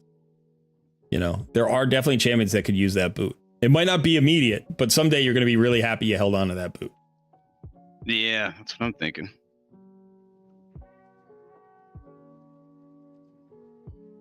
Yeah, did I tell you I've gone through and like did a full gear cleanse? I think I'm minus the gear that crappy gear I'd already put on Faction Wars Champions. I'm at like less than 250 pieces of gear. Yeah. Everything's pretty much rolled up that I did keep. Nice. Gear cleanse is essential. I've got to do one on my main. I have to do one on my main like every 2 weeks. It's just impossible. It's so frustrating. Yeah, it was so satisfying to get that done. It's not. I think there's still like minor little pieces here and there, but for the most part. I said this the other day, but I was like, if Plarium just dropped 1 billion silver on me, I don't think I could clear all my gear. Like, I don't think I could. I think I have more than 1,000 pieces that I would need to roll up. And like you average, it's something like 1.7 million to take like a 6-star piece from 0 to 16 or whatever. Not that you would do that on all of them, because some of them you just roll the 8 and then trash it. But it was like it'd probably take me 1 billion silver. It's like it's just going to take forever. And so when I get 50 million silver and I go do a gear cleanse, like that just scratches the surface. And then the time it takes me to get another 50 million silver, I get more pieces. So all I'm trying to do is maintain, like I'm just trying to stay with the pieces that I'm currently getting. I can't even go back and do a gear cleanse on my old stuff. So I don't have the silver to roll up the pieces that I need to roll up to see. So I've thrown away good pieces just to get more silver to roll up other good pieces. It's really frustrating. The silver in this game is just, it's like the biggest bottleneck for my main account at this point. Yeah, so Lego book should drop every 10th chest. So yeah. So it depends. Yeah, every 5 days, right? So 6 a month. Yeah, it's not too bad. Hammerhawk says, I need a clan with Nightmare Clan Boss unlocked. I'm in a very inactive clan. We have clans, but also there's a looking for clan section in the Discord. I don't know how active it is because I'm not looking for a clan, but we have it there. Yeah, people posting there. Hi, Ors. Good to see you. Mr. T2 Sugar says, who would you put godlike immortal damage gear on? Magnar, maybe? If you have... Yeah, Magnar is a good choice. Also Artak. Right? You can definitely put him in regeneration gear and immortal gear. We were just looking at Ornn. My Celiac Priest Ornn. He could go in god tier damage gear. It depends what kind of damage gear it is. Is it crit rate and crit damage? Because if that's the case, then it's somebody like Magnar. Probably. You could also put it on a solo champion or a tank like Strategos Islin.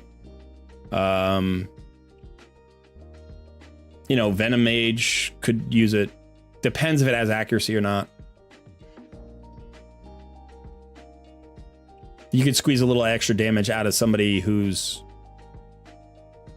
like a really solid support, but also has a hit, maybe an attack-based hitter. Like Shiramani comes to mind. Her AoE actually hits decently hard, but typically you build her tanky for the and accurate for the freeze and the heal.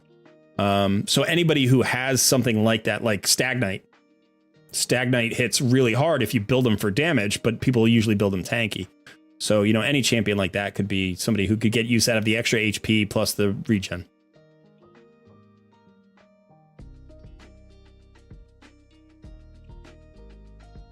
That's right. Jitney does ignore the defense on the A2. Do I have any opinion on Lazarius, the mythical one? Pulled him, but not many reviews online. I do not. I have stayed away from the mythics. I haven't even really reviewed the kits that much since they were first launched. I don't want to get in that headspace personally, and I know that some of my viewers have mythical champions, but I have none, and I'm not likely to have any. So if I ever get one, I'll share the news and people could be happy for me, but I'm probably not going to do videos on mythical champions. So I wish I could help, but sorry, I just have no reference point. Demuggleify me. Good to see you.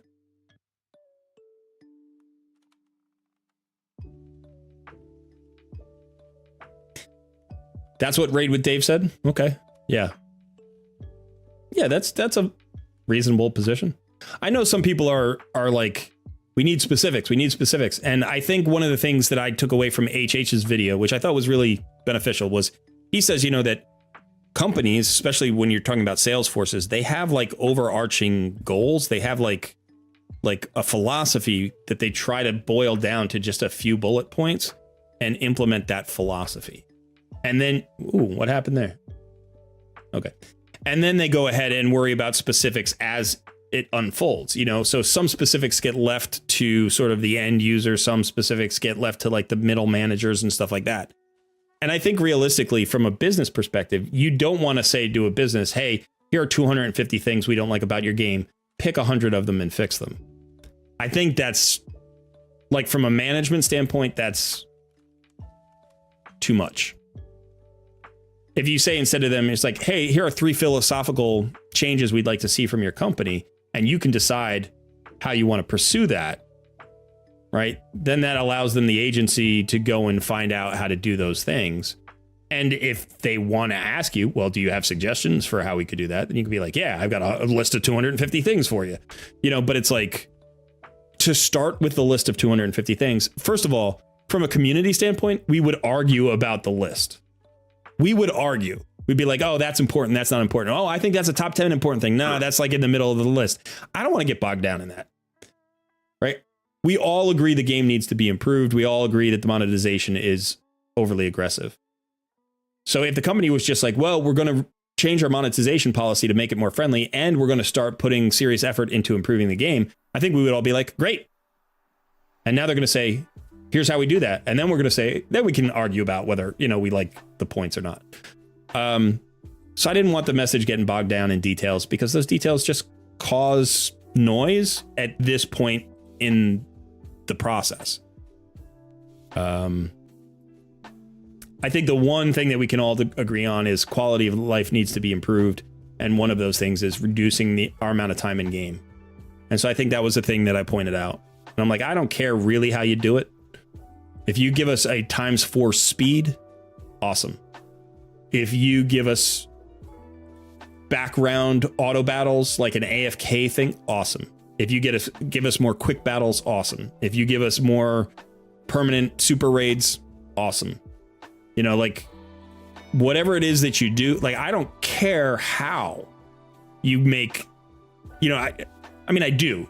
But it's like, I care less about how you reduce my time in game than the fact that you recognize that my time is valuable and you want to reduce the amount of time I have to play in game. So I appreciate that people have different opinions about it.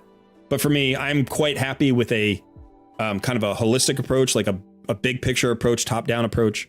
And the fact of the matter is, we just got to get them on board. Like, if they're not on board, none of it, this is just going to end up being, you know,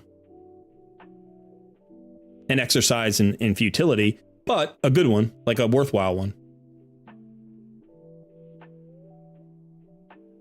Artak was a good champion without books. Is that what you're saying, Sean? There are champions who are good without books. Artak is stronger with books. He's a lot stronger with all his books. But yeah, some champions can be good without books and then great with books. That's absolutely true. I mean, I feel like Arbiter is like that, right? Arbiter is really good without books, but she's phenomenal with books. And not in Arena. She doesn't get a lot better in Arena with books, but she becomes usable in other places where you wouldn't necessarily think, oh, I should use my Arbiter there. And then you're like, you book her out and you're like, oh yeah, I should use her everywhere if I can.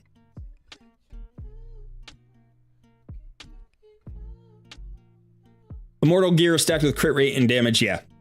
Then you're looking at somebody like Magnar, damage dealer. Like a direct damage dealer.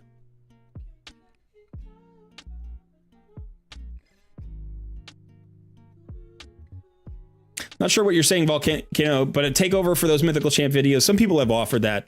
I'm not particularly interested. No, I appreciate the offer, but I think that I'm the new player content creator. I'm the free to play content creator. I'm the low spender content creator. Mythical champions are none of that. You know, they don't even affect my existence in the game. I come up against them every once in a while in arena or live arena, and it's like, that's all I really need to worry about.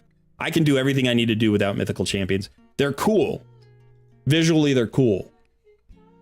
And some of my viewers have pulled them. And I think if you want good content on mythical champions, go to some of the whale content creators that have those champions and are at endgame and who are, you know, who have a viewer base who's more interested in seeing that kind of stuff. And again, I'm no criticism intended, nothing like that. I'm just saying, I don't think it's worthwhile for my channel for me to focus on that. And whether it's a takeover or a stream or a video, I'm more focused on mid game, late, you know, mid game, early game, mid game, starting to creep into late game with free to play methods. So.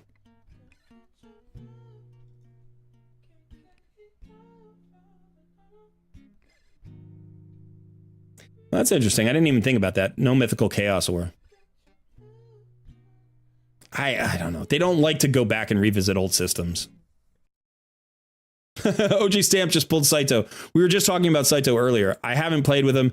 Somebody was saying he's a good clan boss damage dealer. Somebody else said he was good in arena. I don't think he's rated particularly well.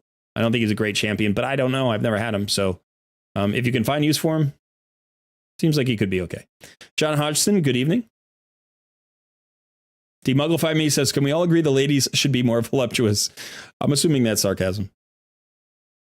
I'm a proponent of more body types. I actually like some of the cool, funky, like different body types that are in Raid. I like the fact that they're like hideous champions, you know, that there are like monstrous champions, that there are scary champions. I like that in this game. I don't like games that push like a beauty aesthetic as the main aesthetic. Like everything is beautiful. It's like, make it interesting to me. So I know that you're making a joke. I'm not calling you out or anything, but I would say the voluptuous ladies are certainly voluptuous enough. And we've got more than enough of them already. So, you know, I wouldn't mind a few more crones in the game, I guess is what I'm saying. I think the crones are interesting too. Somebody placed a soapbox under Colred. Yeah, we got a couple. There we go. Stephen Markley's got the soapbox out. I would say that was pretty tame in terms of soapbox activity. Rask actually gets worse with books. You know, I thought so too, so I'd never booked out my Rask. Why does he get worse with books? Because he gets cooldown reduction on skills you don't want him to use.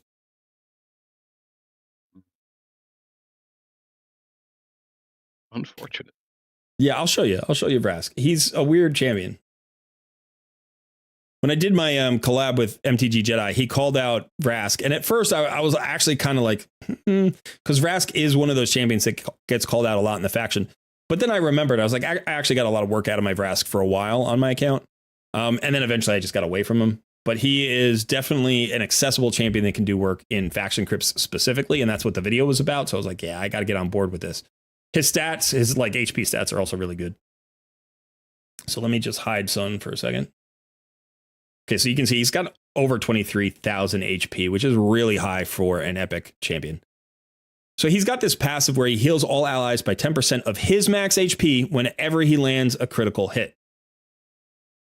So you want him to crit on his A1, and then here you want him to crit on his A2. Actually, I guess he doesn't get worse with books. He just doesn't get better.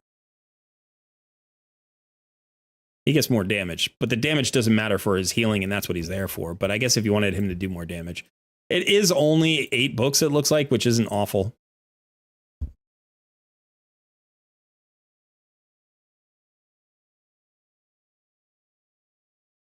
But yeah, so the thing about Vrask's A1 is it fills this champion's turn meter by 20% if this attack is critical. And the A2 doesn't. So you actually get more turns faster if you just turn off his A2.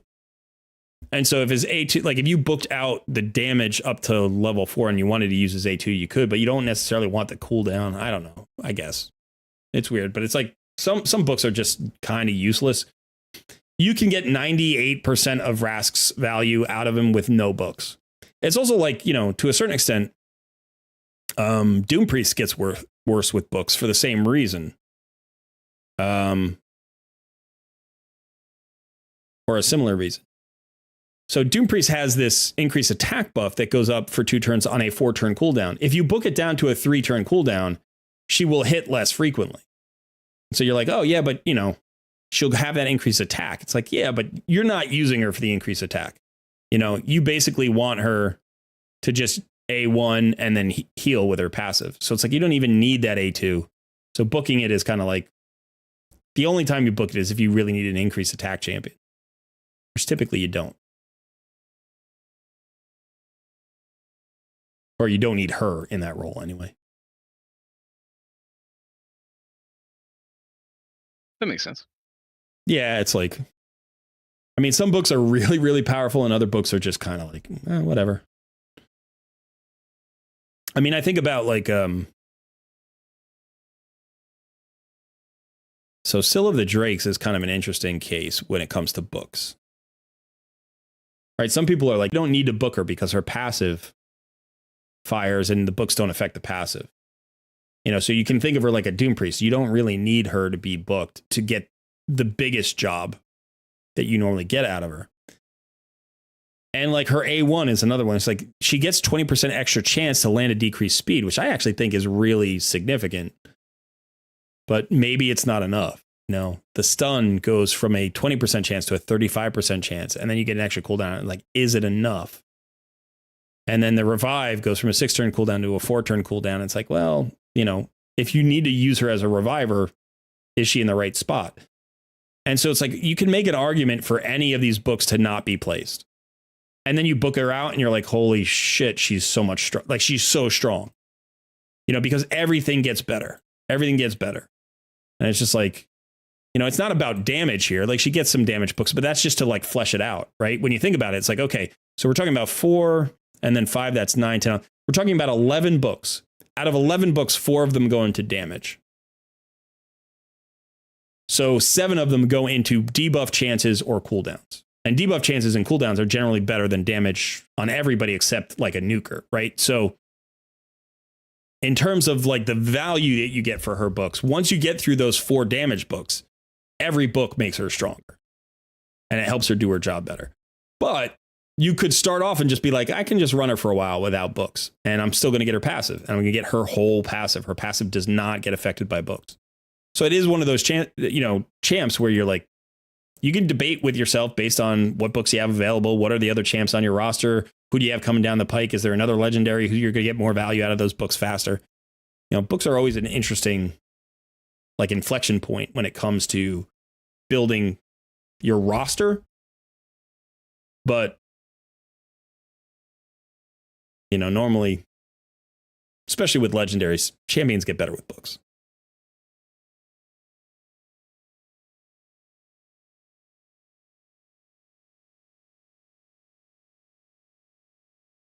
Allura is killer without books. Yeah, there are some champions where like, you just have great. I did a video on this. Champs that don't need books.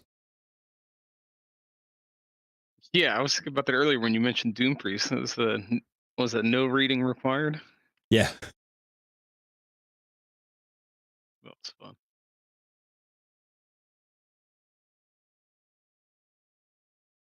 Stephen Market. Don't call me Warlord, says Vrask. Yeah. Well, you said you guys still have spots in the clan, right? How many do you have? 1 spot. Crashdown was around, so you can talk to Crash if we need to get somebody into the clan. Yeah, I messaged him then. Did he not get back to you? Got somebody who asked to join, so I'll just get him assigned to you. I mean, I'm in game. I can do it in a second. Thugzilla says, what would be the ideal for higher cap on energy if they were to raise it? Maybe 210, 230. I think they should just get rid of it. Just get rid of the energy cap. Like, don't have a cap. Don't have energy. That would be my redesign. But if they were to increase the energy cap, I think that... So the energy cap interacts with the potions, the refills. Right? So that's where... That's the only place it really, really matters. Is how often you're going to want to refill and then how big those refills are. So from their standpoint, what they could do is give us fewer refills and then make the cap higher, and then you would like passively regen more energy. But if you think about it, if you completely bottom out your energy, go to 0, you get 3 a minute. I'm sorry, you get you don't get 3 a minute. You get 1 every 3 minutes. So at 130, right, it takes 6.5, basically 6.5 hours, right? 6 hours. You get 20 an hour. So 6.5 hours. So I think maybe, you would max out maybe around like 8 or 9, call it 9 hours. Call it 9 hours would be a good time. I don't think you want more than that. I don't think you want more than that to like passively regen. But yeah, if it were 9 hours, that'd be 180. So that might be a good number. 10 hours would be 200. So I think 180 or 200 would be fine. That would be a really nice bump up. It would make more sense in terms of the fact that like your cap stops increasing wherever, like level 65 or something, or level 70. And then, you have to go all the way to 100. So you could get more rewards there. But yeah, I would like them to remove a lot of the energy restrictions. Yep.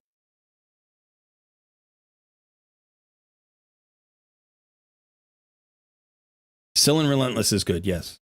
She is much better if she's booked. That's true. But what I'm saying is you can look at her kit and make an argument. I don't need a booker. And in fact, you can run her without books and get value out of her. I have a second Scylla the Drakes that I pull. I run at 50 unbooked, and she does add value. Some champions almost don't add value unless you book them. Like you have to book them in order to get their value, which can be tricky. What do I think of Catacomb Counselor? I don't think much about him, actually. I know that he's part of a fusion, I think, right?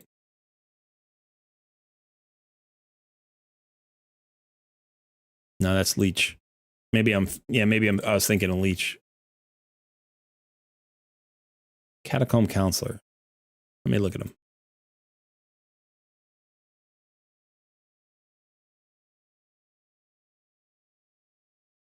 There he is.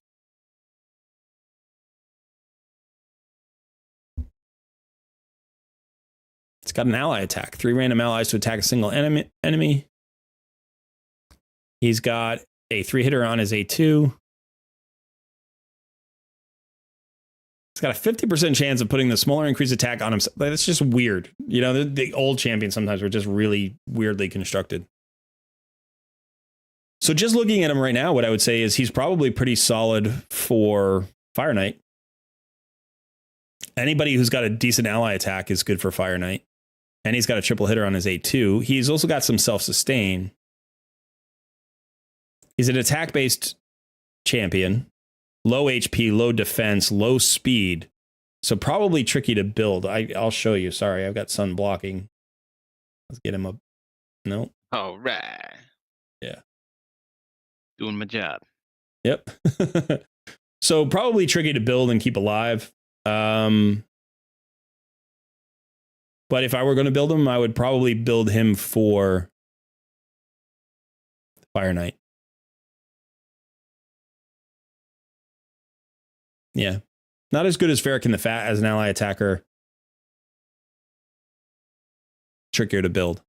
But not unusable. That would be my response.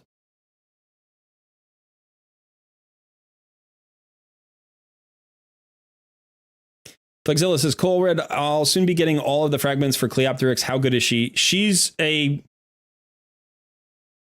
okay arena nuke. Like she's maybe above average, just above average as an arena nuker. or an AoE nuker. I'll show you. She hits decently hard. Her multipliers aren't amazing, but she hits decently hard, and she's free, which is great. So you can see good base attack, decent base defense for an attack-based champion, good speed. She's got the extra crit damage. So definitely, you know, I thought about building her. I ended up getting a champion before I got her that filled the role that I was thinking about for her, so I didn't use her. She is a Spirit Affinity or a nuker, which there aren't that many really good Spirit Affinity nukers. So if you're looking for a Spirit Affinity nuker, she's good. So she also has the crit rate, crit damage buff on herself. The problem with this is there's no extra attack. There's no extra turn mechanic here. So if you're using that, then, you know, you need some way to get back to her, which is a little bit tricky. So this AoE hits decently hard. Increased accuracy buff on this champion for 2 turns, has a chance of placing a hex debuff, has a chance for placing a fear debuff on 1 turn for 1 turn instead on enemies under a hex debuff. So if they're already under hex, it would be fear. She has, some counterattacks here. Does have an A1 weaken. That's nice. Yeah. So, oh, I'm sorry. This is an attack. Increase crit rate, increase, and then attacks. So it doesn't need an extra turn. Okay. Placing block active skills in divas. Yeah. So 2 AoEs. 2 AoEs. My bad. So, you know, one of the things about a champion like this is like, is she a debuffer or is she a nuker? She kind of occupies that space in between. We see this with other skinwalkers, by the way. I don't know why, but this faction is full of champions like this, right? You can look at Wukong, that's one. Ragash, that's another, right? I'm trying to think of who else. There's another one. I mean, Tunisia, Tunisia is a little bit more of a nuker, but also a debuff. It's like, so because she's got an AoE stun, decreased speed. So it's like, do you want to build them with accuracy or not? You're with skinwalkers, you're always riding that line. It's like, do I just want to build them for pure damage or do I also want to build them for accuracy? So, she's got a chance of placing block active skills. She's got a chance of placing hex. She's got a chance of placing fear. I imagine you could find a use for her. And if you don't have a spirit-based AoE nuker, she hits decently hard. She's not a weak hitting champion. Her multipliers aren't god tier, but they're good. So I'd say she's above average. But having not built her to 6 stars myself, I used her in my faction crypts team for a while at 50. And then eventually I swapped her out for Ragash because attack-based nukers aren't great at 50, whereas Ragash was at 60 and he does more damage than her anyway. So everybody gets her though. She's free. So like if you were thinking about building her or say the other free spirit-based nuker that we get, Yannicka, I think it's about a toss-up. They're both good. They're both solid. They're both above average, I guess. But neither one gets me super excited.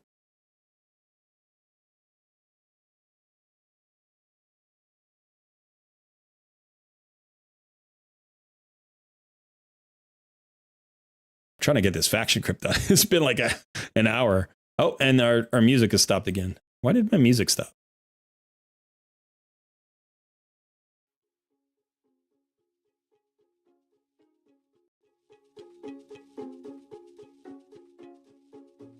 Don't know why.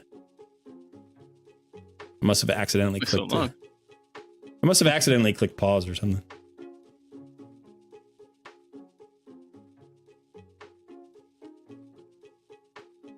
Okay.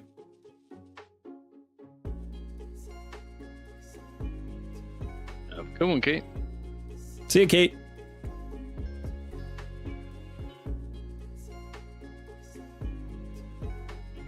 Let's see Stephen Markley, Brady. I pulled him early when I started.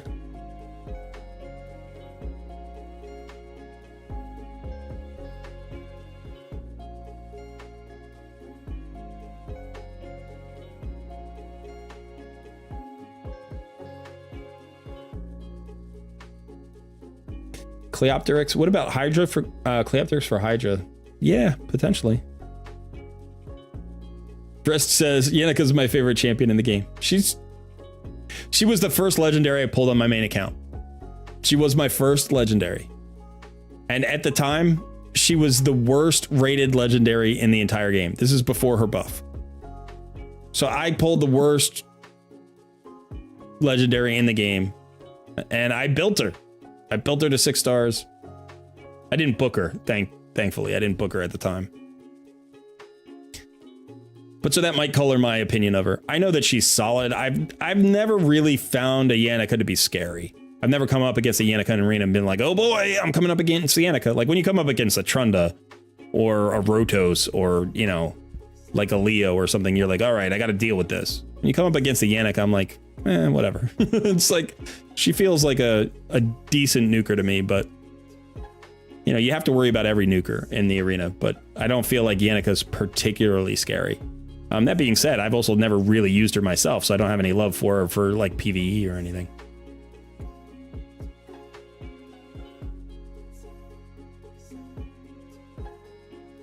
Yeah, you're welcome. All right, one more here. Let's make sure I don't need to get the boss. Do I need to get the boss today? I need a faction war stage without losing a champion. All right, so let's go do that. Let's see, what about dwarves? Yeah, I can do that here too.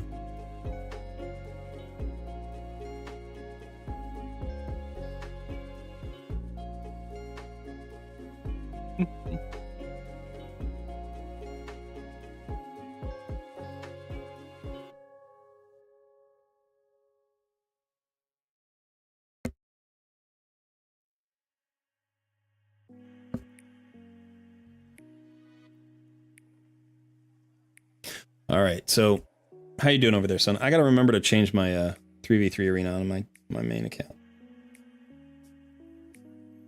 Get a real defensive there. Doing all right. This Fire Knight grind. Every now and then I hit this cycle where my Chia just doesn't hit his A3 when the shield breaks, and then it just cycles forever. So trying to manual it to get it back in.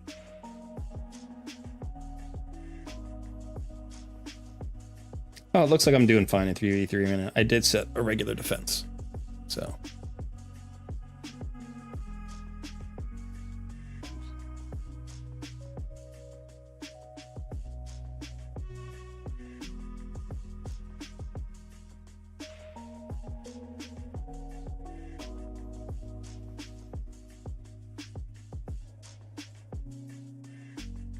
All right, this is my dwarf team right now. I'm actually going to go book Azir, I think. I got these 4 Azir copies I've been holding on to. But it's funny because I have like all these supports in this faction. I should probably build Madman. Because he's got an AoE, I think. I don't really have an AoE. I have 1 AoE on the whole team.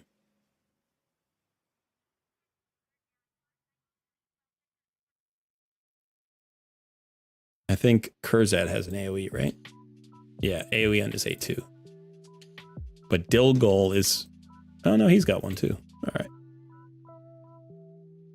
Let's see about Avir. He's got an AoE. I don't know what I'm talking about. Apparently I got tons of AoEs.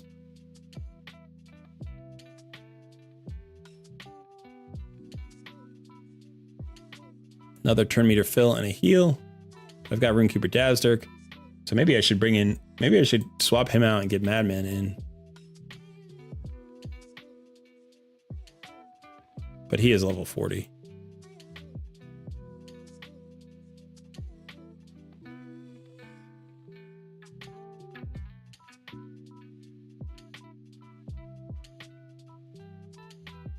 Off of raid topic, are we both ready for Christmas? You ready for Christmas school?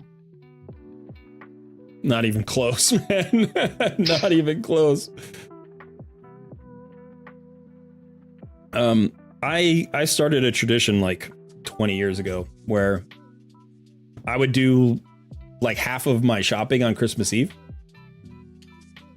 And I call it a tradition. It originally started as just me procrastinating, but I would do some of my shopping in advance, and I would always have to get a few things on Christmas Eve. And I would go out on Christmas Eve, usually, you know, early afternoon, like 1 p.m. or something. I would start shopping, and I usually shop right up until, you know, stores were closing at like 6, 7, 8, 9 o'clock, whatever time they happen to close on Christmas Eve. And what I found was it is chaos. It is utter chaos. You will often not find what you're looking for. And it is also the single best thing to get me in the mood for Christmas. Because everybody, like, there's decorations, everybody, like, as sunset is like coming and people know they're going to get off work, people get really happy. You know, the chaos and the kids running around, it's like, it's fun, and you're buying all these presents, and it's like, it gets me in the Christmas spirit so fast and so strong. Like, I love shopping on Christmas Eve, and I discovered that just kind of accidentally, and I'm like, this is great. So then I turned it into kind of a bit of a tradition for myself. And, you know, I would do things like I would buy all the stocking stuffers on Christmas Eve.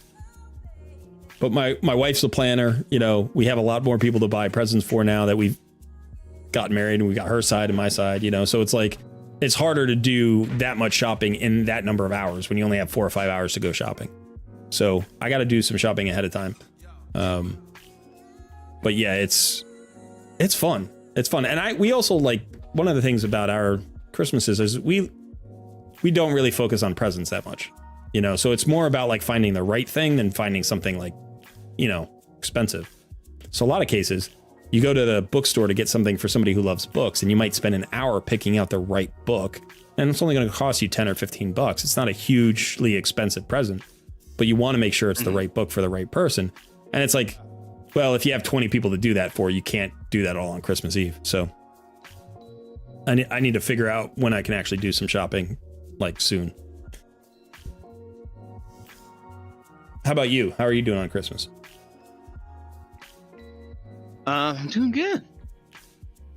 My little tree up.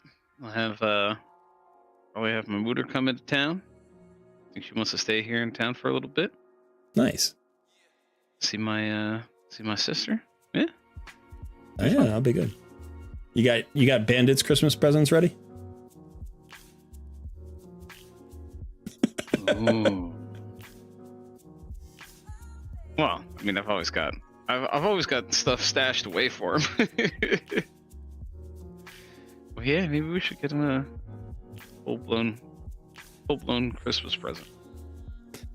My dog always gets spoiled at Christmas because, like, we give each other presents for the dog. You know, it's like, be like, okay, what do you do with the dog? Well, my wife likes to play, you know, she plays with the dog, she cuddles with the dog. Like, she'll play fetch and she'll cuddle with the dog. It's like, and I do most of the exercising. I guess I do more of the exercising, not most. But so it's like, you know, I'll get outdoor gear for walking the dog. You know, I'll get flashlight for walking the dog at night. And she gets, you know, balls to play with the dog, or, you know, like soft plushy toys for like cuddling with the dog. It's kind of cute. So it's like the dog presents count twice. Yeah. You know, we give my mom treats to give to the dog because she likes to give the dog treats.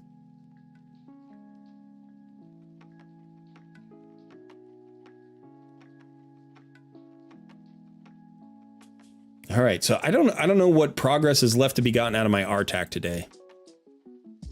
Let me see if there's any progress to be gotten out of my RTAC today. So Doom Tower is good. I'm all the way up to floor 80. We'll see if I can beat floor 80 tomorrow. I pushed all the dungeons past 20 now. Spider's 25. I got that on Thursday. Fire Knight is now 20. Dragon is 25, I think. Dragon is 25. Ice Golem is 21.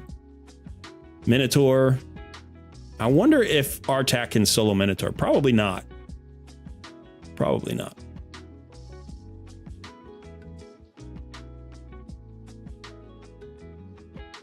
Oh, I need to do my Void Keep. Okay. Let me go do that.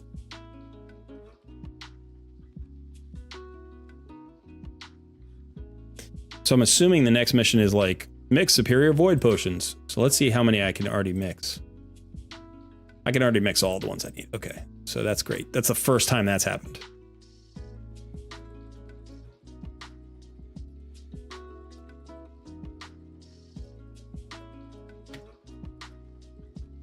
That's how we can just cruise through this. Artak might speed this up, actually. It's hard to say, because the only champions I would probably take out are either Runekeeper Dazzdirk or Coldheart. I guess I could take out Stagnite.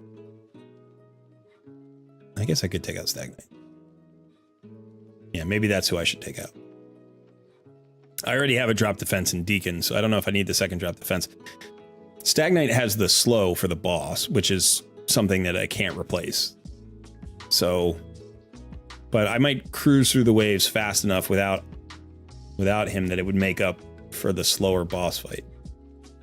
I forget what this boss does. Does this boss do anything in specific? Do you remember the Void boss? Does he do any? He doesn't give himself a shield. Doesn't heal himself. I think he just does extra damage. So he do like poisons or something? Does he debuff? I don't even know what he so. does. Poisons. And then he explodes poisons. Yeah. That's the extra damage I was thinking of.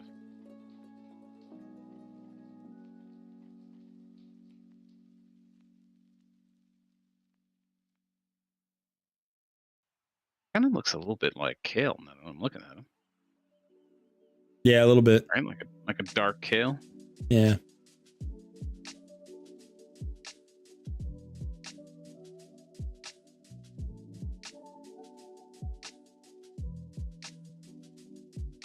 Yeah, this is one of the easier bosses to beat, which is nice. He's not particularly difficult to beat if you have a cleanse. If you don't have a cleanse, he might be hard to beat. I don't know, but I have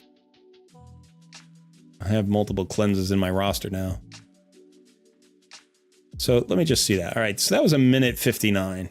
Let's see what happens if I bring Artak in. So let's pull Stagnite and we'll try Artak here.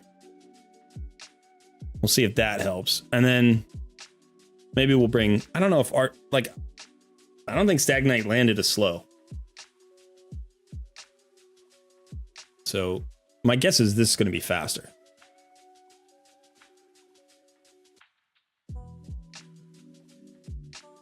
Of course, this is the same swap I made on my clan boss team and it didn't do anything. Literally did nothing.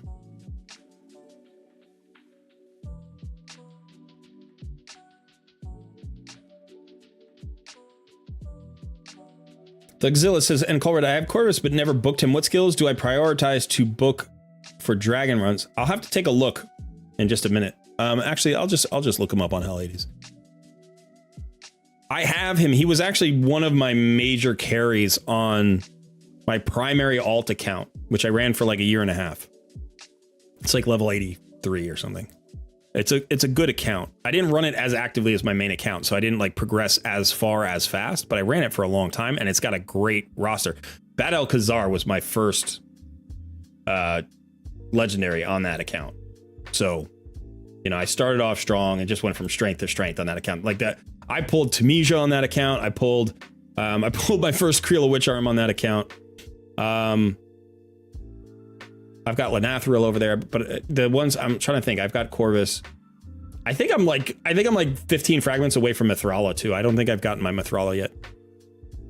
I'm trying to think of who my arena nuker. I've got a Genbo over there. Yeah, I've got Seeker over there. I've got Deacon Armstrong over there. got a seer. Like I've got, yeah, that was faster. That saved about what, 10, 12 seconds?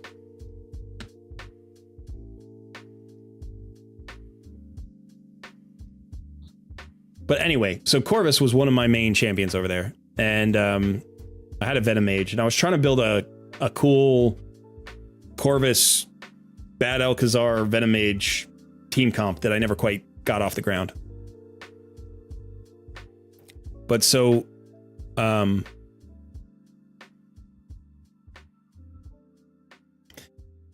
you're talking about, are you talking about booking priority, or are you talking about like AI priority?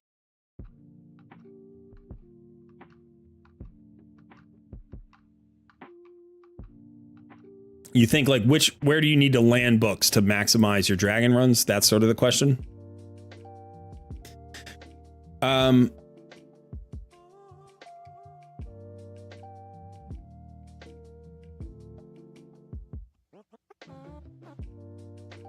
Probably the A3.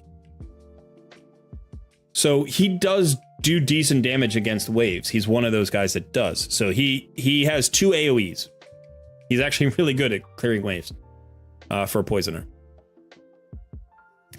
So his A3 has a chance of placing 2 poisons.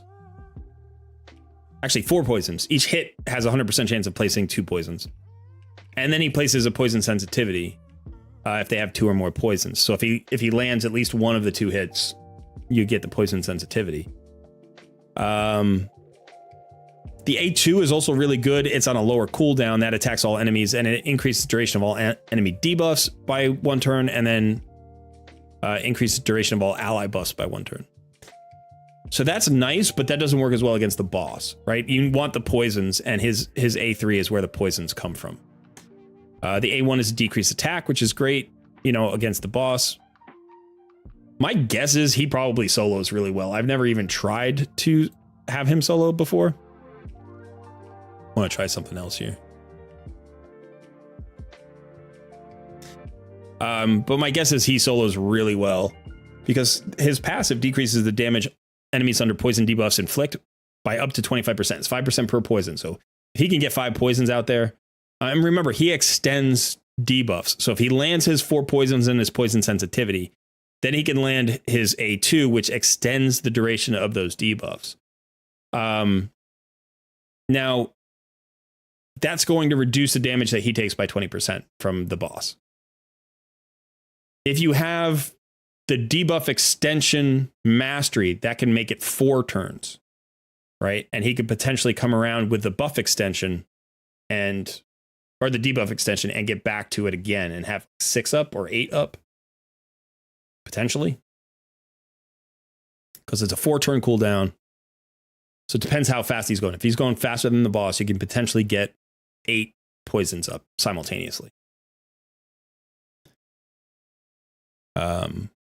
With a poison sensitivity and a decreased attack by himself. Decreased attack, poison sensitivity, 8 poison debuffs. So that's incredibly powerful. That's incredibly powerful. But yeah, I would say prioritize his A3.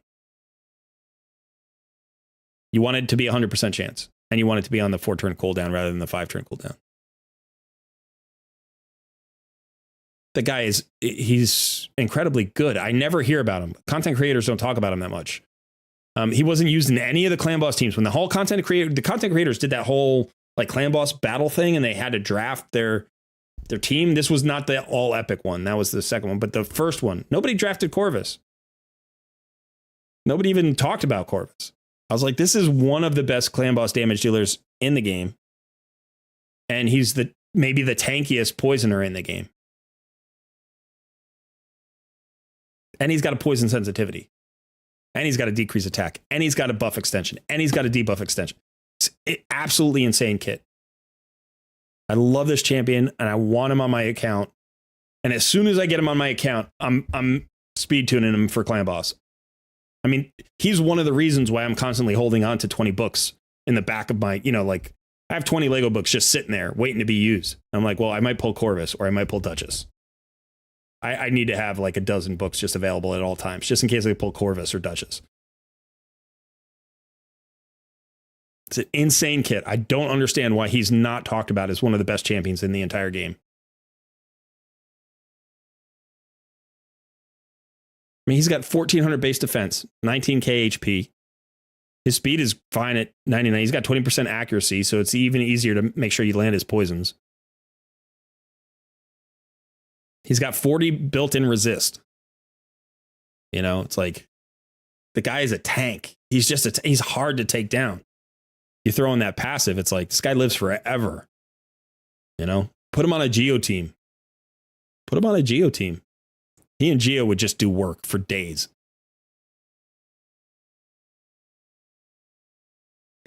Why did the music stop again? It just periodically stops. I don't know why it did. I mean, another thing could be, if you don't have YouTube Premium, it might be going to ads or something. Yeah, maybe. It wasn't doing that before, though, so. I think the channel might have the ads turned off. You know, a lot of the music channels that have like long playlists, they turn the ads off. So.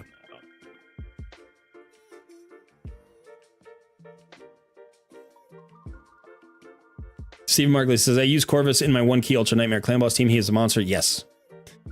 Brady, I love Corvus. He was my first legendary pull, have him fully booked, and also have 2 red stars on him. That's fantastic, Brady. I'm jealous. Wentworth says, I have a dilemma. I am required to fuse Justiciar, but I don't want to use my only heiress. Yeah, I understand that. I understand that. That is a dilemma. I would say continuing down the path of the Arbiter missions is worthwhile. So unless your heiress is playing a key role in like a clan boss team, then I would consider using her anyway. If she's at 4 stars and you haven't built her past 4 stars, I would almost definitely use her just to keep going.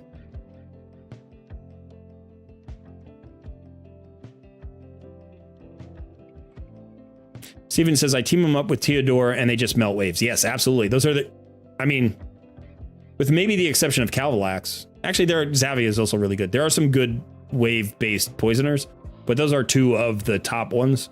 So yeah, I'm sure they melt waves.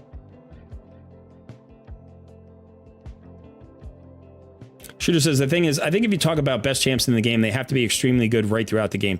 I think if you got Corvus as your first, you know, champion, who was it who just said they did? That's their first legendary. Somebody just said it. Where is it? Brady. I love Corvus. He was my first legendary pull. If you get him as your first legendary, he solves Dragon for you. He solves Clan Boss for you early on. You get a really early Clan Boss.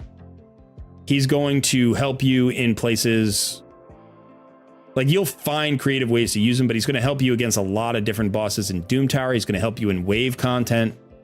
He increases the tankiness of your team. Yeah, I think he's going to be good. And like, there's never a point where you would take him out of your Clan Boss team. If you had Corvus, I don't imagine you would ever take him out of your Clan Boss team. You put him in on day 1 and he would still be there at your 1-key Ultra Nightmare.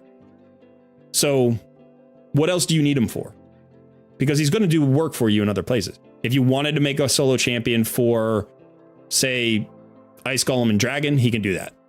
If you want help, you know, clearing waves and like tanky ends of Doom Tower, you're worried about that, he can do that. If you need any boss that a Poisoner's good against, he's good for that. So, I mean, for me, when I say best champions in the game, in a lot of cases, I think about champions who are incredibly effective at what they do and simultaneously offer something that very few other champions can offer, so there aren't a lot of replacements, right? Like, there are very few replacements for Duchess. You can't find a champion who does what she does. They just aren't there. So it's not just about her stats, and it's not just about the job that she does. It's the fact that nobody does what she does, right? That passive's insane. You know, so it's like when you put all the pieces of her kit together, there's no other champion in the game, Void, Legendary, Mythic, whatever, that does what she does. Corvus is actually one of those champions. There's nobody that does what Corvus does, right? And I mean, there are champions who do some of what Corvus does, and I think that's, you know, that's something that happens. But this skill, this is the crazy thing about Corvus. When I found this skill, I was like, I went and looked. There is no other.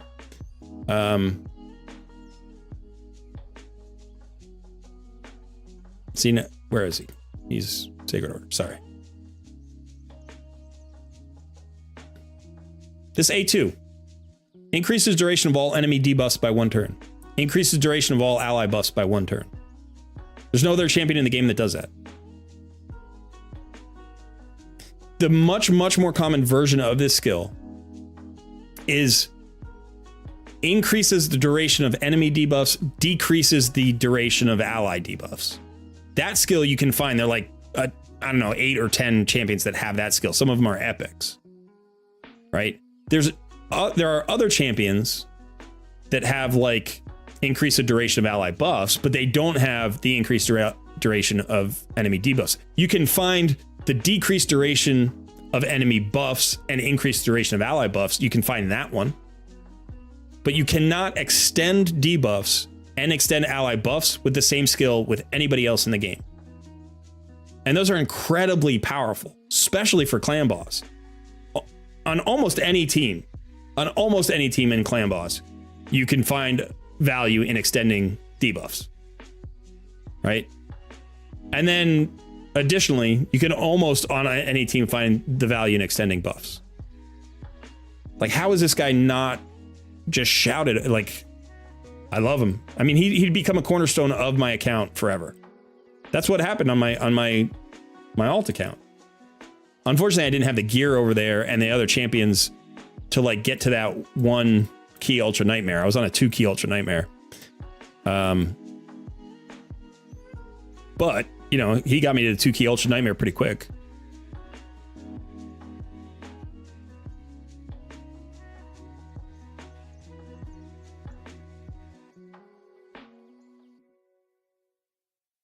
Poisons fall off in late game. Who cares? I don't care. Poisons fall off a little bit. All right, whatever. Like, nothing is perfect forever. Right? You can say that about any champion. Take any champion in the game. You could be like, well, it doesn't do this. Great. Okay. Poisons get you a 1 key Ultra Nightmare Clan Boss team. The 1 key Ultra Nightmare Clan Boss team opens up the most resources in the game that you can get.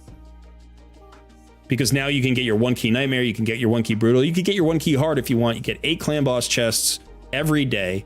That gets you Legendary Tomes and Void Shards and Sacred Shards, and those resources allow you to get somebody that does something other than poison. Right? Like, where, and here's the thing, buff extension doesn't fall off late game. Debuff extension doesn't. Debuff extension is less important than buff extension, probably. But so what? Like, who cares if poisons fall off? Does that mean, you know, Dark Hail isn't worthwhile? Does that mean Venom Mage isn't worthwhile? Does that mean Horn isn't worthwhile? Don't build poisoners because they kind of fall off late game in a couple of places.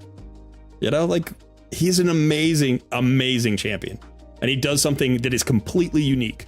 It's like Geo. Geo does something that is completely unique. You know, there are other reflect damage champions. Why is Geo so good? Because he does something that nobody else does.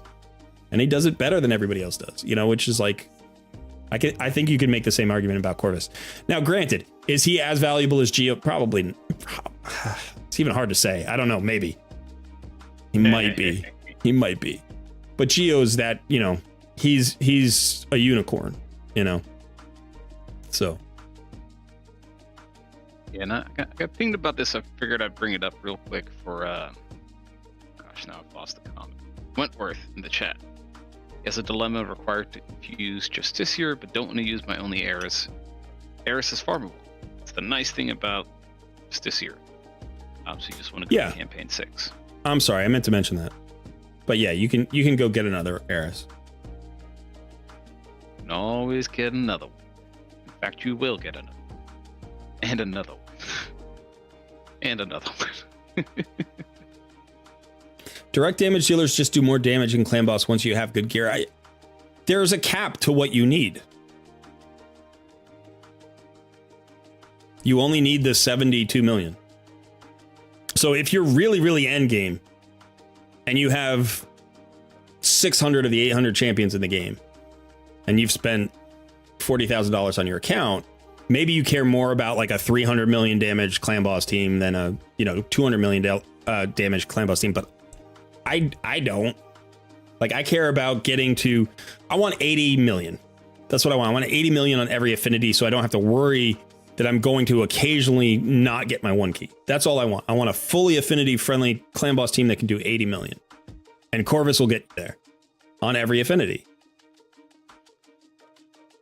So will other champions. But he does more than other champions that'll get you there. I mean, we were just talking about Fane before. Fane's a champion that can get you there. She's a one-stop shop. She brings so many things. She's more valuable than a lot of other champions who hit harder because she does so many things, and that allows for flexibility in that Clan Boss speed tune. If you're a free-to-play player and a new player, and you're desperately trying to find all the things you need, all the pieces you need to build an Ultra Nightmare Clan Boss team, and you get a Fane who brings decreased attack, decreased defense, weaken, and poisons, you're like, that's awesome. Build that champion because she's fulfilling all of those roles. And it's the same thing with the Corvus. Like, he gives you poisons. He gives you a lot of poisons. He gives you poison sensitivity, more damage. He gives you tankiness, so he's not going to die. You don't have to worry about that. He gives you tankiness for your team, right? By reducing the Clan Boss damage. That extends the life of the team. He increases the duration of your debuffs. He increases the duration of your buffs. That means everybody else you bring gets multiplied. Every other champion that you bring in for any role is improved by the addition of Corvus to the team. If you have an ally protector who's like, if you bring in Miscreated Monster, like Sun was bringing in, he's got 3-turn uptime, 4-turn downtime. Like, right? 4-turn cooldown. But now he doesn't. Now he's got 4-turn uptime, 4-turn cooldown. So that frees you up from that speed tune. Right now you have more speed tunes you can use Miscreated Monster in. And that's true for most ally protectors. Right? Most ally protectors either are like up for 2, down for 3. Or not up for 2, up for 2 out of 3. Or up for 3 out of 4. Some are up for 2 out of 4. Especially if you have an up for 2 out of 4, like, he can help you get to up to 3 out of 4, and then you can speed tune a 4 to 3 instead of a 2 to 1. Makes the speeds easier.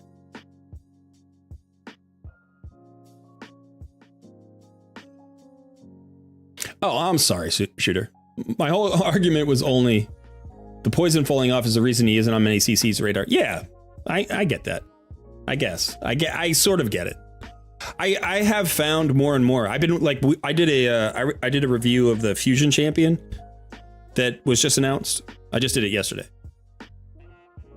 And I watched very briefly HH's review on it, and then I read, some responses to my review on it, and I'm like, what I'm finding in the past few months when I'm doing my Fusion reviews is that I'm generally more positive on champions than the general consensus. And that's both the general consensus of content creators and the general consensus of players. And I think the reason is because I'm free to play. I think when a free to play player looks at the current Fusion, or like looked at Ugir, or looked at, Islan, or looked at any of these champions, like even Timid, like if you're a free to play player, you look at that champion and you're like, that would add something to my roster. And you don't worry about the meta, and you don't worry about the top 20 champions of the game, because you don't have them and you never will. And you just don't, you can't build your roster around that idea, right? You have to be like, what would this solve for me? What would this solve for me? And so when I look at, what's his face? Who's the new guy? Blazar.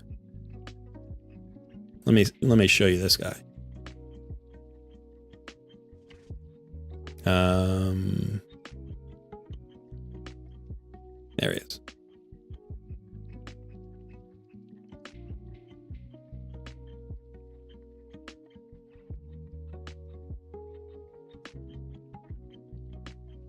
So, right, we're in a situation here where it's like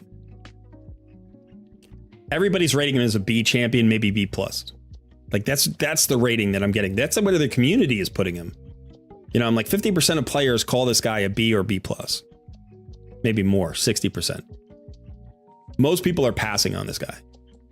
Like he's got a triple hitter with a 50% chance of a freeze on an A1. That's a great A1. Anybody who thinks a 3 times random hitter that has a chance of freeze is bad because it's random, like they're not using him in a lot of, they wouldn't think about where that is usable. I have a Shiramani who has a 25% chance on that A1. It's awesome, right? It's awesome. She freezes stuff all the time. Like she shoots out 3 things and typically she gets 1, right? Like that just makes wave content easier. Sometimes it's a really important freeze. She saves my butt all the time. And that's in between her AoE freeze, right? Plus she's running fast. So she might attack twice against a wave. So she could get up to, 3, 4, 5 freezes sometimes. It's incredibly good. And this is a 50% chance. Like people are like, it's an okay A1. It's a great A1. If you're a free to play player, they're like, this is God tier, right? And then you look at, okay, so the remove stun sleep, all that stuff. I don't even know what to use that for. That's a weird almost cleanse, right? Because that would mean you have to build him with accuracy. I wouldn't even build him with resistance. I would probably just, if I'm going to use this, I just put him in immunity. I would just put him in immunity and be like, he's going to be my cleanser. The increased defense and ally protection is great for an early game or mid game account that's trying to find an Ultra Nightmare solution and doesn't have an unkillable champion. It's on a 3-turn cooldown, 2-turn. By the way, mix him with Corvus. Now it's up for 3 turns and it's on a 3-turn cooldown. So 100% increased defense and 100% ally protection. And by the way, Corvus is a defensive based champion and he's going to be super tanky. So it's going to extend his life as well. Then you get the poisons out there. You get the 25% damage mitigation. It's going to make this guy live longer. I don't think he's a great clan boss ally protector, but you could use him in a pinch.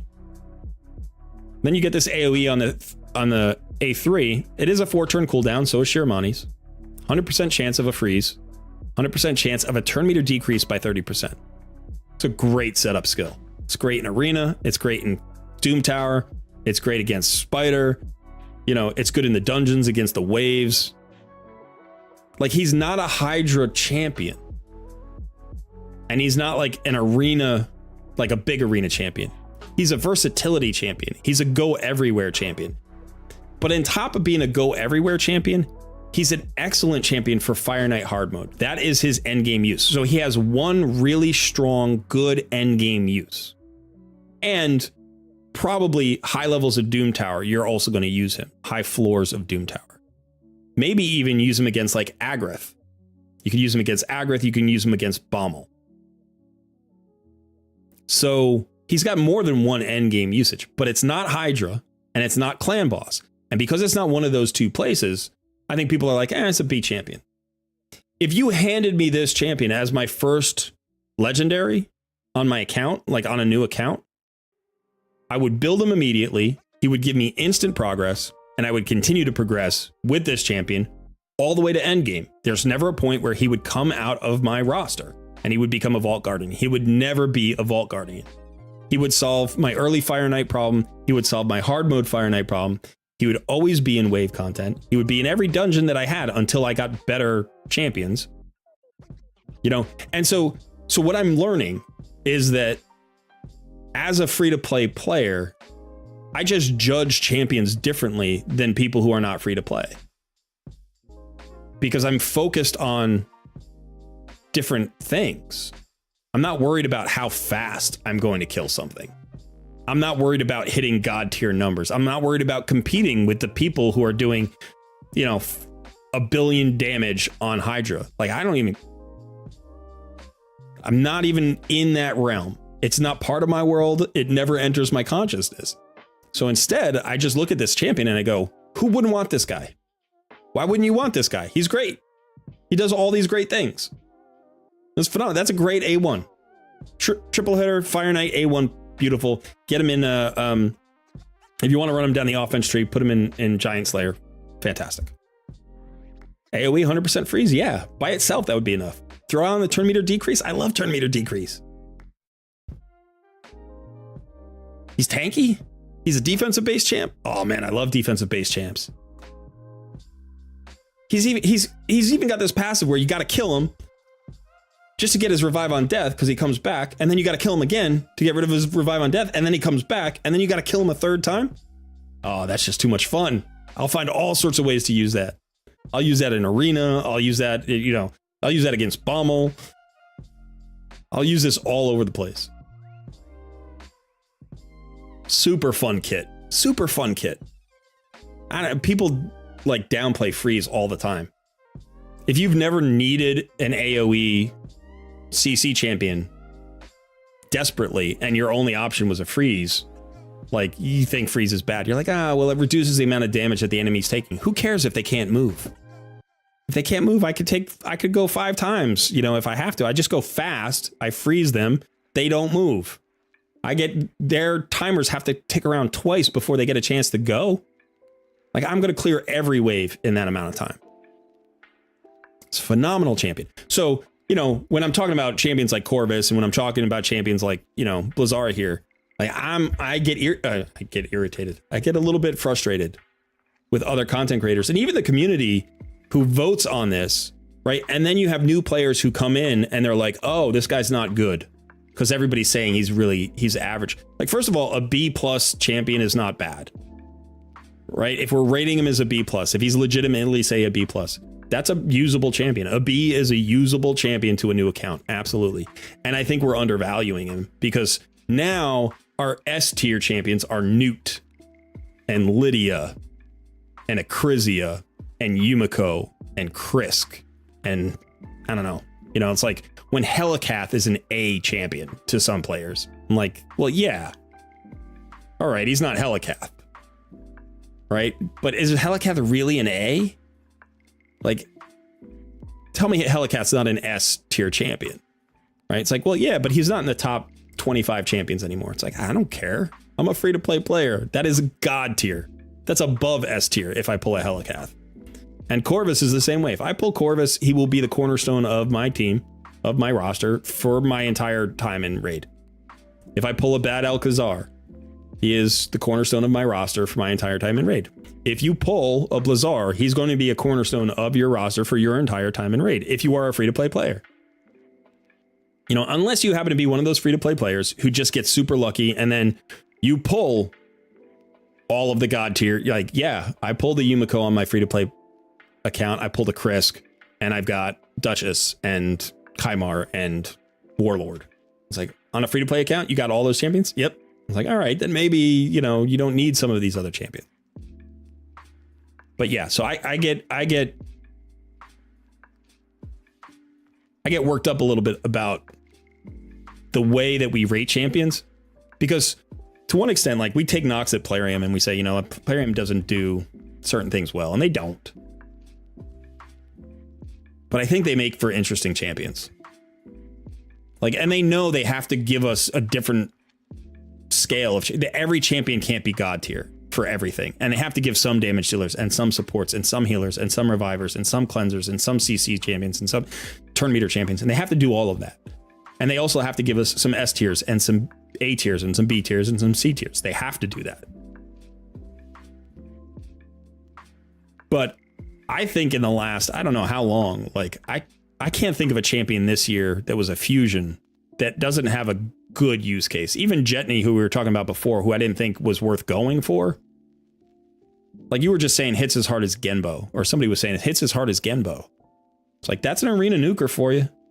That's all you'll ever need to get to gold 5 and stay there and live there. You don't need anything bigger than Genbo. It's fun to get something bigger than Genbo, but you don't need it. Right? Even for live arena. Like, Genbo does work in live arena for me. I'm at Silver 3 in live arena. Genbo has no problem nuking out teams in Silver 3. So, I mean, is he B tier? Is he A tier? Is he whatever? Is he C tier? Is he an early game champion? Is he a progression champion? Is he what? It's like, I don't know. He's good. If you can think of a use for him on your account, that's what matters. And if I pulled him on my end game account, I would build him and he would play in at least 4 of my teams, if not more. What else can you ask for a champion when you're at endgame? Right, I'm at endgame and I'd put him in 4 different teams.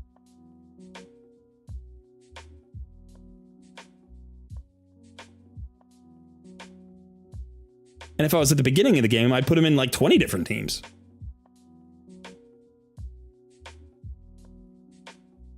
So I guess he's a B tier champion. And I'm like, I don't even know how to be a content creator when that's the case. Like, I don't even know what to do. I give my reviews and people come on in the comments and they're like, yeah, this guy's a hard pass. And I'm like, I don't know your account, so that's reasonable. It's Christmas. People are busy. Like, that's fine. But I don't want to give that advice to players. I've got players in the chat right now who've been playing less than 6 months. And I imagine for 95% of those accounts, this guy would be a benefit. Like a decent benefit. Maybe not world breaking, maybe not game changing, but he'd be a major contributor. And I'm fighting the tide. I've got, every other content creator that I see is like, he's probably a pass. He's okay. So I'll be that guy. I guess. Fighting for the little guy. Yeah.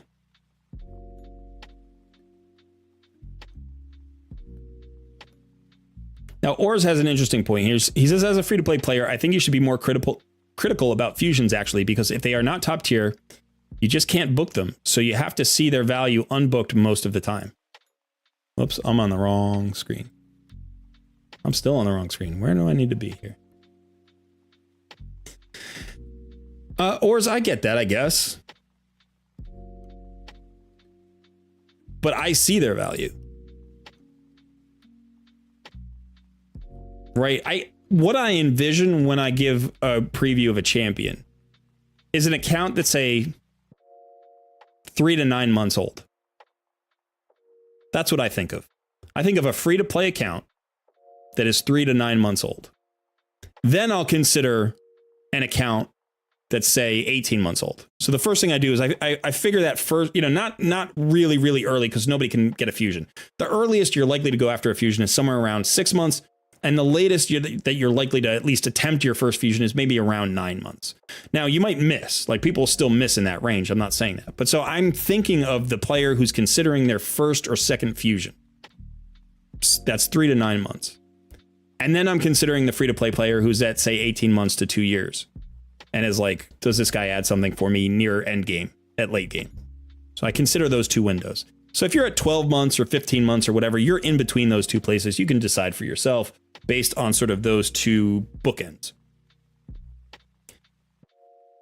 At 4 months, 5 months, 6 months, 7 months, there's use for this guy. On any free-to-play account, there's use for this guy. At end game, at 18 months, there's use for this guy. At 18 months, he's not going to be that hard to book out. At 6 months, he's going to be hard to book out, and you've got Scylla the Drakes coming down. So it's like, you can make that choice. Right? It's always roster specific. But I'm not going to tell somebody at that point, don't go after this guy because you might have trouble booking him. I'm going to say, this is the value that I see in him, and now you can decide if the books are valuable or not.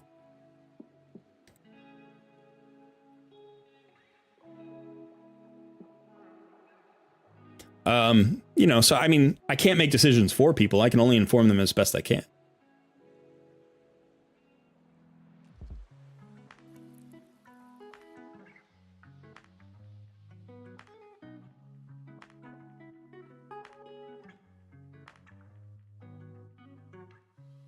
Man, there's a lot of discussion going on there. Yeah,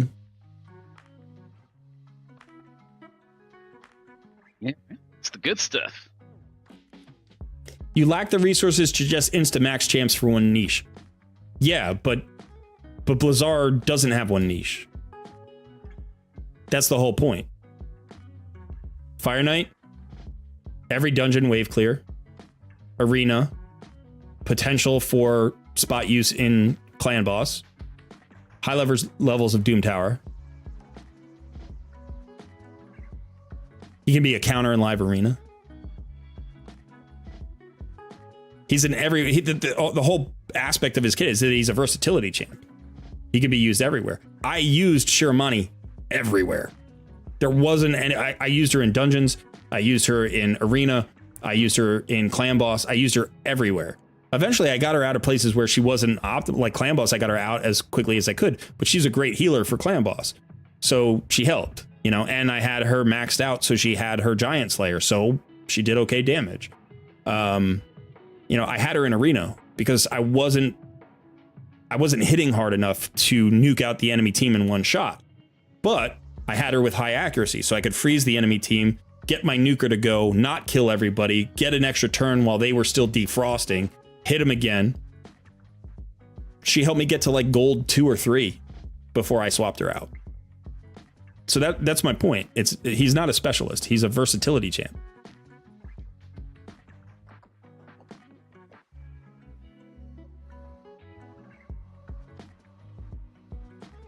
Kuba says something interesting here. It's a B+ for endgame champs. For mid-game players, it's an awesome champ. I think that's fair. I think it would actually be maybe fairer to rate him differently, each fusion differently at like mid-game, late game, and endgame. You know, like if you ignored the early game, because early game is like a whole different thing. You'd have to pull him from a shard in the early game to actually have him. But if you got a chance to succeed at a fusion, I think technically maybe you've entered the mid-game. So at mid-game, I would say, you know, maybe he's an A+. At late game, maybe he's a B+, and at end game, maybe he's a B. You know, maybe. But it also depends on what your roster is and what your goals are. So for instance, if Fire Knight hard mode is the hardest dungeon in the game and it's something that you really want to conquer, a champion like this is necessary, right? People run Cryodan, who's not nearly as good as this guy. And they run Cryodan because he's one of the better options. And he's an epic and he's cheap to build. But it's like, this guy would do a better job than Cryodan.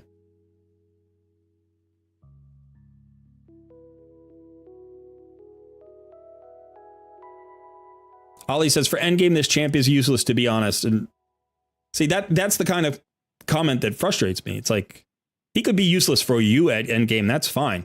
He will be on several of my teams at endgame. I'm an endgame player. I will use him on 4 different teams. So he's not useless. He's not like he's demonstrably not useless, right? Like I'll get him, I'll build him, I'll do videos on him, and I'll show you 4 uses for him. And it won't be a stretch. It won't even be hard for me to do. You know, now for your roster, completely useless. Okay, great. That's not a problem. But I'm not in the business of telling people what's useless for me, right? Or useful for me. I'm in the business of trying to tell people where they can find uses. Like shutting that door does nobody any good. Right? You can say, here are the doors that this guy can open. You can decide if you want to walk through them. Right? You can decide if walking through them is valuable or necessary. Maybe the doors are already unlocked for you based on other champs. But to say he can't open doors is like factually incorrect. Like I could show you very easily. I could do it with Shiramani. I could do it right. Well, I'd have to get on my other account. But like, I was just messing around with Shiramani and Bommel just for fun. Let me actually do this. Let's get on my main. Oops. That's not my main.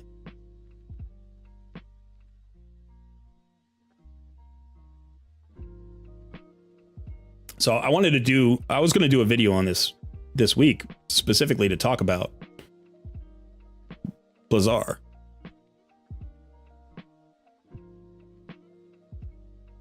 But so, let's see, I'm on Doom Tower, I'm on Bommel 90. So I was just messing around with this fight. So I had a one-shot Nishak team here a few months ago, and then I rebuilt Nishak for a clan boss team, and I changed his speed, and now it does him one-shot. I can still use Nishak to take Bommel down, but I was messing around, and this was the team that I used last rotation. Last time Bommel was up. Look, share money. Right? I don't even know if this will clear, like I don't know if I have to manual it or whatever, but I'll go ahead and just start this right now. So this doesn't use any of the like normal Bommel solutions, right? No Vogoth, no Lady Annabelle, no Burn Geary, none of the solo champions. You know, I'm not one-shotting with Nishak. In fact, I have almost no damage on this team. This is basically 5 supports, right? Now, I do have an unkillable... I have a block damage buff, so that's useful. I have some debuffs. I have decreased attack, but the freeze is what allows me to get through this fight, because the freeze cuts the damage in half from the dread bombs. Now, remember, I can't use turn meter decrease, right? I don't want turn meter decrease. But here's the other thing. Like, she helps me get through the waves, and she speeds me up because she stops the enemy team from going. So I don't have to worry about their animations, right? And then people are like, oh, well, the freeze like reduces the amount of damage you get. By the way, freeze on the A1 there. It's like the freeze has reduced the amount of damage you do.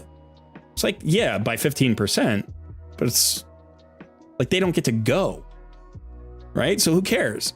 Like if it takes me 2 extra hits, that's still faster than if they got a chance to go, right? Now, would Seer like burn through this faster? Sure, but I don't have a Seer team on my Bommel, like on my Bommel team. Like I don't have a Seer comp that could do this. And I don't care how fast my Bommel fight is. That's why I built Lady Annabelle, right? Like because I just want to get through her and move. So, you know, we'll see if I don't know if this will work on full auto or not, but we'll see.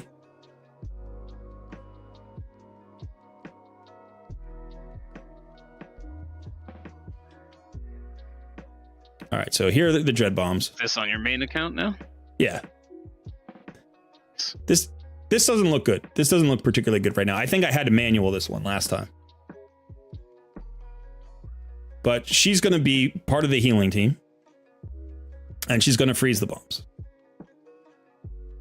There we go. Now we froze the bombs. That's going to reduce the amount of damage they do. Now, unfortunately, I don't know if we're actually going to... Yep, there's the heal. She's healing us back up.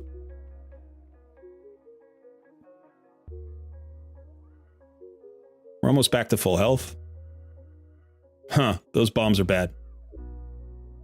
So I think this is why I had to manual it, because I needed a manual Helicat to make sure that these bombs don't kill everybody. But the revive on death kind of can save you from Cardiel. So everybody's dying, coming back. But now, yeah, we might lose out anyway. So, oh well. All right. But as you can see, like, I know that this team can beat this fight, by the way. I've done it before. I'll try it one more time, and I'll manual and see if I can make it work. But the heal, huge. Her AoE on a 4-turn cooldown, doesn't matter. Like, the dread bombs move so slowly, right? She helps me get through the wave. Look at this wave. The wave's not moving. I don't have to worry about this wave at all. I got 5 supports, and I'm going to kill this wave, and I'm going to get hit, I don't know, 3 times, maybe not even that. Depends how many times she lands her A1. That's her second A1 freeze. So tell me Bommel 90 isn't end game. Like, okay, maybe it's late game, not end game. Like, but having a Bommel solution, having a top, you know, this is Doom Tower Hard. The top of Doom Tower Hard feels to me like that's legitimately end game. And here's Shiramani making this easy. Like to get through these waves. Just need enough accuracy and enough speed. Who cares? Like, so, you know, Blizzard's going to do the same thing. He's got the same 4-turn cooldown that she does, but he's going to reduce the turn meter of the enemies in addition to that. It's going to make it even easier, right? His A1 has a 50% chance instead of a 25% chance. It's going to make it even easier. He's got an increased defense and ally protection, which isn't necessarily going to be useful here, but that's going to make life a little bit easier in other places. I think Shiramani's heal might be better than that for this particular fight. Or this particular team comp, maybe not even this particular fight. Let's go ahead and A1 cycle a little bit here.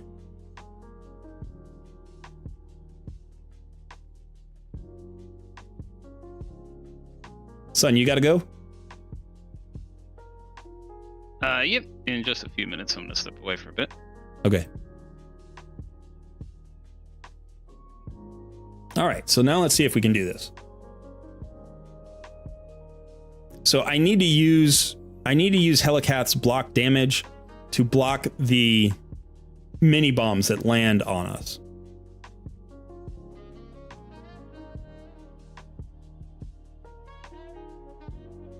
And I don't want buffs up because you get more bombs based on the buffs, I think, right? Or is it the debuffs? I forget. Yeah, so now I can put up the block damage. Let's go ahead and get a little... By the way, I've got an ally attack, so Shirmani gets more A1s out there. She might even freeze on her A1. She didn't that time. But there's the freeze. That's going to make those bombs... It's almost like Vogoth, you know? Like, Vogoth heals half the damage that's done, right? She cuts the damage in half. So why is Vogoth a huge, you know, Bommel champion, but Shirmani's not? Like, why would freeze not be equally as good as Vogoth?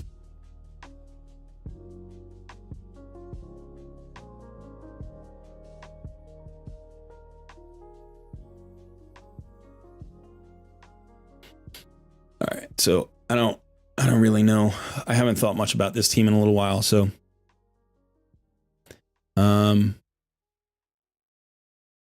so he's going to remove all buffs. So I don't want to put more buffs up. I don't think it matters. But yeah, Hellcat's going to have a problem here. So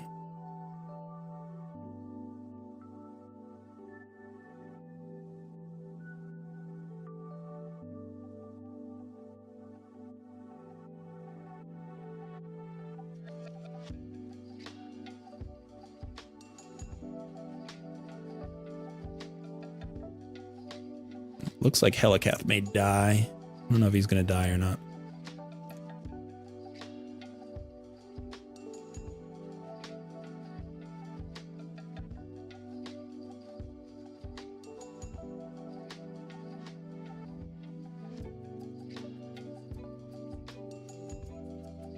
Oof.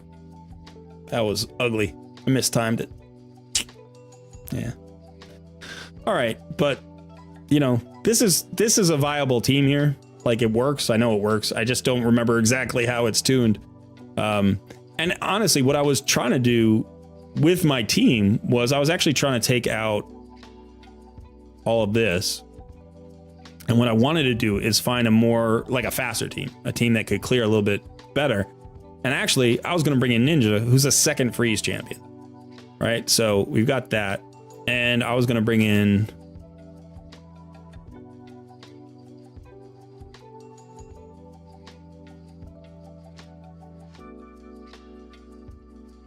Vogoth here for the heals. And then I was thinking I wanted some... I can't have turn meter decrease, which is why I can't bring in Lady Kimmy, but I can use turn meter increase, but I wasn't sure who I was going to use as my turn meter filler. Maybe Elva. Because then I'd have a second cleanse to cleanse that stun. Might try this. Let's put Vogoth at the back.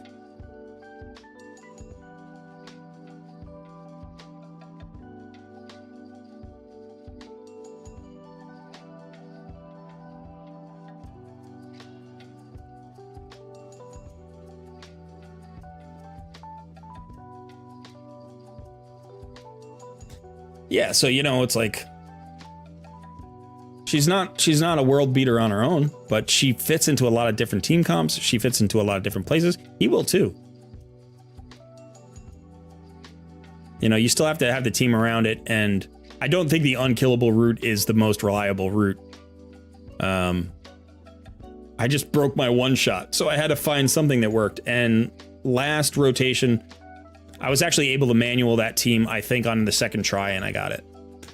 So this time, I failed 2 tries. So if I refresh my memory on the actual team a little bit and the cooldowns and stuff like that, I think one of the issues was, I think when I put the Helicath block damage buff up on the first turn of the bombs, it might have had to go up on the second turn, and then I needed to split the cleanses. There was something in there. There was something a little bit tricky that I figured out last time.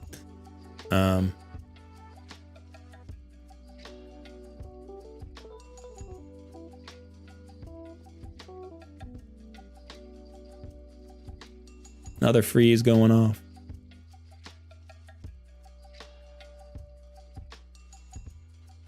forget if this Vogoth might be in like a shield set or something. Or maybe a bolster set. Yeah, it's in a bolster set. So we don't want any more buffs. So you save the buffs on the first turn.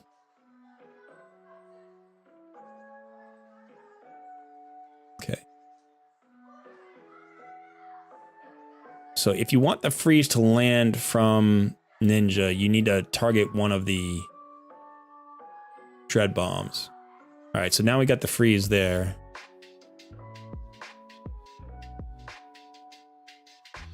And I think now we can use the buffs, right? Yeah.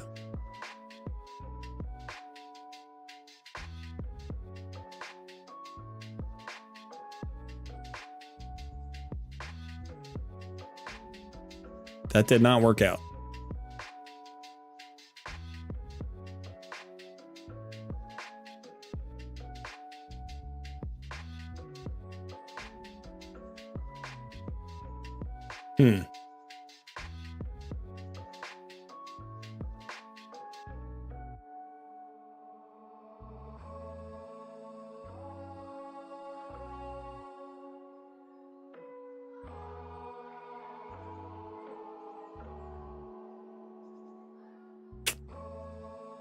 Yeah, oh well.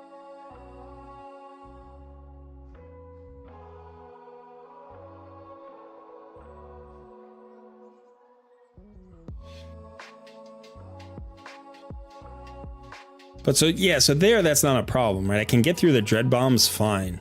So it's the actual bombs on the champions that I got to worry about.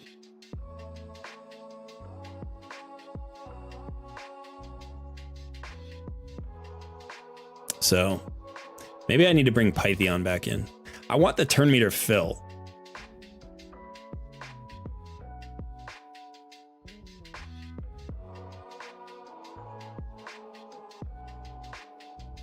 I want the turn meter fill.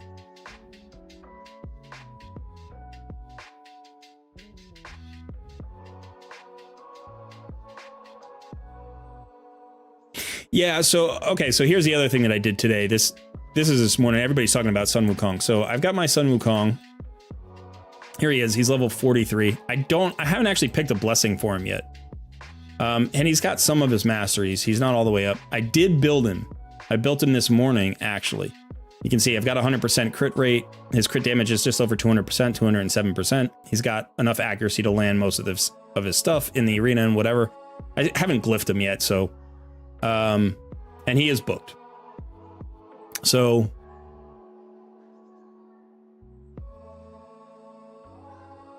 that's what I was doing this morning. I was messing around with Bommel just for fun.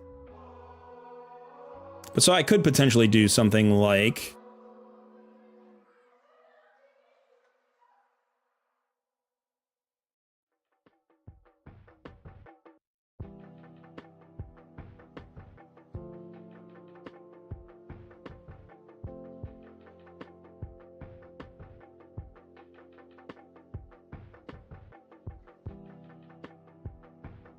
now, who's going to clear waves for me?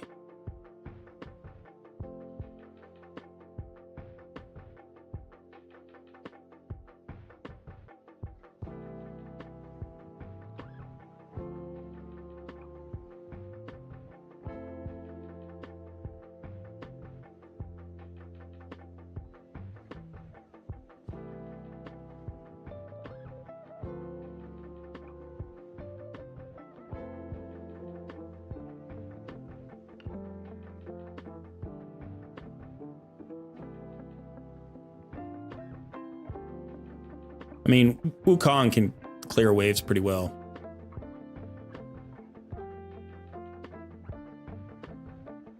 I don't actually know if my Lady Annabelle is built strongly enough for Bommel 90, but with Wukong, she might be. I have not tried her here at this stage yet. And I think based on what we used her on Bommel 50 just a few days ago. Based on Bommel 50, she's like, she did fine. She killed it in like 6.5 minutes. So I'm just going to do this on full auto, see if it just works. My guess is we're going to have some problems with the bombs, but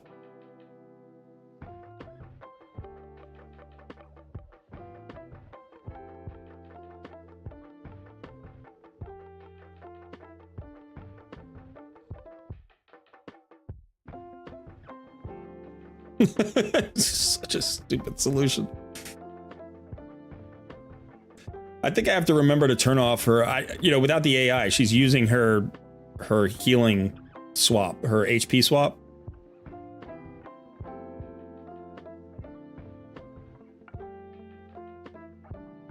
Yeah, so she's actually putting herself into a risky situation by swapping HP with Wukong.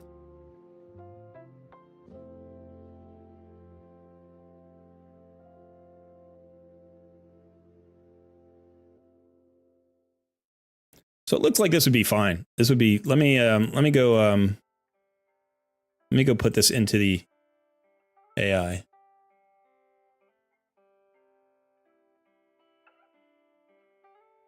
Who was I bringing? I was bringing Ninja and Newt, right?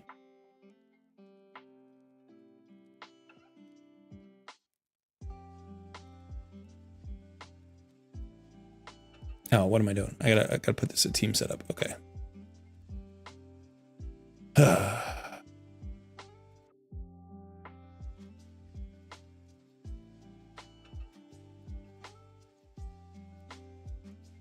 Oh, this was another team I was messing around with this morning. You can see down here at the bottom. I was trying to do like a fast wave clear. See if I could speed it up with Seer.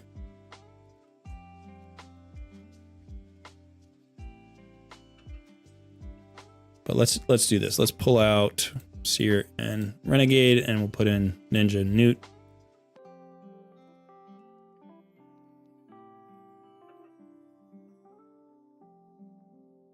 And then we got to build. We got to bring in Wukong. And then for round 3. Oh, all right. She's already programmed here. Yeah.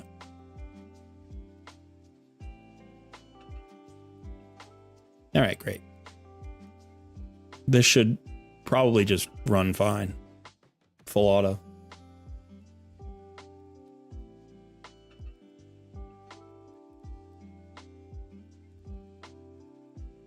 Usopp says, I cannot get past Scarab King. I don't have shield champs unless I build up Valerie, but that is on a 5-turn cooldown.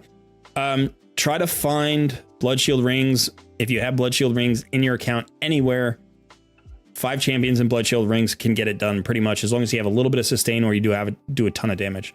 Also, having 1 champion in a destroy set can help speed things up, which may like reduce the time you need to stay alive. Blood Shield rings act in a weird way. When you hit and you do damage, you get a shield. In Scarab Boss, it checks that shield after you've done damage. And you actually apply the shield before the check. Okay? But then the weird thing happens is if you have Phantom Touch, the Phantom Touch damage gets applied after the initial damage. So you do damage, you get a shield, you get a check, and then you apply Phantom Touch. And then you've done damage, there's a check, and it's like, it doesn't count that as a shield for some reason. I don't know. I don't know exactly how it works. Like, that feels like it should still work, but it doesn't. And so if you have Phantom Touch, you die. Like, you get counterattacked.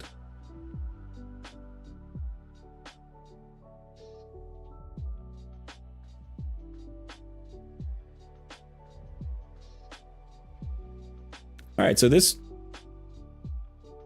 I just want to make sure that she doesn't accidentally get really low at any point. So Wukong dying, it almost doesn't matter to her healing. It's just that he occasionally hits. He occasionally does a little bit of damage. I don't even know if it's worth the animation time of him respawning.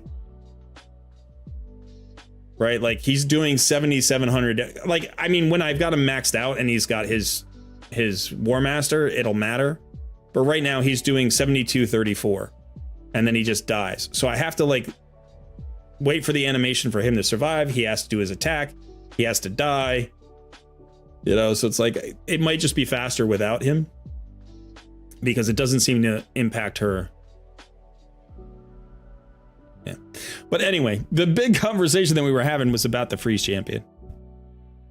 So yeah, I mean, he's going to have a usage. He's absolutely going to have a usage. He's going to help in Bommel. He's going to help in Fire Knight. He's going to help in Fire Knight hard mode. He's going to help in Doom Tower waves. And all that's end game. So I think he has end game usage. I think he has mid game usage. I think he has usage for a long time in a lot of places. Whether or not you have a roster that requires him or where he'll help, that's an entirely different story. You can beat this entire game. You could beat everything in this game with 20 handpicked champions. Right? If you have Tarish and Marishka, you have a Krizia and Yumiko, you have, like, if you have just the right champions, you could probably beat everything in this game, like crush it, like God tier crush it, like platinum level arena crush it with 20 champions, you know? But as a free-to-play player, you will never, ever pull those 20 champions. You'll pull 2 of them in 2 years. You know, so you make do with what you got. And when you find a versatile champion who can potentially solve 4 or 5, 6 things for you, or help you create solutions for 4, 5, 6 things, it doesn't even have to be the key part. Like Shiramani wasn't the key part, but added to a comp that could create a solution. You know, Wukong here is not the key part to this solution, but he adds to it. It's like, is Wukong useless here or is he not? You know, it's like, well, no, he makes things a little bit easier, especially at lower levels. Like everybody, you know, who got him free can now use him in Bommel with like a Burn Giri, you know, to do the same thing that we're doing here with Lady Annabelle. And Burn Giri was also free. So you had, you know, if you were Amazon Prime. So there are a lot of people who have those 2 champions. And you could say, yeah, well, Burn Giri is not an end game solution for anything. It's like, he'll get you through Doom Tower normal. He'll probably get you through most of Doom Tower hard. Like my guess is my Burn Giri right now could probably get me through at least the first Bommel in Doom Tower hard. And when I get better gear, it'll probably get me through the second. And maybe Bommel with Wukong will get me through this guy. I don't know. But it's potentially possible. And I never would have said Burn Giri was an end game champion, but now all of a sudden he has an end game use. And that's just one use, right? But if you're a free to play player and you've built him in the early game, and now his end game use is Faction Crypt and Bommel, that's a viable, usable, valuable champion.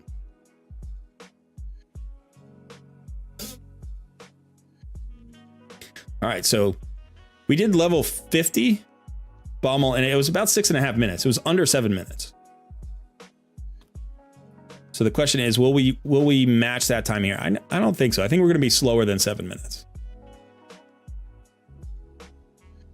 I think we're probably going to be somewhere around 8. And this is with the Wukong. But it looks like Lady Annabelle could do this on her own. So, you know, it'd be kind of interesting to see the comparison, whether or not she's faster on her own or she's faster with Wukong. And again, this Wukong isn't at 60. He doesn't have his War Master yet. So, like, I'm sure that he would speed it up at that point. You know what I mean? But at this point, it might just be 6 of one, half dozen of the other.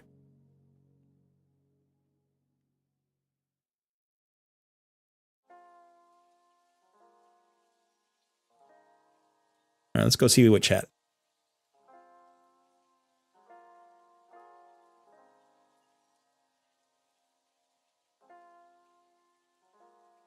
Yeah, Newt does attack the boss. I mean, does attack the bomb sometimes.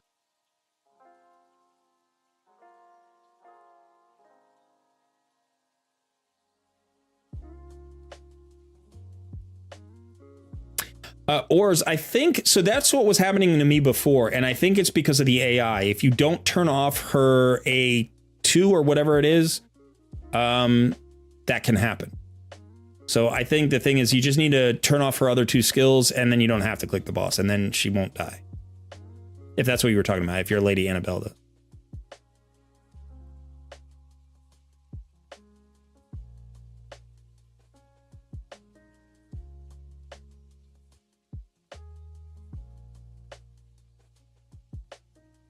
Hey, Dark. Good to see you.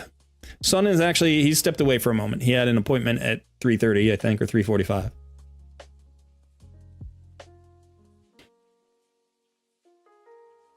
Can Blizzard do the same job as Wukong on Bommel, or in addition to Wukong with freezes on Bommel? My guess would be...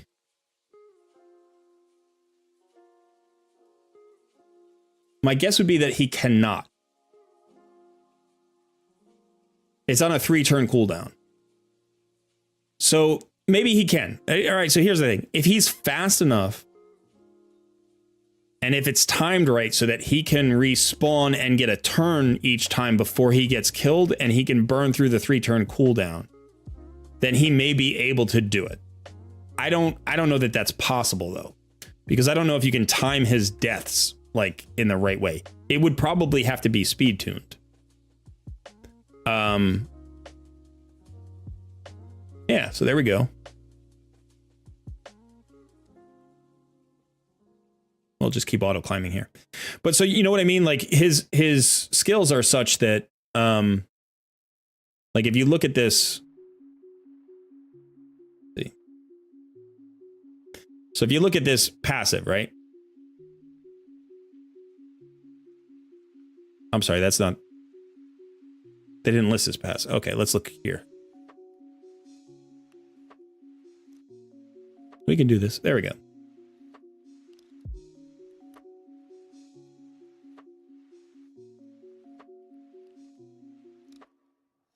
All right, so if you look at the passive, whenever this champion is killed, revives them with 30% HP and 30% turn meter, and places a revive on death buff on them for 1 turn. It's on a 3-turn cooldown. So when he dies, that's when the 3-turn cooldown goes off, right? So he has to come back, go 3 times. I mean, if he goes once, then the revive on death falls off of him.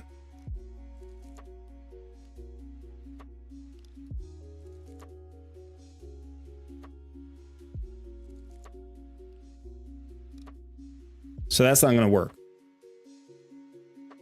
And he can't be killed. So he would have to go 3 times. Yeah, I was thinking like if he could go once, get killed, be revived, go again, like that he could get around to it, but he can't because the revive on death is only for 1 turn. And there's no like buff extension, like Lady Annabelle can't extend his buffs. So I think the way that this guy would work is just like Shiramani would. As a freezer for the bombs. And then you would have to build a team that's can survive the bombs.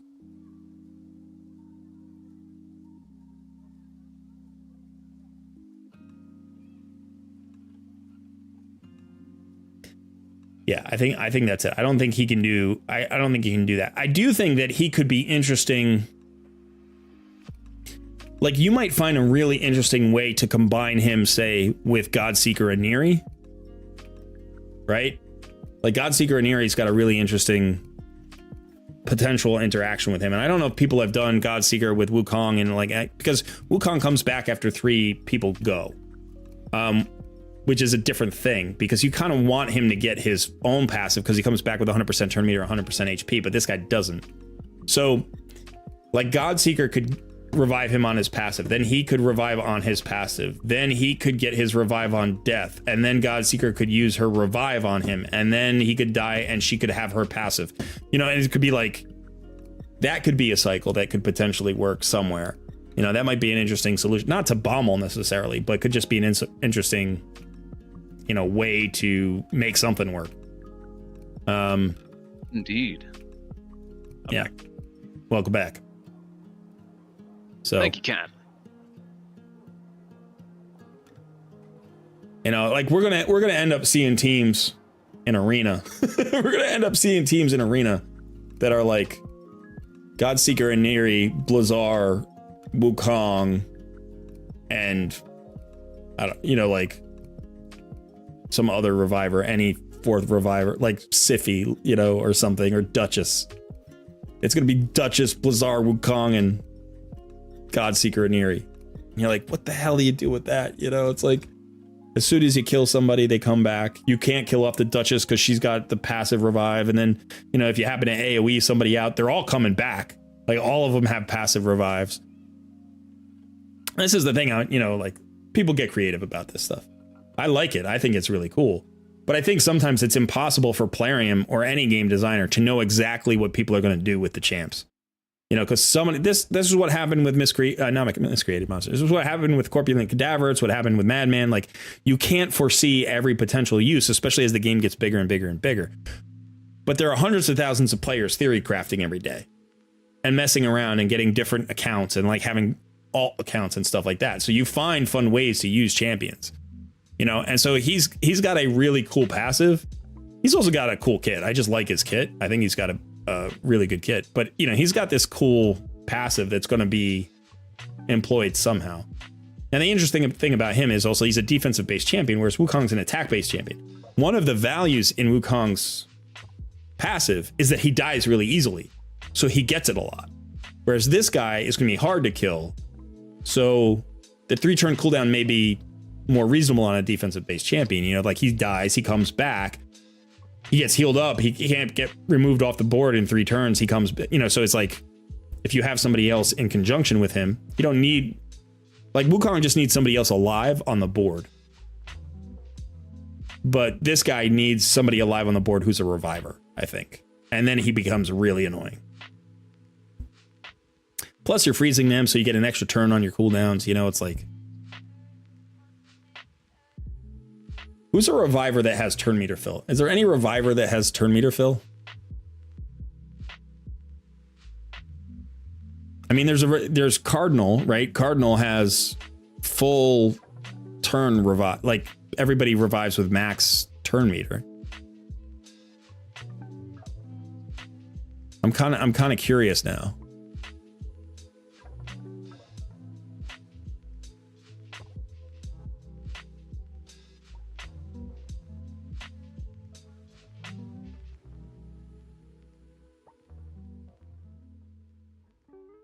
Arbiter.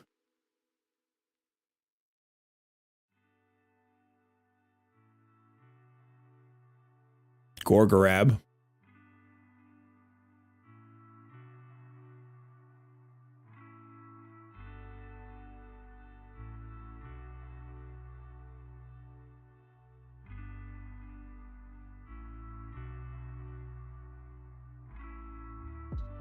I mean, Rakabiletide, kind of. She has it on a passive.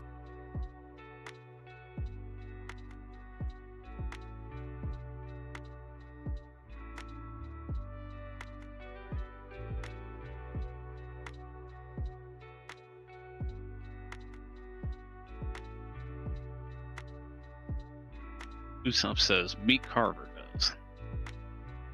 Yeah?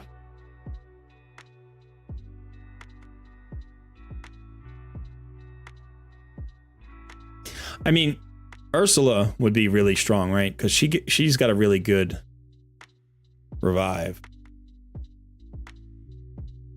I was thinking more about I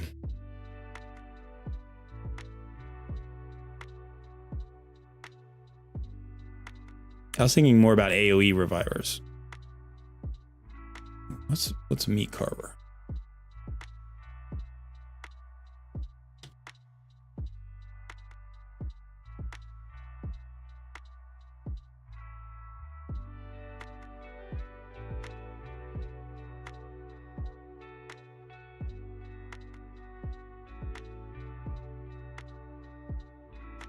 I don't see any turn meter fill.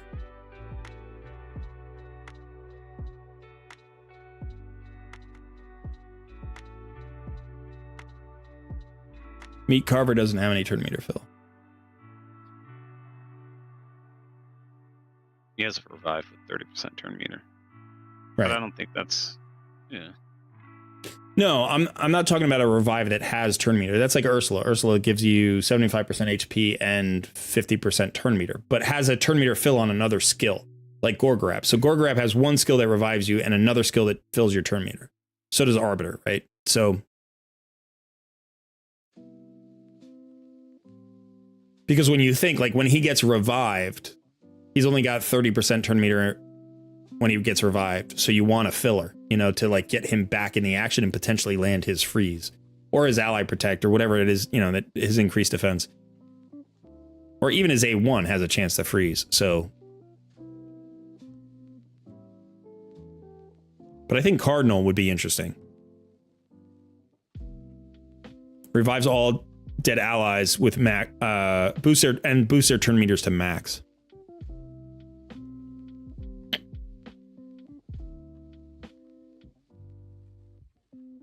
But yeah, people are going to be using him in arena. You know, I read a couple of comments that said people were like, you know, Plarium doesn't know what they're talking about. They're calling him an arena champion and he's not an arena champion. I'm like, sure he is. He is. He's not an arena specialist. He's not meta. He's not platinum arena. He's not endgame arena. But people will use him in live arena and get value out of him because he messes with stuff, right? Any 100% AoE CC champion is valuable in arena. Every single one of them gets used somewhere. You know, I mean, granted, I'm in silver live arena, so it's like I don't know what the, you know, top end of gold is seeing, but I could certainly find a use for him in arena, and I could find a use for him in 3v3 arena. Absolutely, I use share money in my 3v3 arena. So,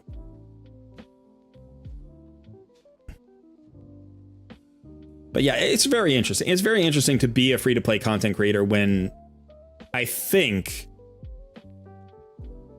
the majority of players who are YouTube viewers are spenders. I think it's more than 50% of the YouTube viewers are spenders. 50% of my viewers are spenders. I did a couple of polls this week. I don't know if you guys answered the polls, but I want to show you the polls.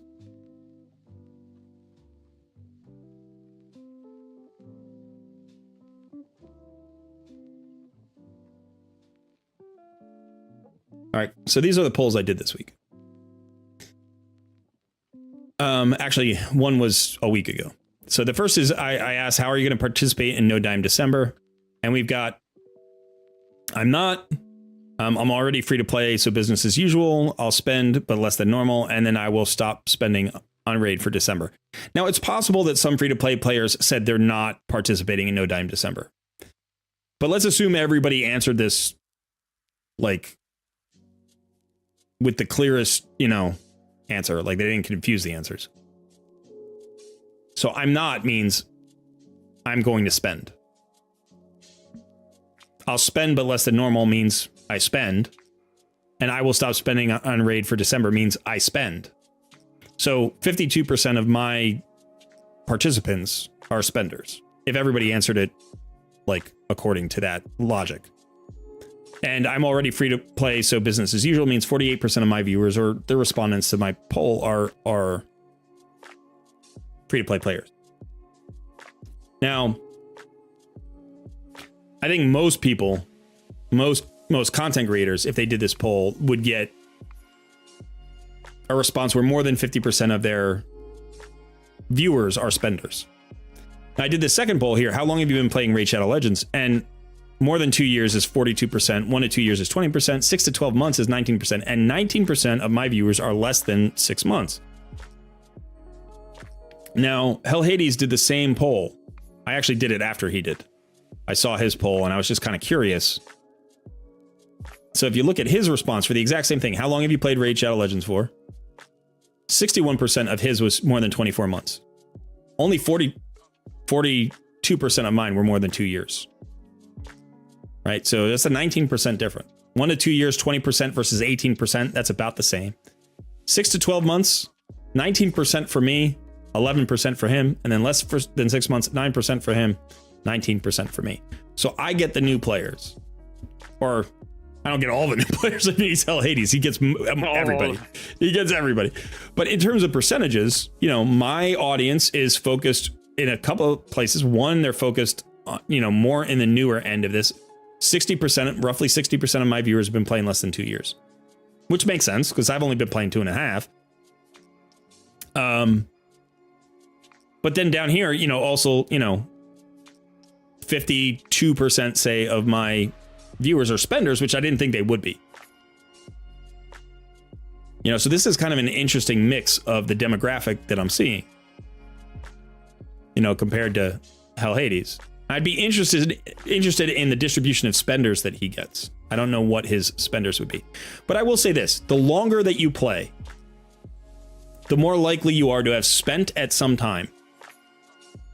Right? So if you consider a spender somebody who's ever spent like once, so they could have spent the first day in raid, or they could have spent yesterday for the first time. Those are spenders, or they could have been spending the entire time. Those are all spenders. If you consider all of them spenders, then it's different. I think most people, when they go free to play, when they stop spending, they now consider themselves free to play. So if we went back to this one and it says, you know, I'm already free to play, so business as usual, this could include people who have spent in the past. They could say, well, I'm currently free to play. I don't have to stop spending. I've already stopped spending. I stopped spending 6 months ago, but I did spend for a year and now I've stopped, you know? So this is kind of an interesting mix here. We don't know how many people have never spent a dime in the game. I could do another poll.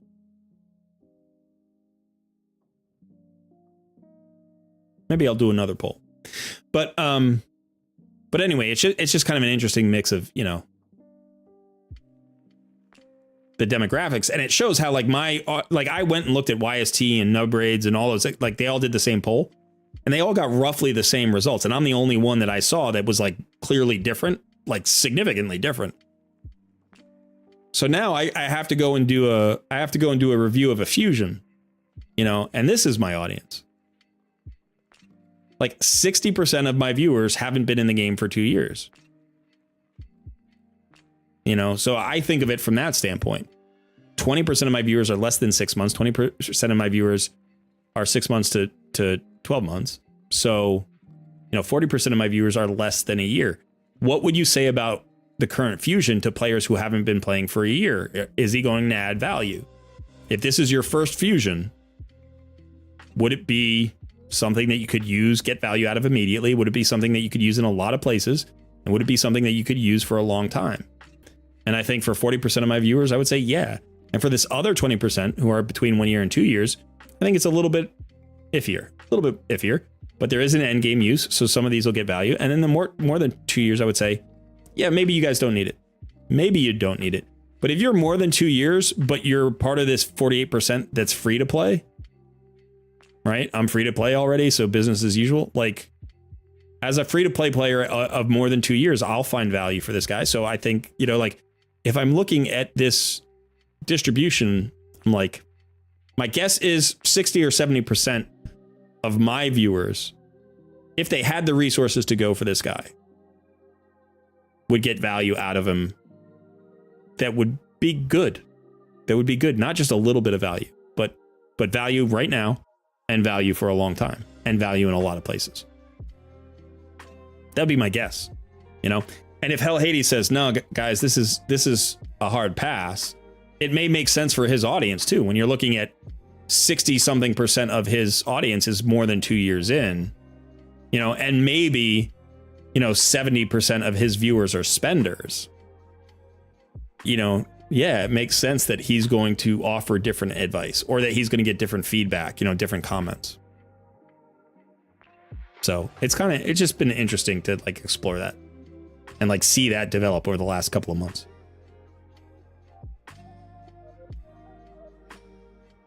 Everybody died. It's not good. Look at Scylla Drake's going off. She's like, I'll wreck you myself. How many times do you have to attack before you revive somebody, Scylla the Drakes? Why is she not reviving anybody?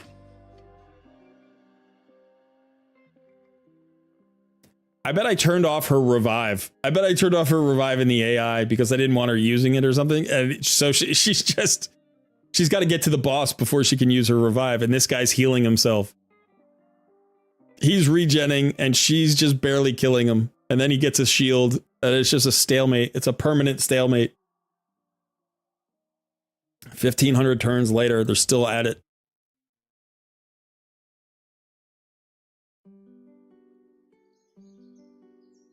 That's too funny.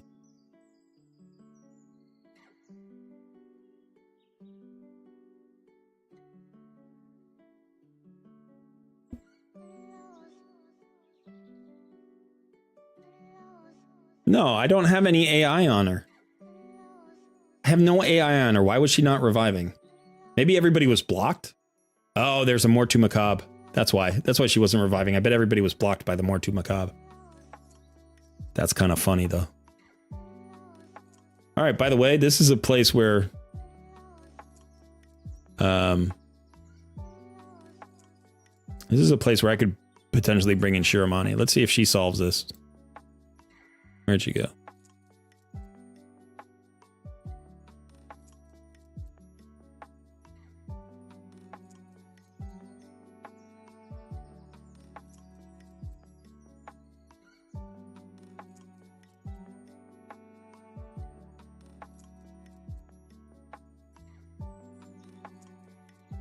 No, Mortu's gonna pop off. Yep.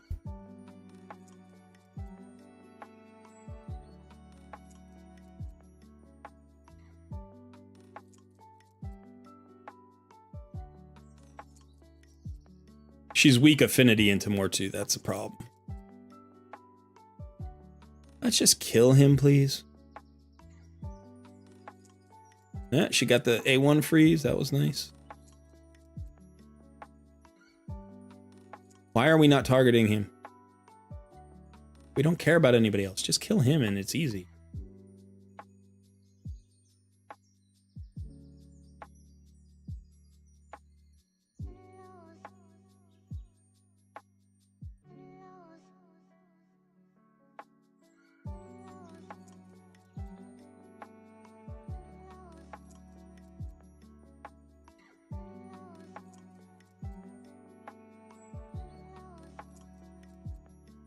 Ugh, I hate these Mortu Macabre floors.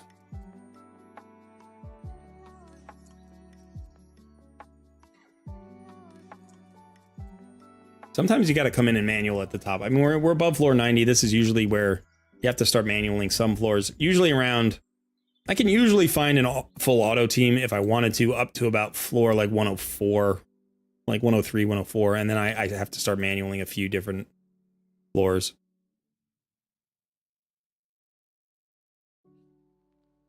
Just kill Mortu Macabre, please.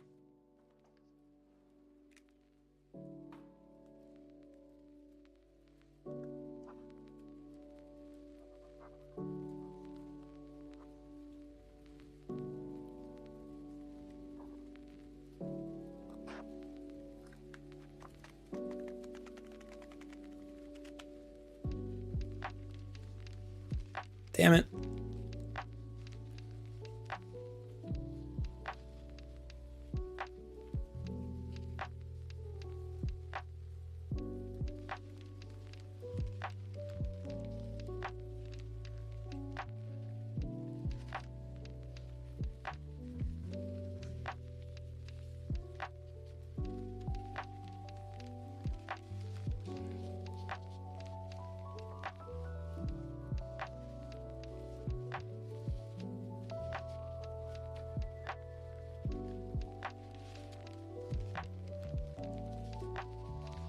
You know, I've got Artak in a stun set.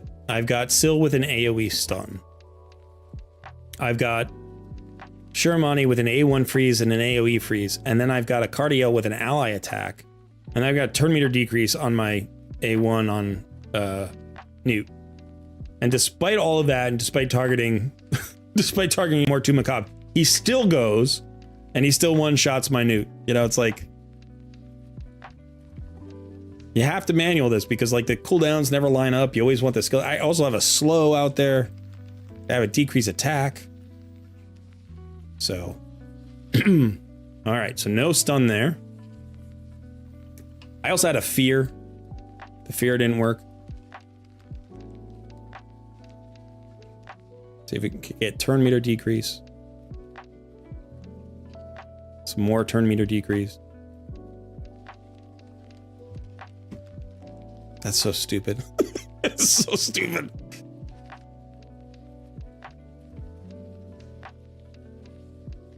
This is why you need a turn meter filler. Like, you need to be faster than these waves.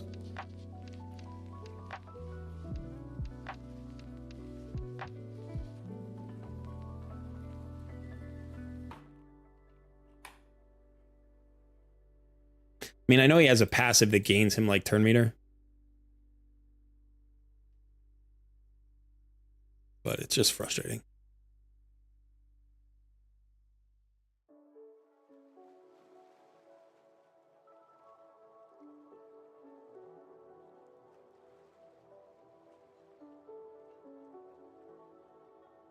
There we go. All right. Now, we got to make sure that we have all of our abilities up so we can stop the second Mortu Macabre.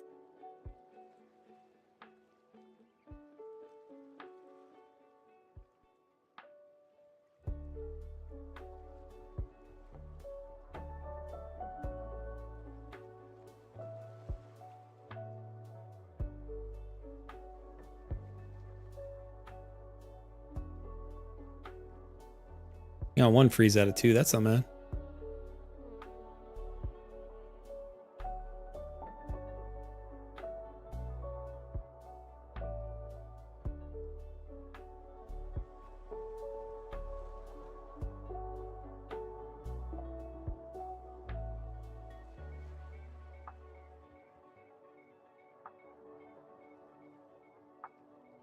Oh, we also have the... I forgot about the freeze from Newt.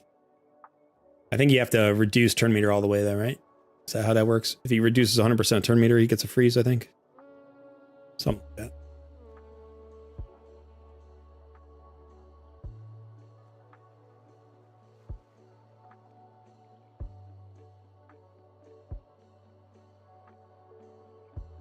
Let's get this done.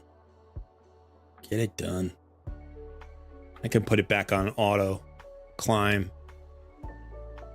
Mortu Macabre, Siffy, the Foley floors. They're only like, I don't know, 8, maybe 8 floors. Maybe 8 floors you have to manual, something like that. And usually I get lazy and I just like pick a new team and auto it. I'm just like, I just like try 10. I'd rather try 10 full auto teams than manual it one time. I don't know why. Usually because I'm trying to do 7 things at once. But all right, so here we go. There's some stuns. Not the stuns that we needed, but we got some stun. There's a stun. All right. Turn meter decrease actually worked. All right, let's get a slow on him. Let's get a weaken out there. That'll help everybody die faster.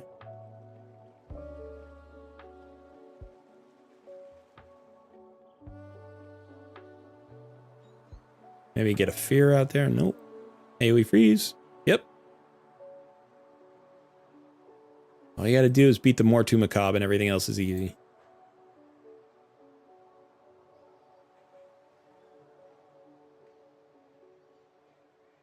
All right, there we go. Forget if there's a Mortu on the last round of this floor.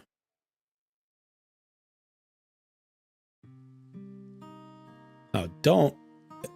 If I die after killing the Mortus, I'll be pissed. Okay.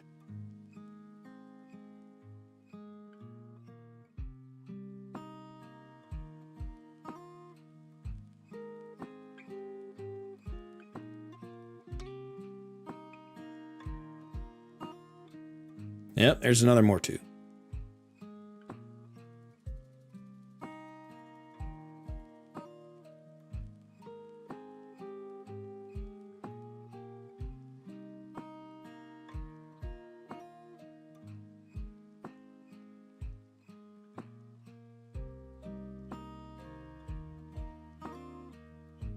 Light him up.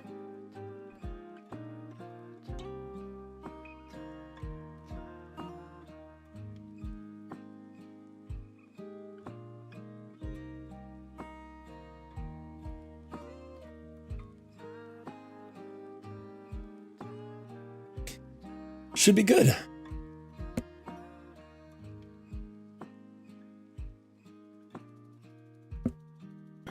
Okay. I'm not even sure what you're working on right now. Just working on high-end Doom Tower floors, but there are some floors where, I mean, I talk about the 3 ways to clear wave content, right? One is to like nuke it out, one is to tank it up, and the third is to crowd control it. And this is the crowd control and tank method combined. But literally, I've got like, you know, let's see. Fears from Cardiel plus the ally attack. The ally attack can activate freezes from Shiramani and Newt, turn meter decrease from Newt, turn meter decrease from Syl, slow from Syl, and stuns from Artak because Artak's in a stun set. Then I have Shiramani's AoE freeze and her A1 freezes. I've got Artak's A1, A2, A3. All of his skills are AoE, right? So all the stun sets. Syl's AoE stun. And then Newt's turn meter decrease. So it's like, you know, just tons of CC. And you can find better CC champions. Like none of these are god tier CC champions, I don't think. I mean, Newt is a god tier champion, so is Cardiel, but it's like, you know, his fear is it's a 50% thing and it only lands on certain factions, but it lands on more to Macabre, you know, which is important. It's like you just need to bring in as much as you can find for getting through this particular wave. And then you get to this next wave and you're like, oh, now I could just auto climb, you know, with whatever. Like I could pull this out and say bring Ninja in and this might do just fine. You know, get a little bit faster. I took out a freeze champion, put in a freeze champion, but a damage dealing freeze champion. But you know, one of the things up here is just the speed. Like the speed just gets faster and faster. And I don't have a turn meter increaser. So most of these champions are running between about 200 and I want to say Ninja might be the slowest at like 216 or 219, something like that. Newt might be slower actually. Newt might be at like 210. And then I think Cardiel's running around 245. So they're all running in there. So they're all slow compared to the floors. Now I'm getting the 19% speed aura from Cardiel, which allows me to go faster than the floors currently, but that'll stop being true. So that's where I've got to bring in like Lady Kimmy, or, you know, somebody who has a bigger speed aura or turn meter fill or whatever. Lady Kimmy is fine because she's got a huge aura for Doom Tower. And then she also has turn meter fill and a speed buff. Elva can work. Arbiter's really good. I used to use Arbiter a lot up here. I still put her in periodically.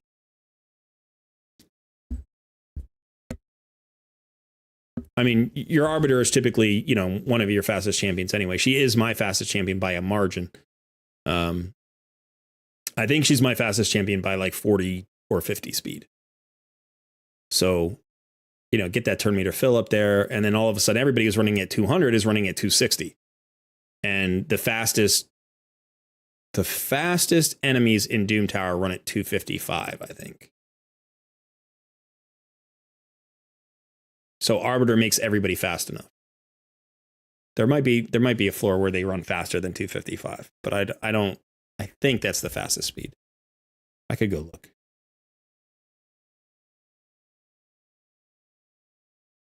Let's find out.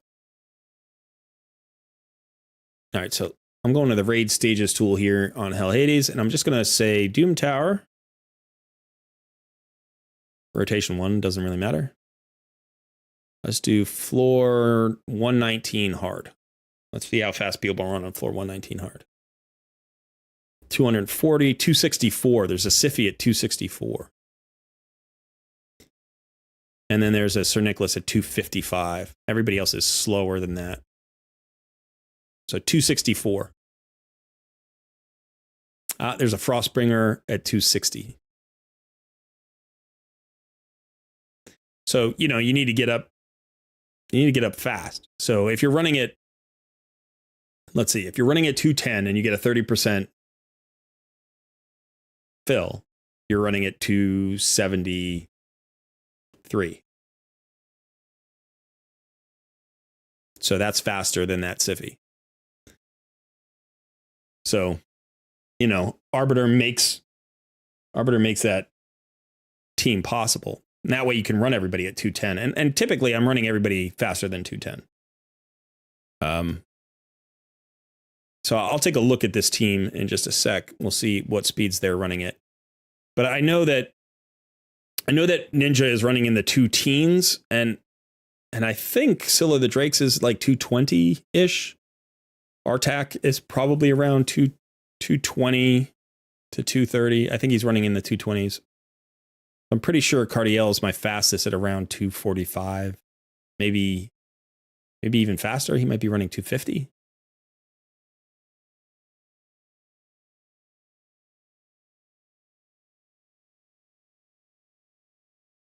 So that's one of the things about Doom Tower Hard is like you need to be able to not only have the champions in the roster, but you have to have the speeds. And the easiest thing to do is to run one really fast champion and then run everybody else decently fast. But, you know, like not ridiculous. So let's look at this. So Cardiel's running at 245. So I was right, 245. Ninja's like 216. Scylla Drake's 220. Hey. So far, I'm 3 for 3. 223 for Artak. And then Newt, I think he's slower. He's running at 215. So he's actually just 1 slower than Ninja. So he's my slowest. So, you know, with the 30% turn meter fill, the 215 that Newt is running at would exceed 270, which is faster than the fastest champion in Doom Tower. However, you need to have that skill available at the beginning of every wave. Because if you don't, right, if she's the only one that's fast enough, then you've got a problem. However, I happen to have Evil Eye on her. So even if she's the only champion and she doesn't have the speed available, she can potentially like hit that Siffy and slow down the Siffy a little bit. And that might allow my second my second fastest champion to go or whatever. So I might run. So for instance, I could run Deacon, who I think is in like the 280s. He's 283. So he would be faster than everybody in Doom Tower as well. But my Seeker's not, you know, so he's running at like 249. So I could potentially have Arbiter knock back the Siffy, and then Seeker would be fast enough to go and fill everybody's turn meter, you know, if Arbiter didn't have the turn meter available. So it's when you get up there, you have to have speeds and you have to have a way to control their speeds. AoE slows are really valuable. Freezes and stuns are valuable. Provokes are good. Not as great, but provokes are good. You know, fears are okay. But yeah. Blizzard is going to bring that AoE freeze, the freezes on the A1s. I mean, we had, you know, on the previous floor, we had turns where the A1 from Shiramani was the freeze that landed on Mortu Macabre.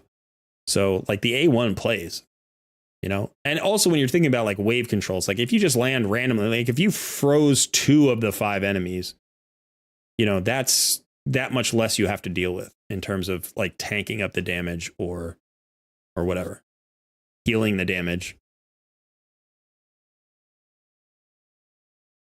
And the nice thing is because it's not an energy based run, you know, it's like if you lose because you didn't land the right freeze at the right time, or you didn't land the right stun at the right time, you just run it again for free, you know, and eventually you're going to get through it.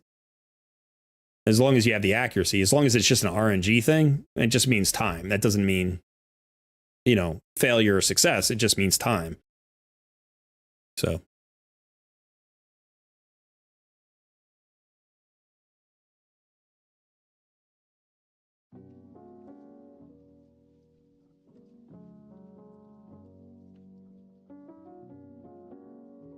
Nikki says, my Lydia ended up faster than my Arbiter because my perception gear is way better than my speed gear. Yeah, that can happen. Sometimes it's just, sometimes you build a champion and then you don't rebuild them for 3 or 4 months. You know, you just don't think about it. It's like, oh, my Arbiter is really fast. She's 50 faster than everybody.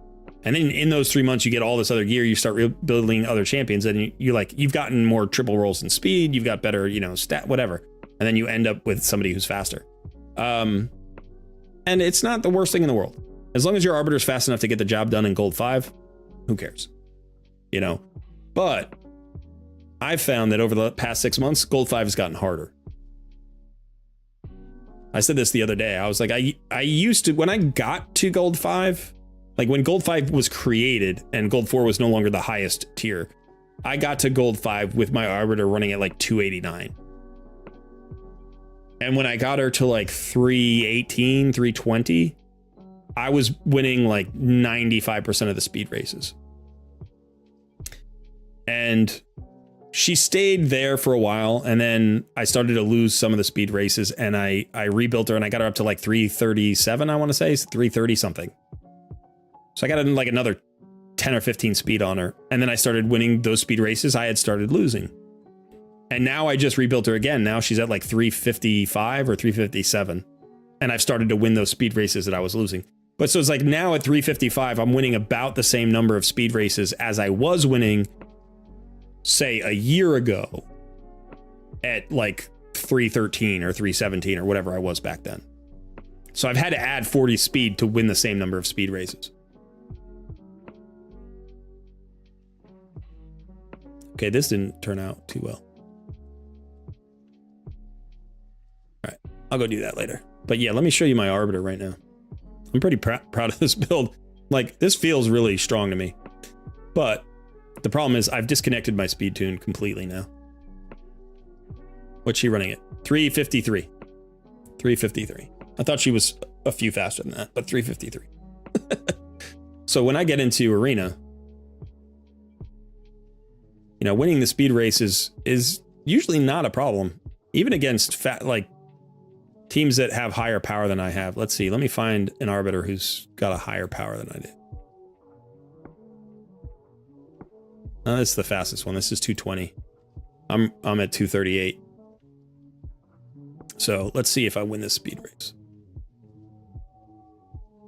Yep. So this is a speed race I would have lost a week ago. Or 2 weeks ago, because I was at 330 something. So, you know, now the problem is though, like, I get disconnected from my Gembo. So I have to kill off the Arbiter. And I gotta hope the Lady Kimmy isn't connected. But Lady Kimmy goes, right? So, like, it usually still works out, but it is the kind of thing where it's like, I'm actually disconnected now. I can't stay connected because the speeds are so. So remember, I've got 45% turn meter fill. I've got 30% here on the A2. And then my Deacon goes, and my Deacon's got 15% on his A3. So I get 45%. So let me break out that calculator again. So we said 353, right?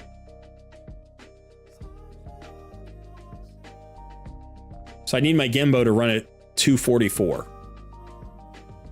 And currently my Gembo is running at 221. So I'm like 22 or 23 speed short. I'm 23 speed short of being speed tuned. You know, and it's like, oh man, now I got to rebuild my Genbo. And my Genbo was not the problem. Do you know what I mean? Like, he wasn't the problem. He nukes out everybody. He hits hard enough, but now he's not fast enough, which is like a problem. So I got to figure out a way to get more speed onto this without losing significant damage. You know, now potentially I would like to like put him in Savage, you know, or like what I was really hoping for was Instinct. I was hoping that I could get him into Instinct because that would give me that 12% speed, and potentially that would allow me to, you know, ignore some more defense, hit a little bit harder, but still actually pick up speed. The problem is I don't have enough Instinct gear. So I think realistically what I got to start looking for is I got to start crafting a ton of lethal gear. And because my Savage doesn't quite do it. My Savage isn't fast enough. I have a ton of Savage. But I don't have the speed that I need. At least I haven't been able to find it. I might be able to strip it off of like Ninja or something. And Allele is also built pretty well, but he's not fast. Most of his pieces don't have a lot of speed on them, but I think Ninja has some speed. But the problem, I can't strip Ninja's gear because he's my clan boss damage dealer. You know, so like I might be able to find some speed here. It looks like I could find a little bit, but it's, you know, it's not enough. He's not faster than Gembo anyway. So I don't know. Like I've got to potentially go into a speed set and maybe drop some crit damage. He is running at 311% crit damage. Like that's a ton of crit damage. I don't necessarily need 311%.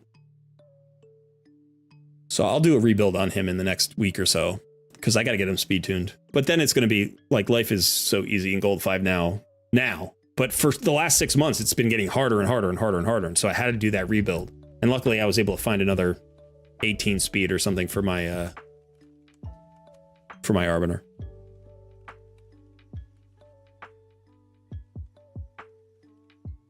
How's it going, son?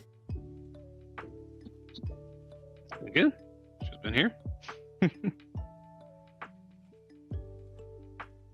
Thanks, Shooter. I appreciate that. Doing some secret rooms, seeing if we can beat him.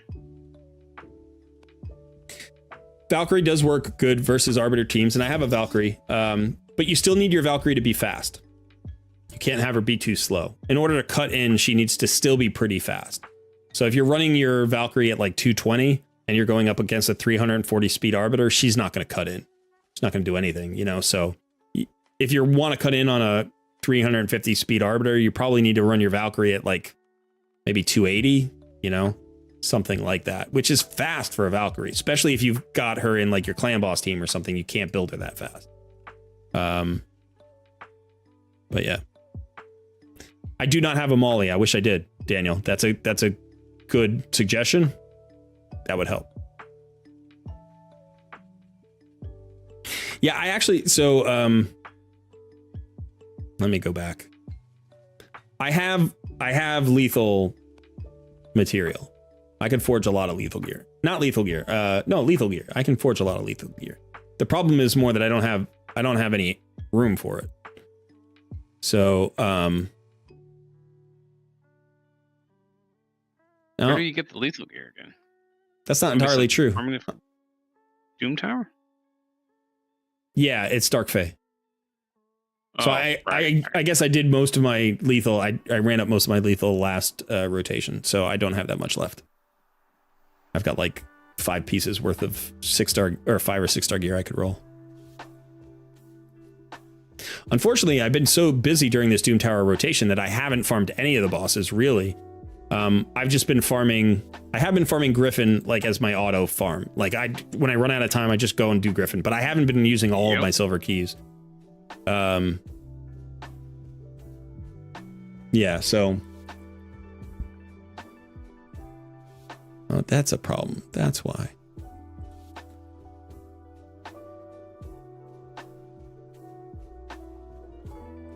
I was wondering why my team lost in the last on the last floor, on the last Doom Tower floor. And it's because I have Ninja and they had Dark Elhain. So she's the anti-freeze champ. So when you try to freeze her, she nukes you instead.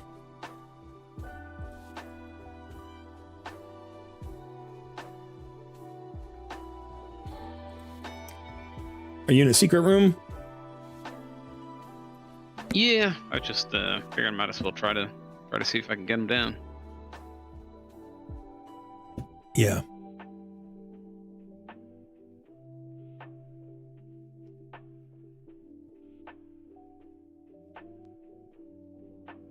Modern Thinker says you need to roll your gear, sell the bad rolls, then you have lots of room. But in order to roll the gear, you need to have silver. Yeah. You know, so, and then you can sell some and get a little bit of silver back. Now there is currently an artifact enhancement event going on today, I think, right? So I'll be rolling. I'll be rolling today. I've got about 12 million silver, I think, and then I'll probably make a few more million silver. And then once I've sold the pieces, I'll forge some new material and sell those pieces, but some of those pieces will be good, and then I'll have to roll those up, and then if they roll well, then I got to hold on to them. So it's like, the longer you go, the more the silver problem becomes a problem.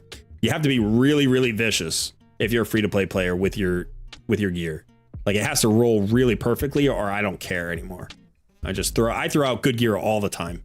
You know, not god tier gear. I never throw that out, but good gear is not good because it takes up a space in my inventory.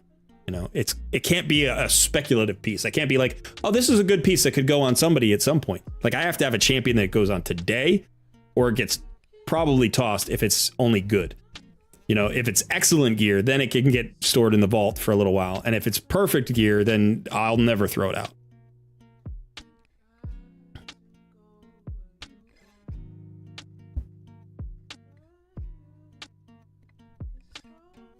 Valk doesn't need speed to cut in. She just needs accuracy. She only has to steal turn meter from the Go second champ for your speed tuned team to then fill the gap.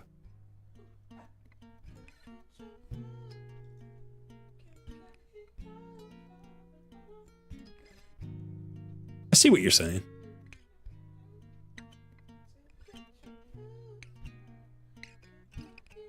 Yeah, that could be it. Let me go look at her kit.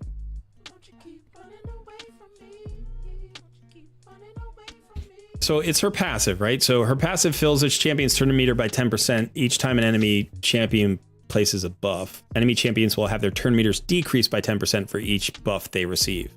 So you have two ways to cut in, right? One is you get enough turn meter fill that you then go and pop your counterattack.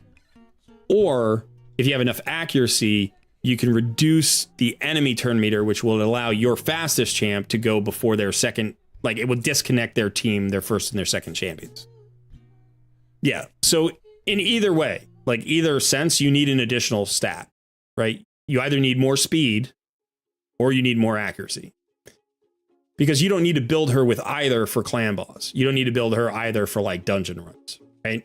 So this would just be for a PvP Valkyrie. And that's basically what I was saying before. But you're right, there are actually two ways for you to cut in. You don't have to fill your turn meter. You could instead decrease their turn meter. So it's just an additional stat requirement. That's all, you know? And if you're going to build your Valkyrie for Arena, that's how you would want to build her. In fact, you're a little bit less concerned about her defense and you're more interested in her speed and accuracy. You know, you still want good defense, but it's really getting that counterattack up there that's important. You know, if you're going that route, or if you're going the other route, it's just getting your team to go first, and then you can nuke out without your Valkyrie.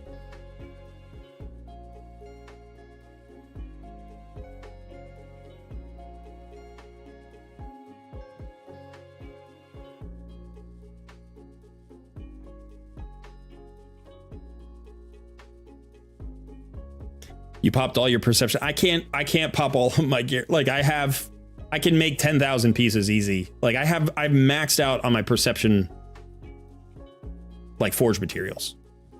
I've got 10,000 elite forged materials for perception. It doesn't go any higher. It's just stuck. Right? So there's no way I'm ever going to make enough silver bars to use all my gear. So I'm just going to end up maxed out on all, like on resilience and stuff like that. The Doom Tower bosses, I just focus there. Like basically the perception gear is just, I just sell it. I just sell it for cash when I have silver bars now. I love perception gear. And if I get god tier pieces, I keep them. But it's like, I have, I don't know, a third of my inventory is perception sets. I feel like, you know, it's crazy.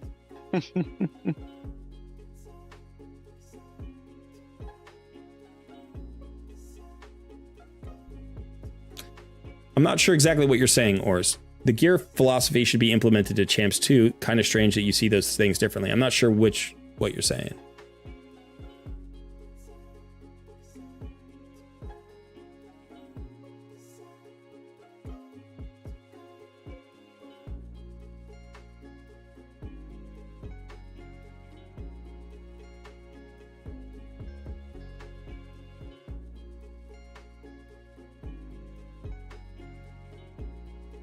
Had to leave for a sec. What happened so far? I don't know. We've been debating gear. How do you know what gear to roll and which stats to go together? It's complicated, but I'll walk you through a process that's usable while you're learning. If that's something that, like, you know, makes sense. It's like your gear philosophy will evolve. And you'll make mistakes. Like you'll sell gear that you should have kept, and you'll roll up gear you shouldn't have rolled. Like that's part of the learning curve. And also what you need at different times will change, like based on where you are in the game, what your roster is, what fights you're going after, and all sorts of things. You can't possibly keep in your head everything that's going on your entire roster simultaneously with all of the fights that are going on in the gear that might be necessary. So some pieces are going to be spec pieces. Some pieces are going to be specifically rolled up or farmed. You know, some pieces, if you don't see a use for them now, you don't want to hold them in your roster. Maybe you burn some decent pieces because you need silver for like a fusion. Like you have to have the silver and this is the best thing that you can do. Or you max out your vault space, your storage space, and you just have to burn something. So there's all sorts of different things you can do. But just let me finish this this floor. And once I finish this floor, I'll take you to the gear and I'll kind of walk you through my system that I use. I still use it to a certain extent in my newer accounts. Although I've learned enough that I've modified it for my specific like goals for my account. But yeah, let me just finish here. You can see this.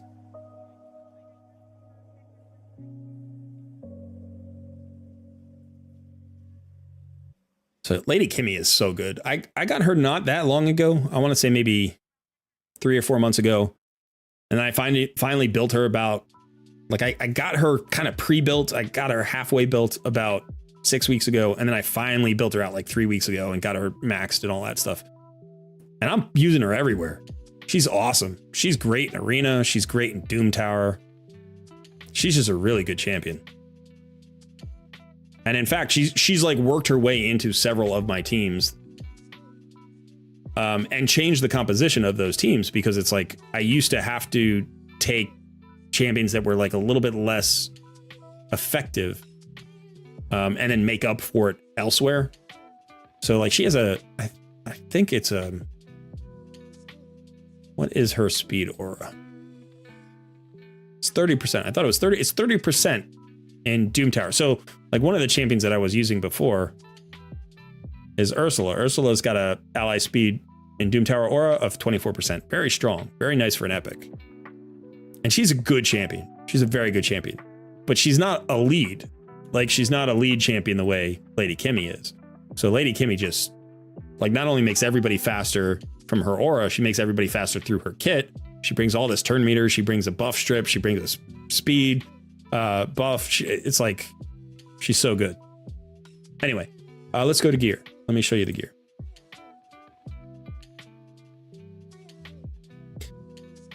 All right, this is complicated. Yeah, you can see I can make 11,607 pieces of gear. Let's do normal gear. Let's do normal gear.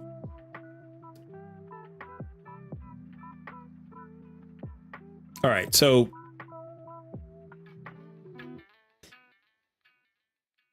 right, so this piece is going to be sold. But so let's say I'm thinking about any sets. It doesn't matter what the set is. Each set does one or two things, right? No set does 5 things. Every set does one thing or it does 2 things. So, you know, boost crit damage, right? Boosts accuracy, boosts resistance. Like this, I don't know why these pieces exist. I must have accidentally clicked a screen when I was farming. Anyway.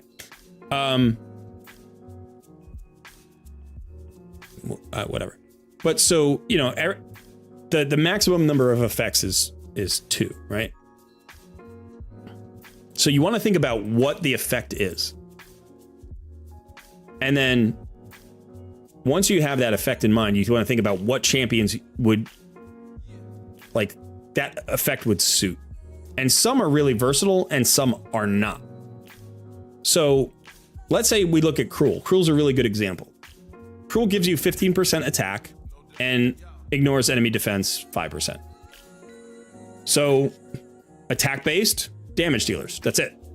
Attack-based damage dealers. You don't need to ignore enemy defense on a support or a tank, so it has to be a damage dealer. And this is clearly an attack-based damage dealer set because it's got 15% attack. Could you put this set on a defensive-based or HP-based damage dealer? Yes, if you really didn't have any other pieces for that champion that were good, you know, whatever. But you're losing the 15% attack % set bonus.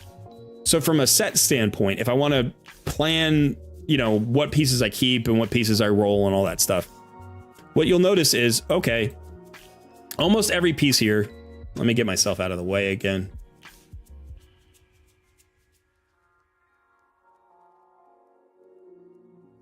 All right. So almost every piece here is going to have crit rate. There are going to be very, very few pieces that don't have crit rate because it's got to be a damage dealer. Every damage dealer basically needs crit rate.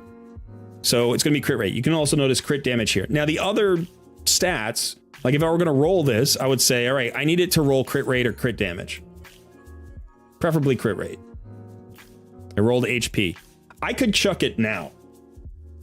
I could chuck it now, but if I'm on a slightly newer account, I'm going to roll it twice. Okay, now it landed crit damage, which is like the secondary one, but not bad. I could roll it a third time.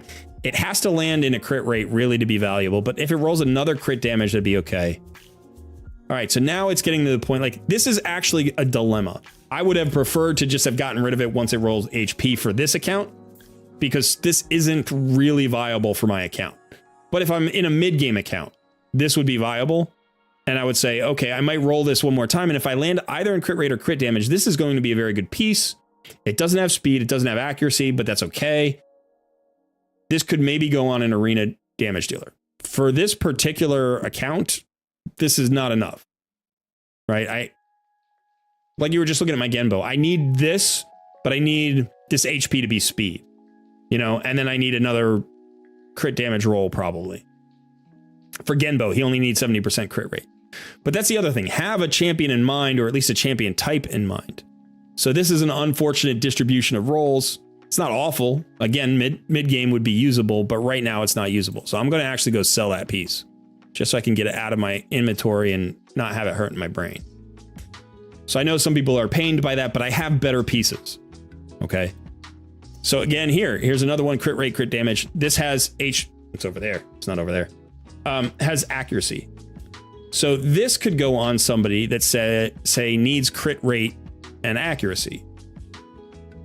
Allure, maybe. She's attack based. She could get, you know, the ignore defense. She's not a damage dealer though. I would probably prefer her to be in perception, right? That's where I want to get my accuracy from. But maybe Wukong. You know, again, it doesn't have speed on it, so it would have to be somebody who speed tunes relatively slowly. It's okay. But what I'm not going to do is, like, if I get down, so forget the top three pieces, because the top three pieces are always about substats, right? Because the main stat is always exactly the same. So like you look here, you know, I've got a triple crit rate roll and a speed roll. I love crit damage on that set, or on that piece, but I don't have it. But a triple crit rate roll is something I can't ignore. That's really good. You know, this one here has a crit damage and a crit rate with 2 HP and accuracy. This one should probably be sold. Probably at this point is sellable.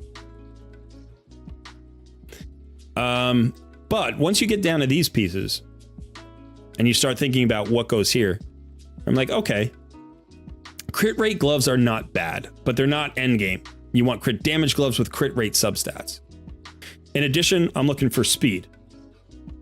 So now main stat on gloves doesn't make sense in this set. I don't want HP percentage. I don't want defense percentage. None of those make sense. So the only one that would be valuable would be attack percentage. And I could potentially do attack percentage, but that would primarily be for a bomb champion. So in that case, if I'm doing attack percentage, I need accuracy. Right? So attack percentage without accuracy makes no sense.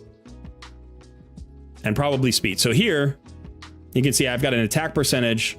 It's got accuracy and speed on it. I don't worry about crit rate or crit damage here, because bomb champions do the vast majority of their damage with their attack stat and the bombs. Now, if I could get crit rate and crit damage on it, I wouldn't sneeze at it. That would make their direct damage hit harder. But this is an attack based. I'm sorry, this is a bomb champion piece that I have in mind. Now, if I roll this up, what do I need to roll into? Well, speed and accuracy. If I roll into the defense, it's bad, right? Now, if I roll into the defense one time out of 3, let's say, it might not be that bad. But here I got double roll into speed. I'll roll this up now. And accuracy. Beautiful rolls for a bomb champion. This could go on my Fire Gun Isbel. right? Or it could go on my Lord Shazar. Now, I don't care about the ignore defense on this particular set. For a bomb champion, it's just about the 15% attack. That's what I want, right? And the attack stat. So you're trying to push the attack stat as high as possible. So basically what I'm doing is I'm saying to myself when I'm rolling gear, what's the main purpose of this set? What are the champions that would utilize this set? And what are the main stats and substats of the gear in this set that would therefore be useful to those particular champions? So I will not have any HP. I'll have crit rate, crit damage, and attack percent. That's it. Those are the only 3 stats I'll have here.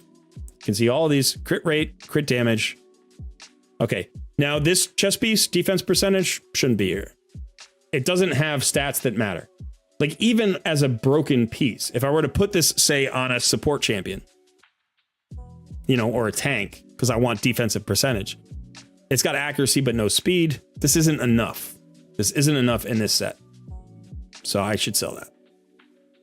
All right, attack percentage here. Again, this could be on anybody. It's got a crit rate substat. It rolled twice into accuracy. I'm disappointed in this piece. I wanted it to roll into crit rate at least once, if not twice.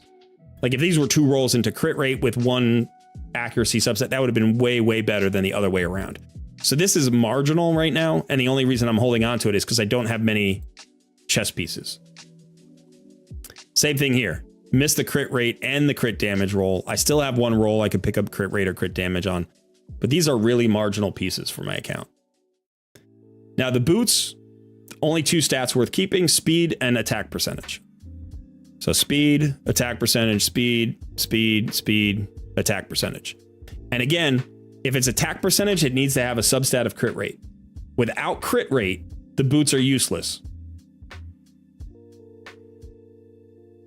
This boot doesn't have a crit rate. This is pretty marginal. Now, I can get away with this in some cases, because let's say I have a Genbo who only needs 70% crit rate.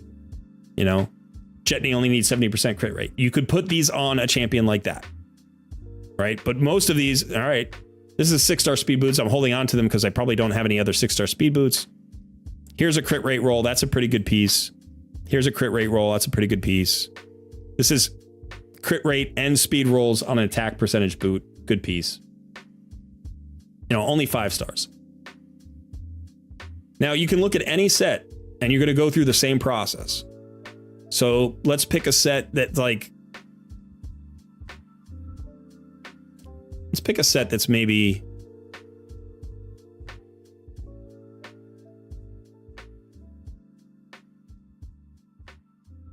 all right, Righteous. Now Righteous gives speed and resist. So a lot of people are like, oh, it's a speed set. It's like, sort of, right? It's sort of a speed set. Like you could put this on an Arbiter, because you're getting 10% speed instead of 12% speed. So it's close to a speed set. But realistically, who uses speed and resist? Cleansers. Maybe revivers? Cleansers and revivers. Right? So what stats do cleansers and revivers need? They need resistance. They need HP percentage, defense percentage, speed. They may need accuracy, because a lot of cleansers have debuffs. Like, you know, a lot of cleansers or revivers may have a debuff. Like Scylla the Drakes has a stun and a slow, but she also has a revive, right? So maybe a healer, maybe just a healer who doesn't like have, you know, a healer could be in this as well. So a healer, cleanser, reviver, all the clerical supports, right? All of the priestly supports or the doctor supports, like that's what we're looking for. So when I look at the chess pieces, defense percent with a resist substat, attack percentage, because I don't have a lot of it, but I don't really want that, but it does have resist and accuracy. You know, defense percentage, the boots, I want speed, I want defense percentage, I want HP percentage. I don't want attack percentage boots in this. Now, could you put this on, you know, a turn meter filler? Yeah, you could, you know, if you needed it on a turn meter filler. And you got enough speed. You can see like this piece here, I've got defense, speed, and crit rate. And unfortunately, I rolled in a double crit rate. Like, unfortunately. So maybe this goes on somebody like an apothecary. Apothecary actually gets value out of the crit rate on a heal. So I can envision who this might go on. But most of my healers don't get value out of crit rates. So I'm not putting it on a damage dealer probably, because this isn't bringing any damage as a set. Now in a pinch I could break it up. I could break the set. And if I needed that 19% crit rate and that 11 speed, I could. But when I'm thinking about keeping a piece, I really needed to envision somebody that this lands on. So let's say Guardian. All right, got a lot of Guardian gear. Who does Guardian go on? Well, the wearer absorbs 10% of all the damage dealt to ally champions, and he heals by 10% every turn. So it's a tank. And probably not an ally protect tank, because this adds ally protect to the tank. So you wouldn't put this on a Taragi the Frog, right? Like that's not the goal. But you might put this on your Valkyrie. We were talking about Valkyrie before. She could be tank, or your Helicath, or somebody who's like defensive based that you want to like, is going to have a big HP pool, a lot of defense that shares that damage a little bit. You could put it on a tanky support like Scylla the Drakes. I'm trying to think of who, I think I have my Godseeker Aniri in Guardian. You might have like a Rector Drath in Guardian. So it could be a tanky healer reviver type, or it could be a tank who is not an ally protector. That's probably the number one usage, right? So we'll go to the gloves. All right, crit damage, crit rate, unfortunately, crit damage, HP, there we go. HP, crit rate, defense, crit rate. So, I've been unfortunate in that I've rolled a bunch of crit damage and crit rate. So what I'll probably do for my gear cleanse is I'll go roll these up if they're good. Like this one isn't even good as a crit damage glove because it doesn't have crit rate. So like this piece would only be usable on somebody who I was like desperate to fit into a Guardian set. But that's probably, I wouldn't even roll that. I wouldn't even want to see the double roll into speed. It would just piss me off and be really weird in my inventory. If this like rolls into HP percentage, let's say twice, and speed twice, and you're like, oh, hey, this is all of a sudden kind of a tanky piece and it's got crit. It's like, I don't have a champion for it. I can't envision a good build for this. If it had crit rate, then I could use it as a broken piece, or I could use it on a defensive based damage dealer. Maybe, I could be like, all right, I'll put this on a nuker, like a Stultus Dragonbane or a Harima or somebody who's like could get value out of that piece and still like add tankiness in PvE. But this is basically this is a piece I should sell. This is a little bit better. Crit rate with crit damage, speed, and accuracy. So if I wanted a tanky, one of the reasons why I have a few pieces like this is because I've thought about some tanky champions who could speed up like runs with damage. So a champion who's going to have, let's say, a lot of defense on the chest piece or HP on the chest piece, probably have a defensive ring, but maybe like because of the composition could not have to be built 100% tank. So I could potentially use this on somebody. Who would that be? I don't know right now.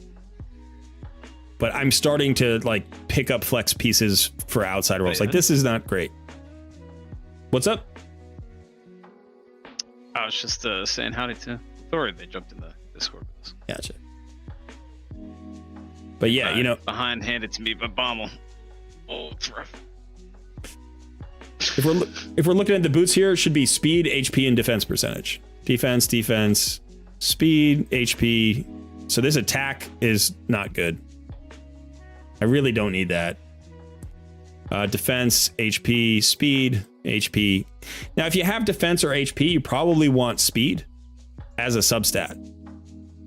But sometimes when you have, like, this is a really rare set, it's hard to get, or it's not a super rare set. I guess it's just you have to farm it very specifically on certain rotations and then roll it and hope you get good pieces. So think about what the main thing that set does. Make sure that the substats line up with that. Envision a champion that you could put it on, even if you don't own the champion, because most champions just fit roles, right? So if you're like, well, I could imagine it on Rector Draft, but I don't have a Rector Draft. And it's like, well, great. That's fine. Then maybe it could fit on your Anchorite. Maybe it could fit on your Runekeeper Dazzdirk. Maybe it could fit on your, like, it could fit on your Jamarsa. It could fit on, like, if it can fit on Rector Draft, there's a chance it can fit on some of those other champions. You know, whoever it happens to be. Maybe it fits on your Skytouch Shaman. Maybe it fits on, you know, your Apothecary. Whatever. As long as you can envision a champion that you know very clearly, like, fills a role, then you keep it. As far as rolling up, like, let's go to accuracy. So I don't have a ton of accuracy pieces. But so, like, here's a piece. This is a marginal piece. It's 6 stars. It's rolled into accuracy once. It's missed speed. Now, if this rolled into accuracy twice, it would probably be just usable for me. Right? So the roll into attack and HP, like, these rolls are misses. Not because somebody who uses accuracy doesn't need attack or HP. Like, a lot of champions that are debuffers can get value out of attack and out of HP. But this would be like a decent piece early game, maybe early mid game. As you got into the real mid game, it would become less valuable. You'd look for an upgrade. And by the time you reach late game, this piece is really marginal. Right? But I've held on to it because I don't have a ton of pieces here. It is 6 star. Maybe I could, I don't know. I should probably sell it. This one should definitely be a sell, right? This one is a little bit better. It's an accuracy piece in the, you know, it's in the accuracy set, and I double rolled into accuracy. And it's got speed and HP on it. This is better than these other pieces, you know? So 30 accuracy instead of 22 and instead of 20, but it's got a little bit less speed. It's only got 4. No, it's got 6 speed. Okay. So that's the best of those 3. Here's crit rate and crit damage, which is not really a key in the accuracy set, but it's not awful. Accuracy and speed here. You know, so what substats do I want on my accuracy set? I want accuracy as a substat on my accuracy set. If I don't have it, then it becomes like this, you know, like this should be sold. I don't even need this. 6 star, you're like, well, you could get a triple roll into speed. Don't care. Don't care. I could care, like in the mid game I'd care, but at the end game I don't. You know, this is a much better piece. Double roll into speed, single roll into accuracy. If I got my last roll into accuracy or speed here, either one would be good. If I rolled into resistance or crit damage here, it would be okay. This piece as is okay for me here at endgame. Like, I might be able to find a champion that could utilize this, but probably it's not fast enough to be a speed piece, and it's not accurate enough to be an accuracy piece yet. So I need one more roll into one of those 2 things. If that doesn't happen, best case scenario is it's probably a faction Crypts champion.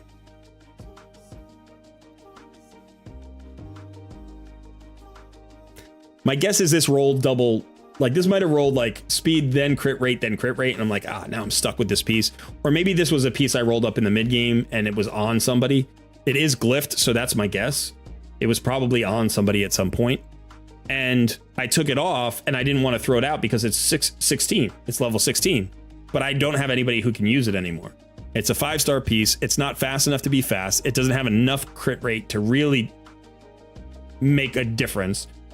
And the only accuracy I'm getting is from the accuracy set. I should probably let this piece go. Right? I'm having trouble envisioning who this would go on. When you think about accuracy thresholds, you know, one of the things is like in the early and mid game, your highest accuracy threshold is probably Ultra Nightmare Clan Boss. And then the other highest threshold, like in the mid game, might come actually out of like a arena. So the dungeons only need 225 accuracy. Even up to stage 25, you only need 225 accuracy. But the Ultra Nightmare Clan Boss, I think, needs either 250 or 275. Let me see. You need 250. You need 250 accuracy for Ultra Nightmare Clan Boss. So that's like the highest normal content. right? For mid game, you get 250 accuracy, you're fine. You know, so if I'm looking at this piece, where did that piece go? It was in the accuracy set. This piece, right? So if I'm looking at this piece, if my goal is to get to 250 accuracy, this can probably help me get there. It can probably help me get there. I'm going to get 40 accuracy from the set. You know, if I do that 3 times, I get a few accuracy substats, just a few. You know, that could get me to say 150. I can get my banner. That might get me to basically, you know, 250, because you can get 96 out of a 6-star banner, I think, right?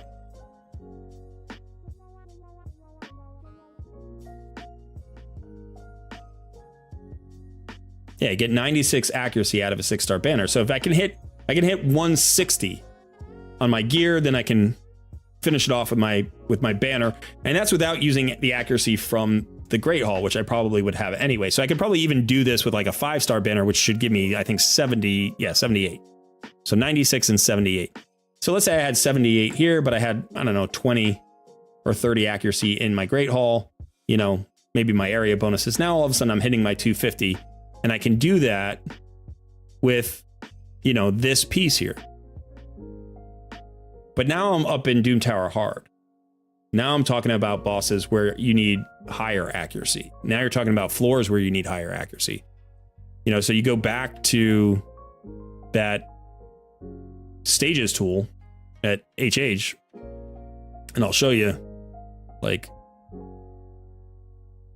let's just call it floor 101. Let's go here.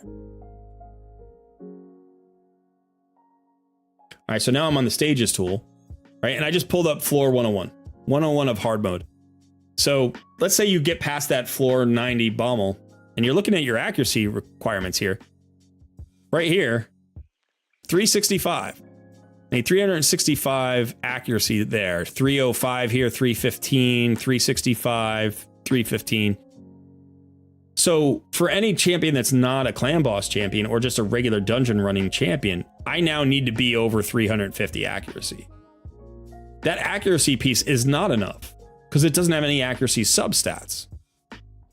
So when I'm looking at this piece, like, this is a good mid-game piece that is not good for accuracy, at least at endgame. So now the question is it good as a broken piece? Is it good for like a damage dealer? It has attack percentage and flat attack. Those are not bad stats on a damage dealer. I could put this on an attack-based damage dealer. No crit damage as a substat, right? And I've got 2 rolls into crit rate, but as a 5-star piece, it only got me to 14% on a double roll. So it's not the number of rolls that really matters. It's the percentage that you land on. So for instance, this is 14% on a double roll. Let me go find something that I probably like rolled up. Where would I have rolled it up? Cruel.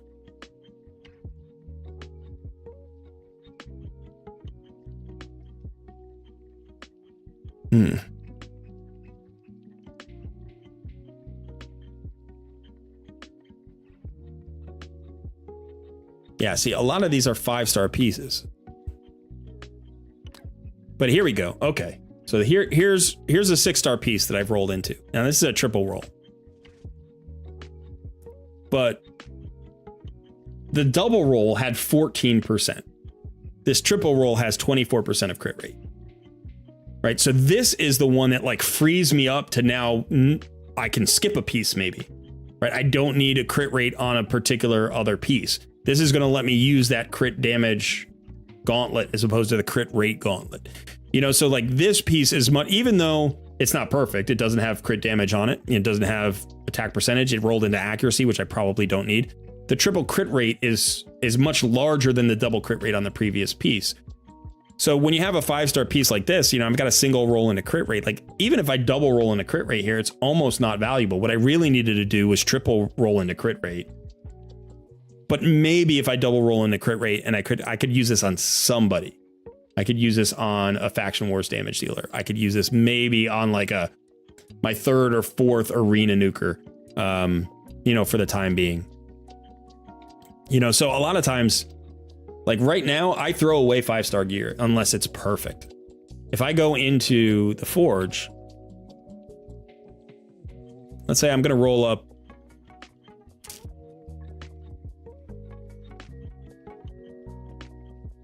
Let's roll up some Bloodthirst. Okay, just, it's not a late game set, but it's basically lifesteal with crit rate, right? So it's a crit rate set in a lifesteal set. So it's a nice set on anybody where you actually need lifesteal. But because I'm endgame, I look at the pieces differently. I'm going to say, okay, I'm going to roll 10 of these, and I actually expect to sell probably 10 of them, maybe 9. All right, so the first thing that happens is basically all 5-star pieces and all 6-star rare pieces are going to get chucked unless they're absolutely perfect. So this helmet here is probably no speed and crit rate is about as good as I could get on this set. So if I know that I need pieces in Bloodthirst, I will hold on to this. But this is marginal, and this is the best I'm likely to see. So I'm going to hold on to that. Shield doesn't matter. The shield doesn't matter. Okay. Chest piece, crit rate and attack percentage and flat attack is not bad, actually. And if I were in the mid game, I would probably hold on to this. But realistically, at this point, no, I don't need this piece. This is probably going to get sold. Speed and crit damage. Nope. I need crit rate. Flat HP. Nope. Boots, flat HP with speed and defense. No crit rate. Like you can get HP boots in this set. That's not awful. You could go for an HP based damage dealer, but you would need probably crit on it. If I were going to hold on to this without crit rate in my substats, because I'm getting crit rate from the set, it would need to be 6-star boots because I'm at endgame. 5-star boots are not good enough. If I were really desperate and I knew I was building somebody that I wanted to put this on, then maybe this would be a marginal piece. That would be like a placeholder. But for right now, I don't need this. This, not bad. Not bad. Compared to this is better. Speed and crit rate tends to be better than attack percentage and crit rate. But sometimes you don't need the speed. But I'm struggling to get fast enough with my damage dealers. I need my damage dealers fast. I'm in the top of Doom Tower. We already looked at the speeds there. We need like, 220 speed, kind of maybe 215 speed as a minimum on our damage dealers. And that's with a 30% turn meter filler in front of us. So if I want more flexibility, I need more speed than that. For a clan boss damage dealer, it would be okay. But if for a clan boss damage dealer, I probably don't need Bloodthirst. That doesn't make sense.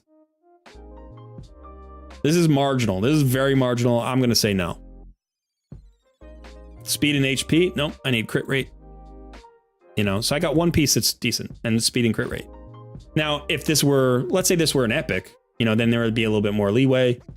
Any of those pieces, if they were 6 stars, there might have been a little bit more leeway. But so I got one piece out of 10, which is actually pretty good. And usually I would just sell them all. It's not perfect. Sometimes you throw away something that you could have used. Sometimes you throw away something and you go to build a champion. You're like, oh, I just threw a piece away that I could have used. But if you look at my, I have 1,362 pieces. That's not including all the, pieces I have on champions. So I have 2,400 pieces if you include the pieces on champions. Look at my mailbox, go to artifacts. I've got 295 pieces of artifacts here. I got more artifacts here than I have spaces in my storage. Now, sometimes what happens is, you're rushing. You're rushing, you're doing you're in a dungeon and you finish a run and you're rushing and you want to sell the pieces, but you accidentally click too fast and the pieces all go into your inventory. And you're like, now I've got 30 pieces in my inventory that I didn't mean to have in my inventory. Maybe 2 of those were usable pieces and the other 28 are just trash, but now they're taking up space. So you got to do a cleanse to get those spaces. And then you got to pull the things out of your, out of your mailbox, which might also be something that you misclicked on or, whatever. So it's like sometimes I just have 100 or 200 pieces of trash that I need to clear out. But other times it's all good stuff. It's all good usable stuff, or it's stuff that I rolled up and I'm having trouble letting go because it was on a champion at one point, like that, that accuracy piece. So I've got to stick to my method and I've got to be harsh. And the further I get into the game, the more harsh I got to be. Now, part of the reason I've got to be so harsh is because of the silver. If I had endless silver, I would just mule all these pieces, right? I would just find a champion that I haven't built. I'll just go down here and be like, who doesn't, you know, who's naked? Let's see who's naked. This guy's naked. That's a dupe. She's naked. This is a dupe. She's naked. This is a new champion. This is a rare, whatever. I would just throw pieces that were decent onto these champions. But now I'm going to have to spend, you know, several 100,000 silver to get those pieces off of those champions. I'm already short on silver. That doesn't save me silver. That costs me silver. So unless it's, you know, desperate, unless I'm really desperate, I'm not going to just throw gear on a champion. Now, one thing you can do. You can wait for that 3 times a year, like full free removal thing. You know, you could do that. Right. So you're like, all right, I'm going to put all these, I'm going to mule all these pieces because I don't have to pay until I take them off. And I'm not going to have to take them all off at once. I'm going to take them off one at a time. Right. So you can wait for that. But then you have to remember, you know, which champions there are. I mean, you don't. You can use the gear optimizer. You can use the thing. But you have to remember, like, which champions you want to remove stuff from and which champions you've built. And then you still have the issue of getting them back into your inventory or putting them onto another champion. So, you know, you can mule stuff. I think in the long run, I don't know that it's much better. I don't know. You know, like right now I'm in this situation with speed boots. You can look at this. Like I have this speed boot. This speed boot's been on my account probably since like the first 30 days. And it's a 5-star fully rolled up speed boot. I should put this on somebody. But here's another one. Here's another one. Here's another one. Here's another one. Here's another one. Here's another one. Here's another one. You know, like I've got all these speed boots. Some of them are, I got attack percentage, HP percentage. But it's like, I don't need this one. I haven't put this one on anybody in a year and a half. It's just sitting there and I should sell it. Could I find a use for it? Yes. Should I just put it on somebody to put it on somebody?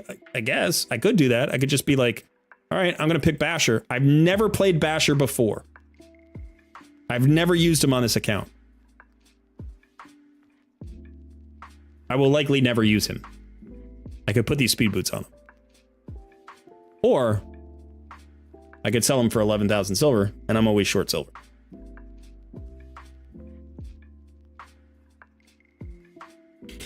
Bye, old boots. And now I've got one more inventory spot to pull that thing out of my, you know, mailbox and maybe make some silver on or find a good piece that's actually usable that I'll use. If you have rolled up a piece because you could envision using it, and then you haven't used it in a year, you should look again. Are you not using it because, one, the thing that you envisioned actually will just never happen, right? Like there's actually no real use case for it. Or two, do you just have so much better gear now that this piece is just marginally hanging on? Like, you know, I have better boots than those boots. So I don't really, if I have, you know, 5-star speed boots with a speed main stat that have no crit rate, no accuracy as a substat. And then I have a whole bunch of 6-star speed boots. I have other speed boots that have crit rate and accuracy. Like, when am I going to use this piece? When am I actually going to use the piece?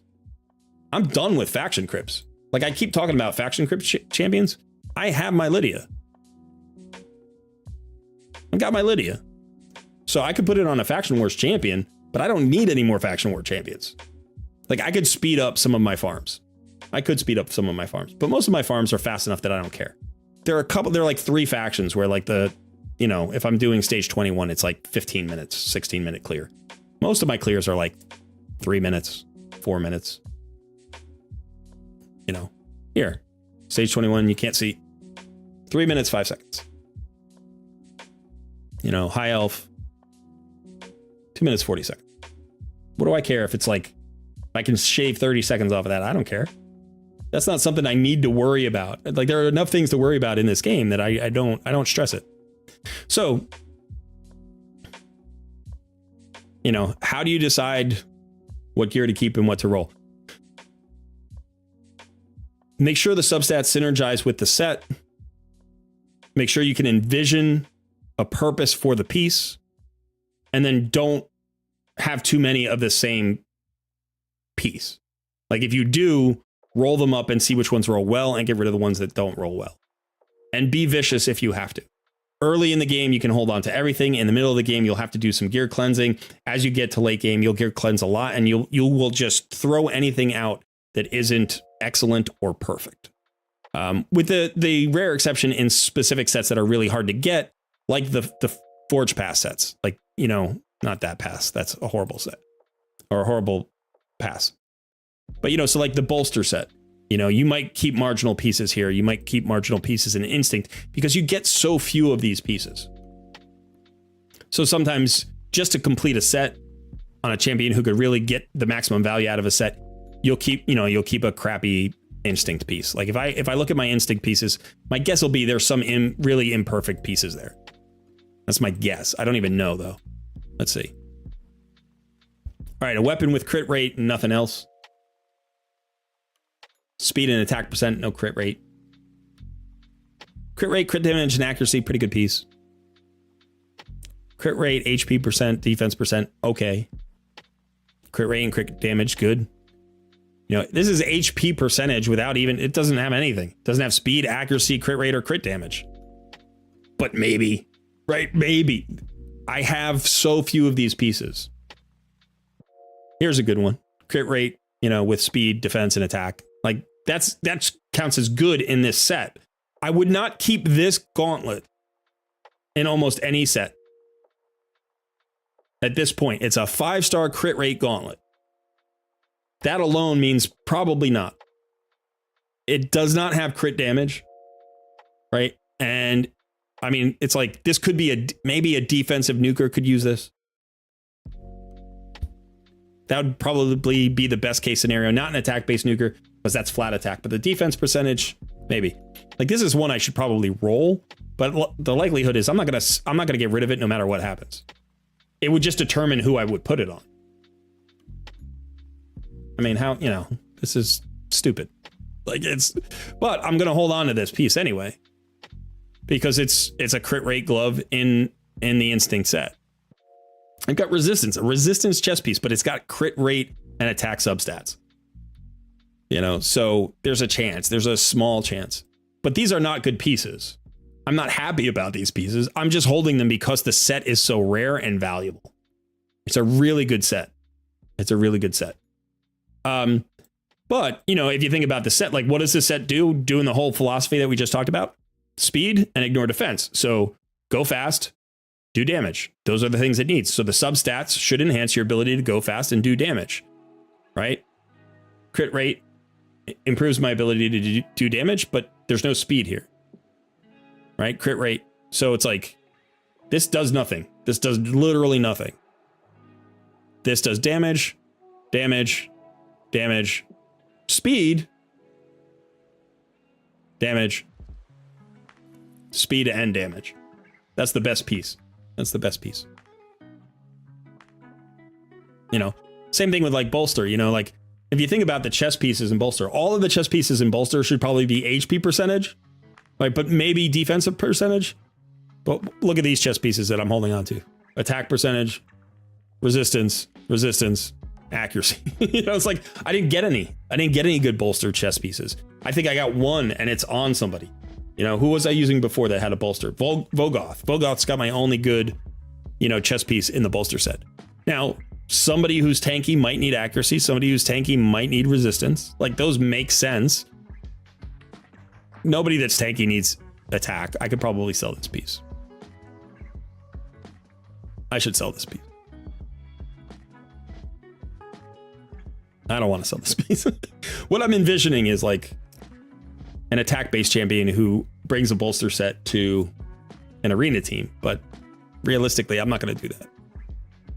Like, nah, whatever. I should sell that. No. So yeah, gear is a constant headache. It's a constant headache in this game.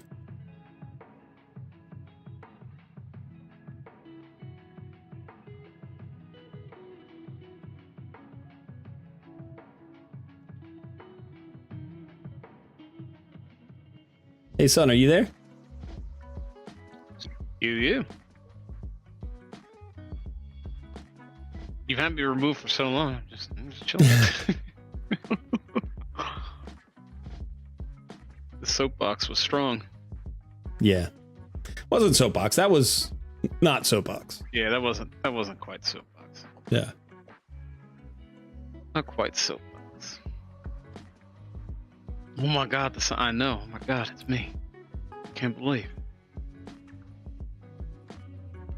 Truly miraculous. Low needy dog. Live Wild says, just join the global lounge in Colred's Discord. Lots of help there. You can stream, chat, etc. And I guarantee there will be a constructive conversation. Yeah, I've really enjoyed recently. There's been a lot of activity. We kind of had a lull. We had like a ton of activity and then there was a little bit of a lull. And now there's a whole bunch of activity again. And it's bigger than it was before. So that's great. I do think that, you know, I think something that happened in the community was a bunch of people took a little bit of a break from the game. Some people left permanently and some people took a break. And that happened like last month, I think. There was a period of time where people were really just fed up and angry. And I think a bunch of people walked away for a little bit. And now I think it's heating up a little bit again. This community is great. It's really positive.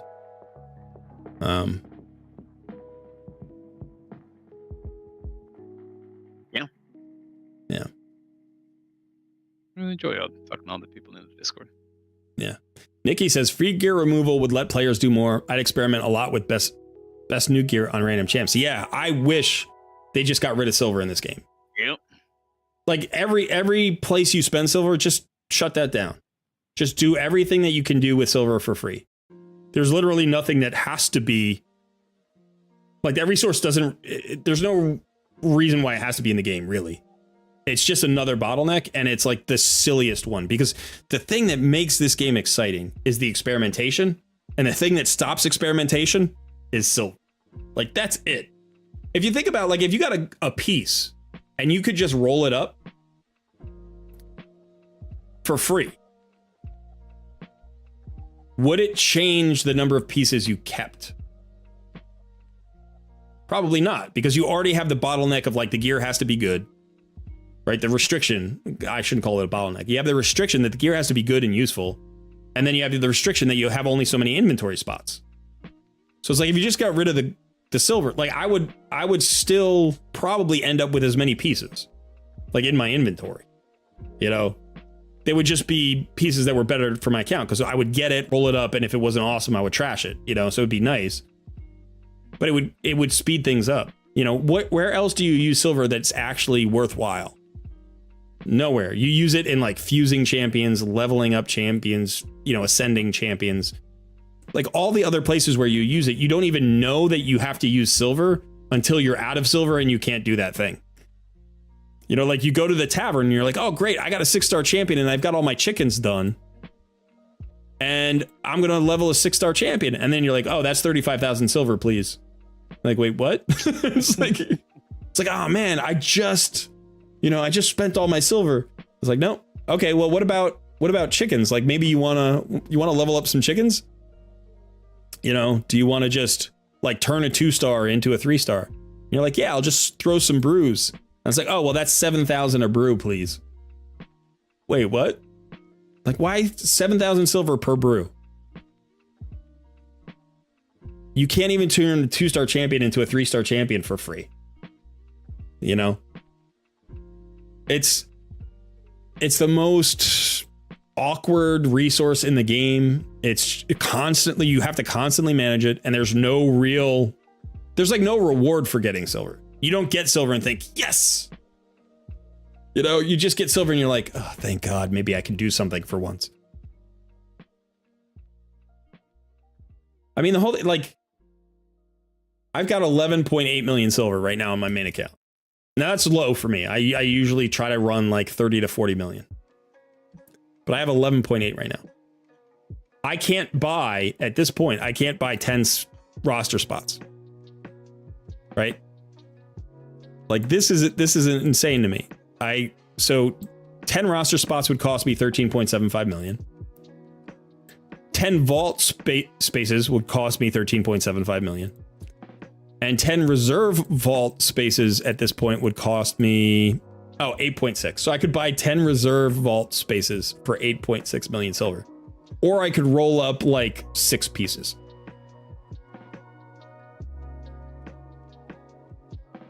That's absurd. Absurd. That is the one thing. Like, There's a quick lull. Sorry to hear that. Dogs are good people. Speak out What of happened? Dog. Liv said, "Love your dog, man. I lost mine recently. Think about her every day." Yeah, sorry about that. That's tough. I've had that thought. Pet loss is real loss. I mean, you know, I was talking to my wife about this actually just the other day, and you know, one of the things about pet loss is that there isn't like a communal recognition of it. There isn't like a cultural recognition of it at least in Western culture, really.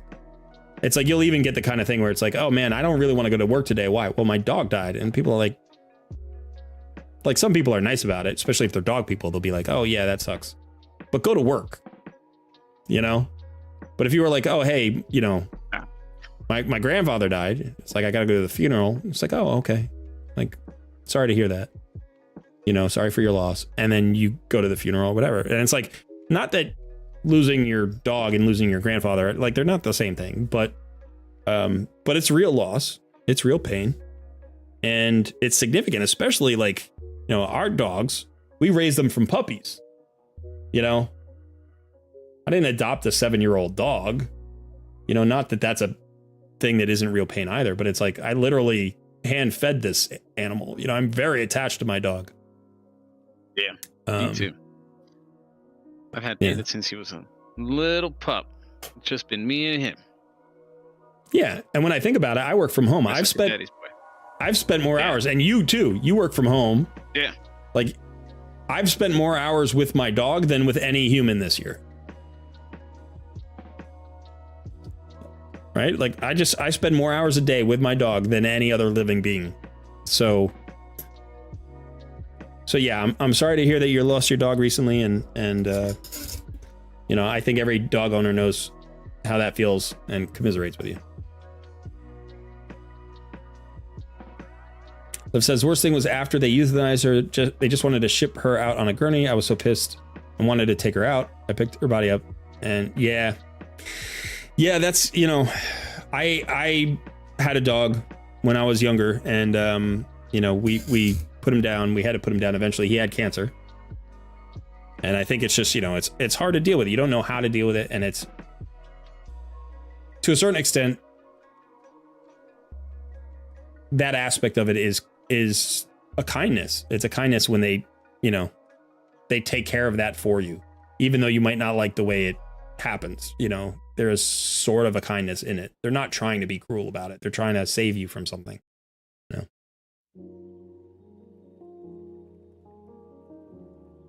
Kuba says, I buried 6 out of 7 myself. The 7th will be burned. This is a depressing topic now. This is definitely a depressing topic. I'm so bummed right now. Yeah, but I will say this. However it feels like, however it makes sense for you to say goodbye to beloved pets, that's how you should say goodbye. You know? And there's a show. There's a show on Netflix that my wife and I just watched. It's pretty cool. It's called Mustard Dogs. Have you seen this? No. It's a show. It's the conceit of the show is that it's a contest. It's not. It's just a reason for a reality show about dogs. So it's called Mustard Dogs, and it takes place in Australia. And Australian ranchers, whether they have cattle or sheep or what have you, have started. Some ranchers have started a movement to start using working dogs again, as opposed to like machines, as opposed to you know, ATV vehicles and helicopters and stuff, because you have these huge swaths of land and you need to herd the cattle. And, you know, the thing about like using a machine is that you don't have to be trained. Like if you're on an ATV, it's not like specialized training, where it takes several years to train a cattle dog, you know, and, you know, you have to do it frequently. The dogs have a 10 to 12 year maybe career, if that, you know, maybe 8 to 10 years. And so it takes several years to invest in them, to get them trained, and then they only work for so long, and then you have to, you know, get new dogs. And so it's just easier to like hire a guy who rides an ATV. But there have been a lot of negative impacts. You know, people have been injured. There's negative environmental impacts, and you know, there's some impact sometimes on the cattle. There have been accidents and stuff like that. So there's this movement to start using mustard. They call them mustard dogs down there. And so the show basically takes, I don't know, I think it's 5. I think it's 5. It might be 6. 6 dogs from the same litter, and they hand them out to different ranchers, and then they have kind of this competition about who can train the dog like within a year. They have a year. So it normally takes 2 to 3 years to train a mustard dog. They're trying to lower that time to make it more valuable to ranchers. And so you just get to watch these dogs like do their job, and the people work with them and train them and stuff. And it's super fun. It's really fun. So if you like dogs, it's a great show. It's only like 4 episodes, maybe 5. But it's just cool to see them. But in one of those episodes, one of the ranchers loses an older dog, you know, somebody who had been a working dog, or some dog that had been a working dog, and then, you know, passes away. And he says, you know, the only thing dogs do wrong, ever, the only thing they do wrong is they don't live long enough. You know, and it's like, that's the greatest tragedy, I think, for humans, is that, you know, we love these animals, they're our companions, they're awesome in all these ways, but we only get them for, you know, maybe for some breeds, it's only like 6 or 7 years. For some breeds, maybe you're lucky to get, you know, more, maybe 14 or 15 years. A very few are lucky to live past that. But yeah, I'm ready to move on. Yeah, me too. Flexzilla asks, Colred, does Gold Arena still have a speed meta? If so, how much value does Tormund give a Go second team?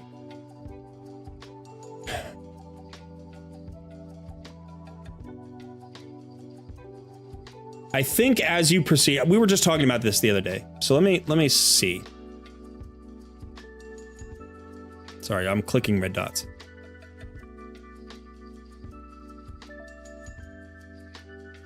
So all right, so some people have been nice enough to put the one-man defenses in for the tournament and then not yet removed them. I don't know if they've just forgotten to remove them, but if you look here, so let's see, Arbiter, Arbiter, Arbiter, Arbiter, Arbiter. So 5 out of 10 teams are Arbiter. 1's a Kymar, so that's 6. This is a blender comp, so that's definitely a speed team, right? This is probably a blender comp as well, some kind of blender comp. It's got a Ferric in the fat. It's a little bit of a weird blender comp. You know, yeah. So, I mean, I should do these. So I think, you know, when people say like, oh, the speed meta is dead, it's like, no, it's not. It's just not in Platinum right now. You know, it's like in Live Arena, there's less of a speed meta, but I actually think speed teams do quite well in Live Arena, in Silver at least. In Arena, in Live Arena, if you're going to run speed, you need at least 2 speed leads that are good. So you need multiple turn meter fill champions. You usually would run 2 nukers and then 3 turn meter fillers, where 2 of them are speed leads. Or you run an alternate situation like a blender comp or a CC comp. So you could run like Kymar and Arbiter, and if they go with, you know, if they ban your Arbiter, then you just have your Kymar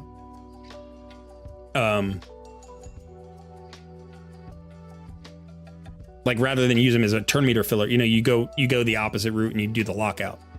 So like with Kymar, if people don't know Kymar, so he's sort of a different arena champion. So he still has the speed aura of 30%. So he's just as fast as Arbiter, right? He's got 103 base speed. He's a little bit slower than Arbiter in terms of base speed, but I mean, his aura is the same. So if you put Kymar and Arbiter on a team and people ban your Arbiter, you haven't lost your aura. And then you can use this A2, which attacks all enemies, strips all of their buffs, and puts them to sleep for 1 turn.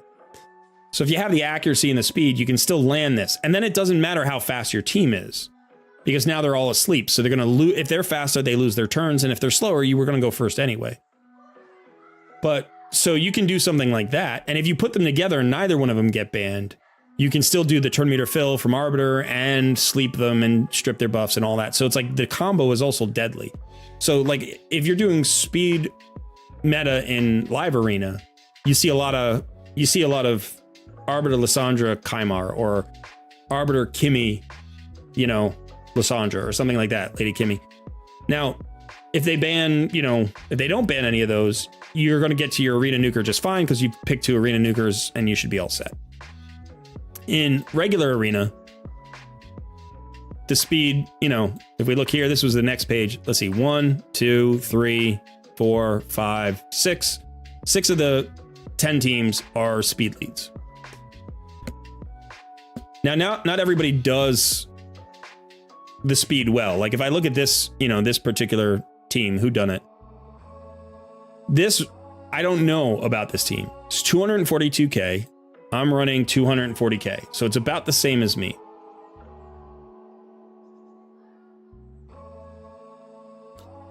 But there's no turn meter fill after Arbiter. So either all of these champions are running fast and are speed tuned with Arbiter, or this would be an easy one to cut in on. Right now, it could be a trap. Somebody could be like, I want this to look like I don't know how to speed tune. And then somebody's going to come after me and my Arbiter's running at 370 and everybody else is running at like 300 and I'm going to crush. Some people do that. I think probably this is not the case, but we'll see. Like maybe I'll win the speed lead here. I did. And so it should be fine. Even though I'm not fully connected, what's going to happen here is I'm going to kill their Arbiter. Right, so they don't have any increased speed or turn meter fill, and that's an easy win. You know, and then you look at a team like this here with the Gorgorab, single turn meter fill. It's only 15%. He doesn't have a lot of power. He's got an ultimate Death Knight. There might be something funky going on here with Stone Skin. Like the only reason he's in gold 5. He's not fast enough, but he's got a speed lead. There's something going on here. Foley, right, does block revive. So this is a little tricky. I don't know what's going on here. It could just be not a great team, or it could be that there's something funky. No, it's just not a great team. But you see a lot of speed. You see a lot of speed champions, or a lot of speed lead, speed meta, whatever you want to call it, in gold 5. I feel like on the way up, you'll see less of it. Most people in gold 5 have their Arbiter. But what you'll generally see is you'll see Arbiter leads and you'll see defensive leads like UDK, and UDK is the most common one. Down in like gold 2 or gold 3 when I'm on my other account, I'll show you that account. And you'll see that it's different. Like it's still gold, but that was gold 5. Let me show you gold. I think I'm in gold 2. I'm either in gold 2 or gold 3. I forget.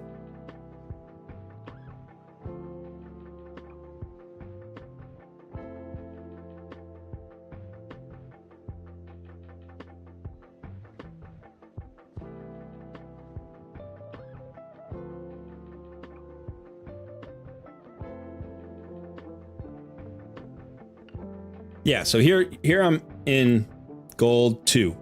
Halfway between gold 2 and gold 3. Monkey, monkey, monkey. Deliana, UDK, monkey. Deacon, monkey. This still is weird, monkey. So 1, 2, 3, 4, 5, 6, 7 speed leads. Deliana and UDK you see a lot of here. No arbiters. No arbiters. People don't have their arbiter. You know? You get a few arbiters down here. This is actually kind of rare. You typically would see a few arbiters. Let me see the next page. All right, monkey, monkey, monkey, arbiter. There's an arbiter. So 4 speed teams here. Deliana, UDK. You know, and then here we've got 2 Rondas. You know, so you see a lot of the free champions as leads here. You see a lot of Rondas, even if they're not the lead. You see a lot of Delianas, a lot of UDKs. You'll see Artax. This is in, you know, mid gold, lower gold, I guess I would call it. But yeah, so I mean, Tormund is going to have value everywhere. I don't think there's a place where a speed lead like isn't something to consider, especially if you're like trying to get points on defense. I don't like the fact that Tormund's going to be everywhere because I think it's going to make it even harder for everybody to like. I don't think Tormund's going to get you to gold 5. I don't think that's what he's going to do. I think what he's going to do is he's going to give you such a good defense that you're not going to lose points on defense and you're going to be able to grind your way to gold 5. Do you know what I mean? Like, I don't think he's going to be on your offense team where you're like, oh, I crush all these. Maybe I'm wrong. Maybe he will be on a lot of offensive teams. But like, even if you have, let's say, I want to see if there's a team like this, like this one here, right? Even if you have a speed lead like Wukong, there's no turn meter fill here. There aren't really buffs here, right? So Tormund doesn't work into this team. Like, not that he's bad, but I mean, like, what he counters doesn't exist in this team. So you need that Arbiter, or you need that Deacon, or you need a High Katoon or something. Or you at the very least need an increased attack champion. You know, so it's weird. I don't know how Tormund's going to play out. I think the value of him is primarily going to be in live arena and then on arena defense. Because he's basically going to stop go first teams from attacking you. Like, people will just avoid your team when they see Tormund. This guy down here who's got Tormund, like, I have no interest in going after him. I don't want to fight him. I don't want to fight him. His power is low. It's 135k. Look at everybody else here. 230, 180, 209, you know, 195. But he's the highest ranked account on the team because he's got Tormund, and people just don't go after Tormund. He's also got Valkyrie and Warlord, and, you know, like, he's got crazy champions here, but nobody wants to go after this team because to design a team to beat this team is just hard. You know, that's actually something I can do on my main account, which I will do on my main account from time to time just for fun. Is like, I'll just take out my go first team and I'll just start going after everybody. Like, I'll make a, you know, a challenge for myself. I'll be like, clear this page. See if you can clear this page. All right. Doesn't matter what you do. So just go ahead and clear the page. So let's try that. Let's see if I can clear the page. I don't even know what the page looks like. All right, let's clear this page. We'll start at the top and work our way down. That's a 309 6-star Arbiter. Oof. I might fail right there. I might fail right there. That's really tricky. I'm gonna pull out Cardiel. I'm gonna bring in Lady Kimmy. Let's see. I might just fail. If I lose the speed race, I don't think I have a team that can beat this team. No. Okay. So let's see. I gotta go the other way now. Let's see if I can beat this team. Who would I use to beat this team?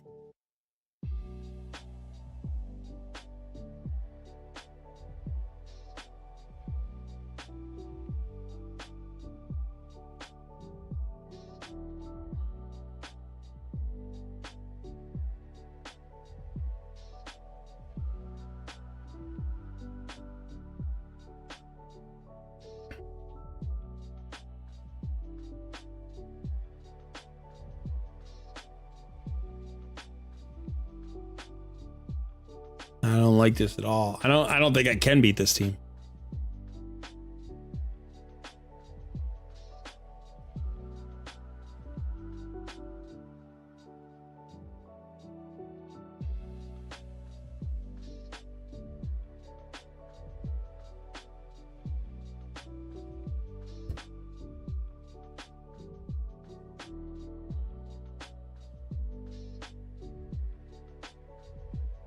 Yeah.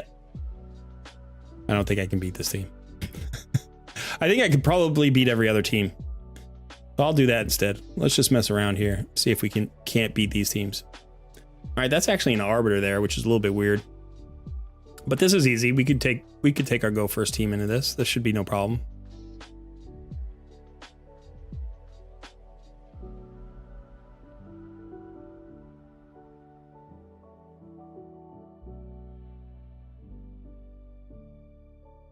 Ally attack is so good because it just goes right around the UDK. You don't even care. Because the first hit hits UDK and every other hit hits the, you know, the enemy. Another one, doesn't matter. This is going to be easy.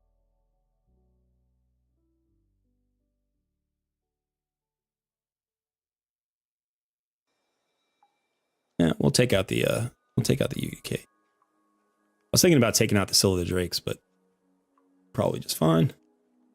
Again, you can see how hard my my Genbo hits. Okay, so I didn't see this one on the page. This one is at 353k.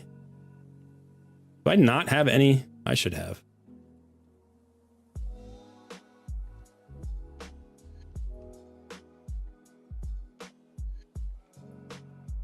So this could be a little bit tricky. Let's try the speed route. Let's see if, I mean, probably giving up some speed here. Giving up 110k power. They're like 45% more team power than me, which generally just means stats. Probably speed. Yeah, so normally I wouldn't go into this team. So let's see if we have any other options. That's a lot. That is a lot.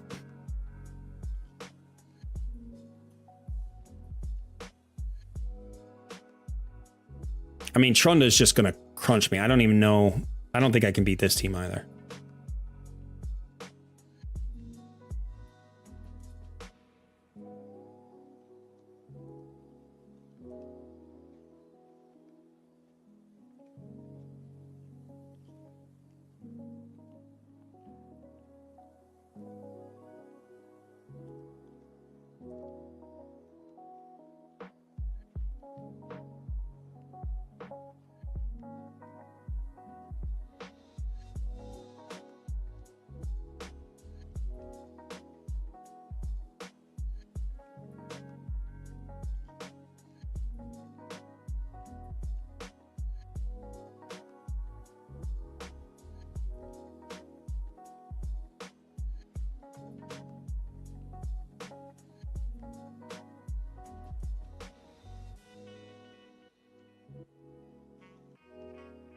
Probably still going to get one shot. Let's see.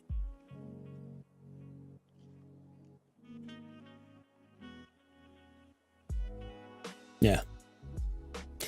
I mean, at this level, I can't give up that much power.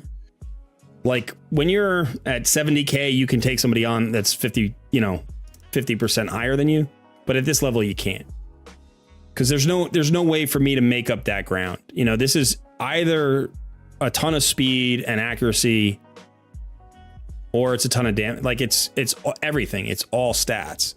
You know, if this were a poorly built team at 350, if it wasn't like a go first team and I could get out in front of it, maybe I could pick somebody off, you know, but it's like when you have an Arbiter who's running at 353, like an Arbiter based team that's at 353k, there's no way I get in front of that team. So, you know, it's like this team I'm not worried about. They're not a go first team. They're not particularly, like, they don't have a lot of power. I mean, you hear the idea that like player power doesn't matter in arena. Of course it does. It absolutely does. It is not the deciding factor, but it tells you what's going on, right? Like a poorly built team at 353k is going to lose to a well-built team at 353k. And a well-built team at 353k is going to beat a team that is well-built at 200k. That's also true. You know, so I don't pick teams like this to go up against because I'm like, I'm not fast enough. I'm not fast enough. Now this is more interesting, right? Here we've got a +1 Arbiter at 224. I'm at 240. This is probably a coin toss, but I'm going to bet on my Arbiter being faster. Right. So close to my power, even if it was a little bit over my power, I probably would have said, I'll bet on my Arbiter being faster because I think for my power level, my Arbiter is pretty fast. You know, and then these last two aren't a problem. So let's go look at a new page. So, right, you know, I mean, realistically, let's look at this page and look for like this 270 team. Right, this is where the power doesn't matter that much. So like if we take that team on, like I feel very comfortable going into this team with my normal team.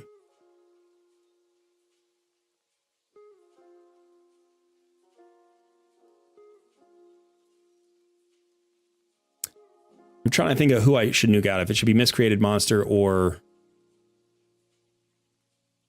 Ultimate Death Knight. I think I'm going to hit Miscreated Monster.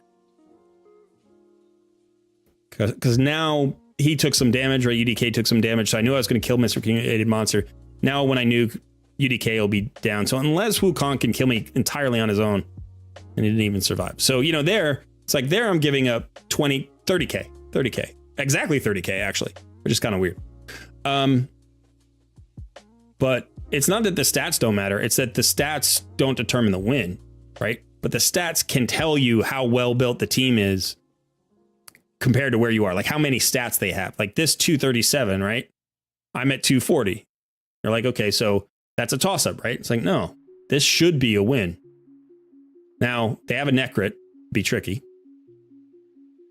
They have a Krisk. They have really good champions. But, you know, I'm going to be faster. They have a Frost. That's somebody.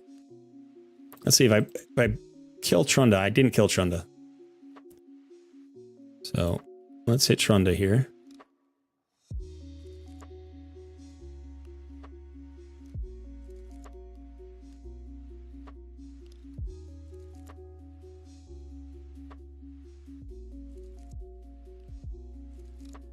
Got to work my way through it.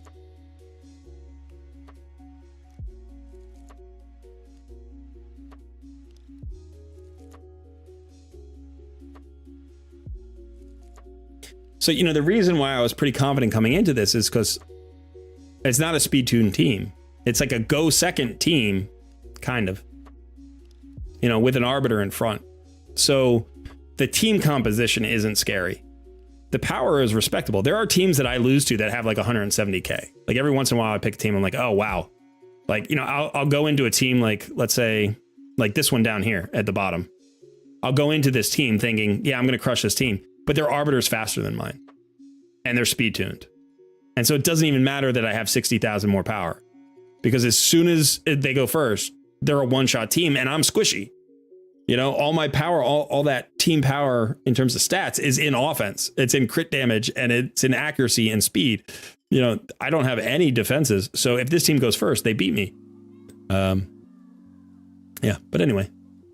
So I wasn't able to clear 10, but some days I just see a page and I'm like, I'm going to take that page down. And that's fun too, because it's like you can do, you know, I'm like, okay, let's say I don't want to take my go first team into something.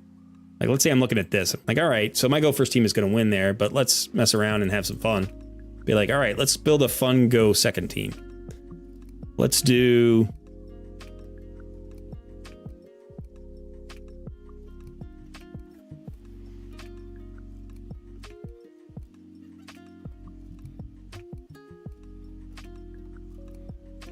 You know, I'm gonna do 4 Force Affinity champs. Let's see if this works.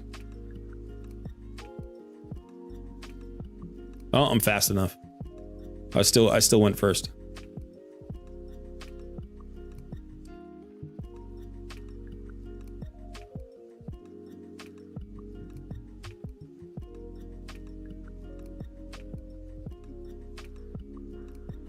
Did some work.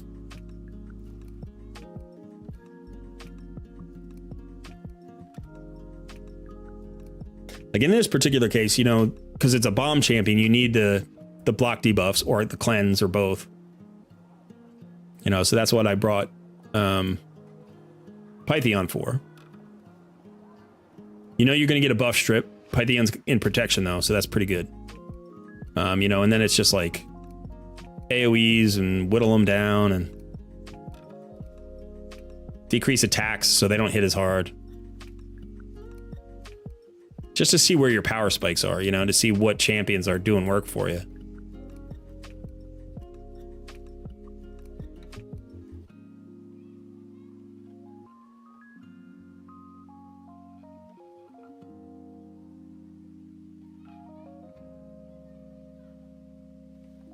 Sheep.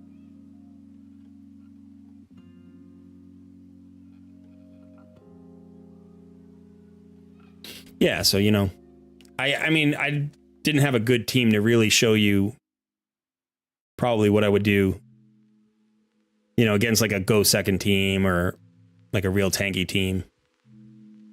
But it's fun to get in here, manual, like mess with team comps. And that helps you in a live arena when you're trying to iterate, you know, teams. When you see enemies, and you're like, oh, I've fought against this enemy. I know exactly what they do into my comp. I can tweak my comp in such and such a way to like be more effective. Sometimes you can't. Sometimes, you know, the other player just has better champs or outthinks you a little bit. You make a poor call. That happens to me all the time in live arena.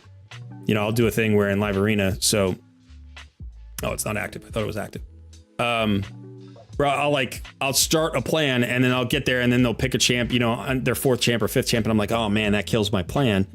And I don't have the roster to adapt to it, or I don't have the time to adapt to it, and they've just outplayed me in champ select. And then you're like, all right, this is probably a loss, you know, and you just have to sit there and let them beat on you, or you know, you concede early.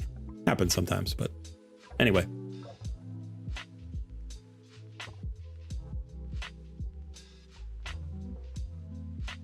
Meta is defined by sheep. Live Wild says, join the Discord at any point and stream your gameplay for help. It will come. Absolutely. Sheep. Team Synergy wins fights, says Dana Young. That is exactly correct. Team Synergy wins fights. Whatever concept you have behind your design, as long as you effectively like execute that design, as long as the concept is sound and the execution is competent, you should have success in arena.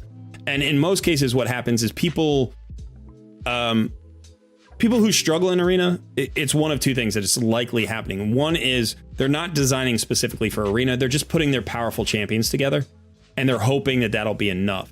Maybe because they don't understand arena or they don't like it. They don't want to play PvP and they feel like they're being forced to. And that's fine. Like, I get that, you know, but it may be just that those are the champions that are good for PvE and they happen to put them into PvP for the moment because those are just their best champions. And so they haven't even built an arena team. They just slapped together an arena team based out of their best champions. As soon as you start designing your team specifically, and it's purposeful for arena, and if it's a concept that makes sense for arena, you'll get value. You'll get a return on your value. And that's where you'll see the power difference. Because you'll take a well-built team into a much higher team power team that's not well built. And I see this all the time where I am in Gold 2. So this is on my Noob versus Pro account.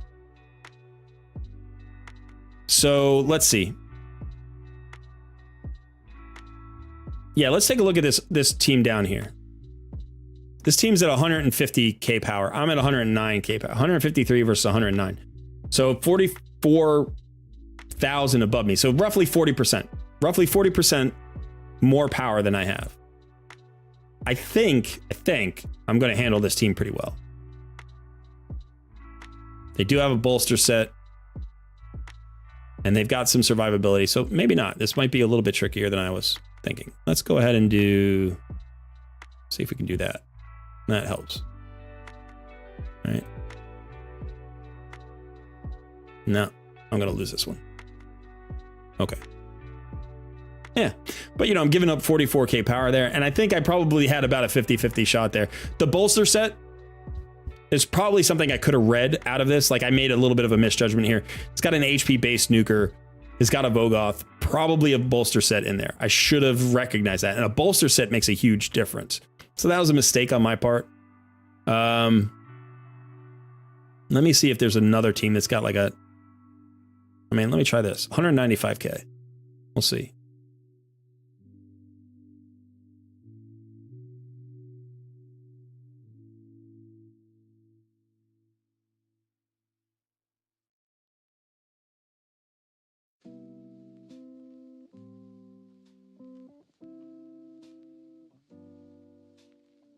Yeah, this run is really tanky.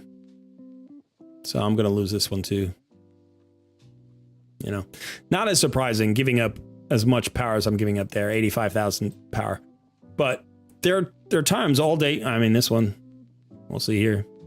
All day long, I'm going up against teams that are stronger than me. And I have to make a call about, like, you know, do I think that this power differential is going to translate to effective, like an effective team, or do I think I'm probably fine here? You know, so like in this particular case, giving up 30k power, but you know, fine. Like here, tricky. Here, this is tricky, right? Might work. Might work. If their deacon is faster than my team, then I've got a problem. No, I got out in front. So I might be able to do this.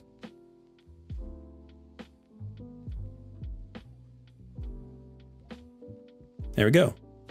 So as you can see in this case, you know, I'm giving up 50,000 power. That's over, you know, over 45% there of power. So, you know, sometimes you play it out like down here and you misread. But the idea is, you know, a well-built team can beat a poorly built team that's a lot higher power. So the power isn't the ultimate decider in who wins, but it is information that you need to account for when you're choosing enemies.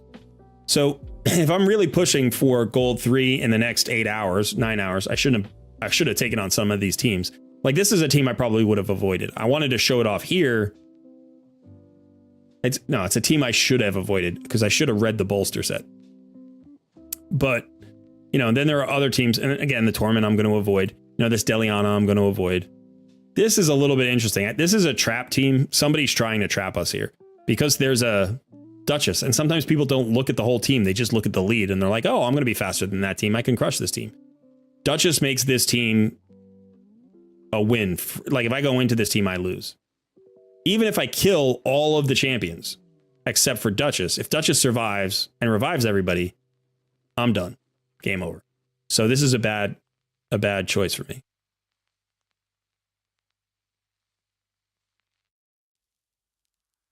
So this one's kind of interesting, right? 157,000. No turn meter fillers. Probably no bolster set based on, you know, what we saw in the of the team comp. So the question is simply, can we get through our attack so that Wukong doesn't come back and kill us? And we did. Because that Wukong could potentially one-shot us. So like we knew we were going to kill the Wukong, but if Artak survived long enough to get the Wukong back, then that could have turned into, you know, problem. So yeah. So that's kind of where I live here.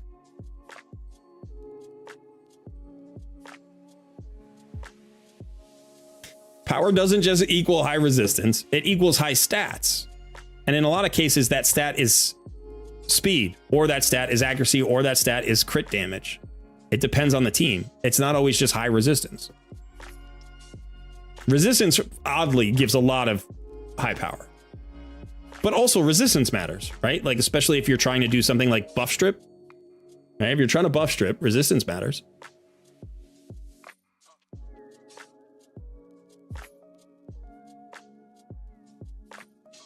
Thugzilla says, fighting a team with Georgia, Terrace, Yumiko, and Sify all at +4 and fully awakened taught me that I didn't want to be in platinum. Yeah. Yeah. I wonder how much, if you could translate that team into real world dollars, I wonder how much that team cost. It's probably like, it's at least a $25,000 team would be my guess. At least a $25,000 team.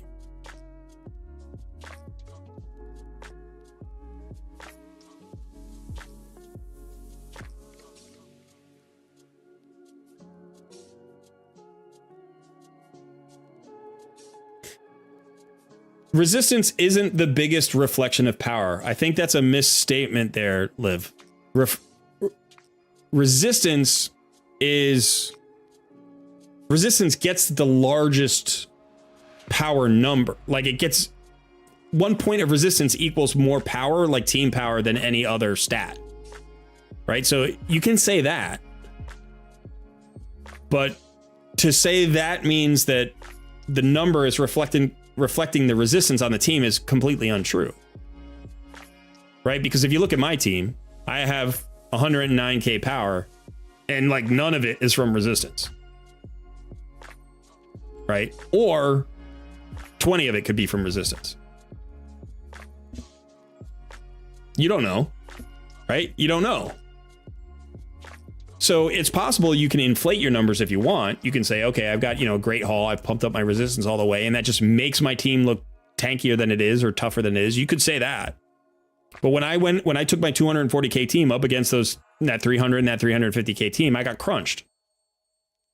So their stats were effective, right? I lost the speed race, so some of it was speed. They one-shot me, so some of it's damage. Like, you don't know how much of it is resistance. Now, you can go into some teams and you can be like, okay, you know, is this team here, right here, does this team have a lot of power based on resistance? My guess would be not that much. A little bit, but not that much. Why? It's a 6-star ascended Deliana. There are a lot of stats there. There's a big, powerful blessing, right? You've got blessings on everybody. And the power isn't so high that it's astronomical. Like, you can get to this power level with these 4 champs just being built properly. You know, so now this person is in gold 2 with me. Why? Well, because it's not a great team. Right? It's not really a great team. It's sort of a tanky team, sort of a go first team. Doesn't have like this synergy. We were talking about, whoever mentioned it before, synergy wins fights. This team doesn't have a lot of synergy. But I doubt their power is based on resistance. Now, as you go up and up and up, obviously resistance becomes more of a factor, but so does every other stat. As you build your Great Hall, the resistance goes up, but so does your accuracy, so does your attack damage, or attack percent, you know, like, so there are going to be stats there. There are going to be some empty stats there, but you never know how much, you know, so people say that all the time to me. They're like, yeah, resistance is the thing that's contributing to the most amount of power. It's like, no, there are 12 stats that get calculated into, or whatever there is, you know, it's like, you think about it, it's HP, defense, attack, speed, accuracy, resistance, crit rate, crit damage. It's like, they're all the stats that go into it. So your resistance might be contributing more per point, but you still might have less resistance, or not even that much resistance. It's still like, if there are 8 stats that go into it and your resistance is contributing 10%, like, that's resistance contributing more than the average stat, but it's still only 10% of the power. So if you've got somebody at 350, that means the resistance is 35k and everything else is the 315k. So what's contributing more to the power? Like, the good stats or the bad one? The good stats, right? So I mean, I hear that a lot, and I just think it's information. The team power is information. It just tells you roughly how many stats are on that team. But if you did this, if you had a go first, perfectly speed tuned team with Arbiter as your lead, and just for 1 week, all you fought was other Arbiter lead teams, okay? And you tracked your wins and losses, and then you tracked your relative power. So how many wins did you have against teams with higher power? How many wins did you have against teams with lower power? You know, that would be a better indicator of how much the power is translating into speed. Like, how often did you go first? And realistically, you're going to go first against teams that have lower power more frequently than teams that have higher power, because speed also contributes to the power total. So if you just avoided teams that were stronger than you and just fought anything that was your level and below, and, you know, Arbiter versus Arbiter, you would win more than 50% of your matches. I mean, I can almost guarantee it. Like, I can't, because I can't know exactly how your team is built. But yeah, you know, and if you struggled, if you lost more than 50% of your matches doing that, it's because the power distribution in your team doesn't line up and your Arbiter's too slow. So, like, if you just increased your Arbiter speed by, say, 10 or 20, and that only changed, you know, your team power by a few K, which is what it would do, it would now be more in line with where the distribution of power on your team should be. And you would still, now you would win more than 50% of your fights. Like I was talking about, you know, that before. I could probably drop my arena power significantly. I could take a lot of power off a Genbo. If I just sped him up, I could make him hit like 30% less. and it probably wouldn't affect my win rate very much. But if I drop the speed on my Arbiter by 10, it would affect my win rate as much, if not more.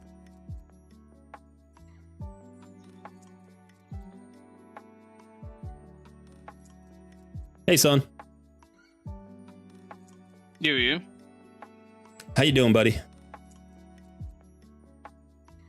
I'm chilling. We've been going for like 7 hours plus. Yeah, it's been a long stream today. 7 hours is my max. I'm gonna call it here. Yeah. Yeah, I'm gonna call it here.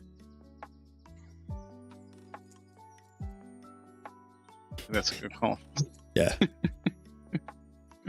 All right. So listen, folks, it's been fun. Thanks for hanging out. A couple of notices. One is we do have, I should have mentioned this at the top. I meant to mention this at the top. We do have our membership section open now on the main page of the YouTube channel. So you can go and check that out and all the memberships that we offer now, which is great, which is really cool. We've got like 18 members or something.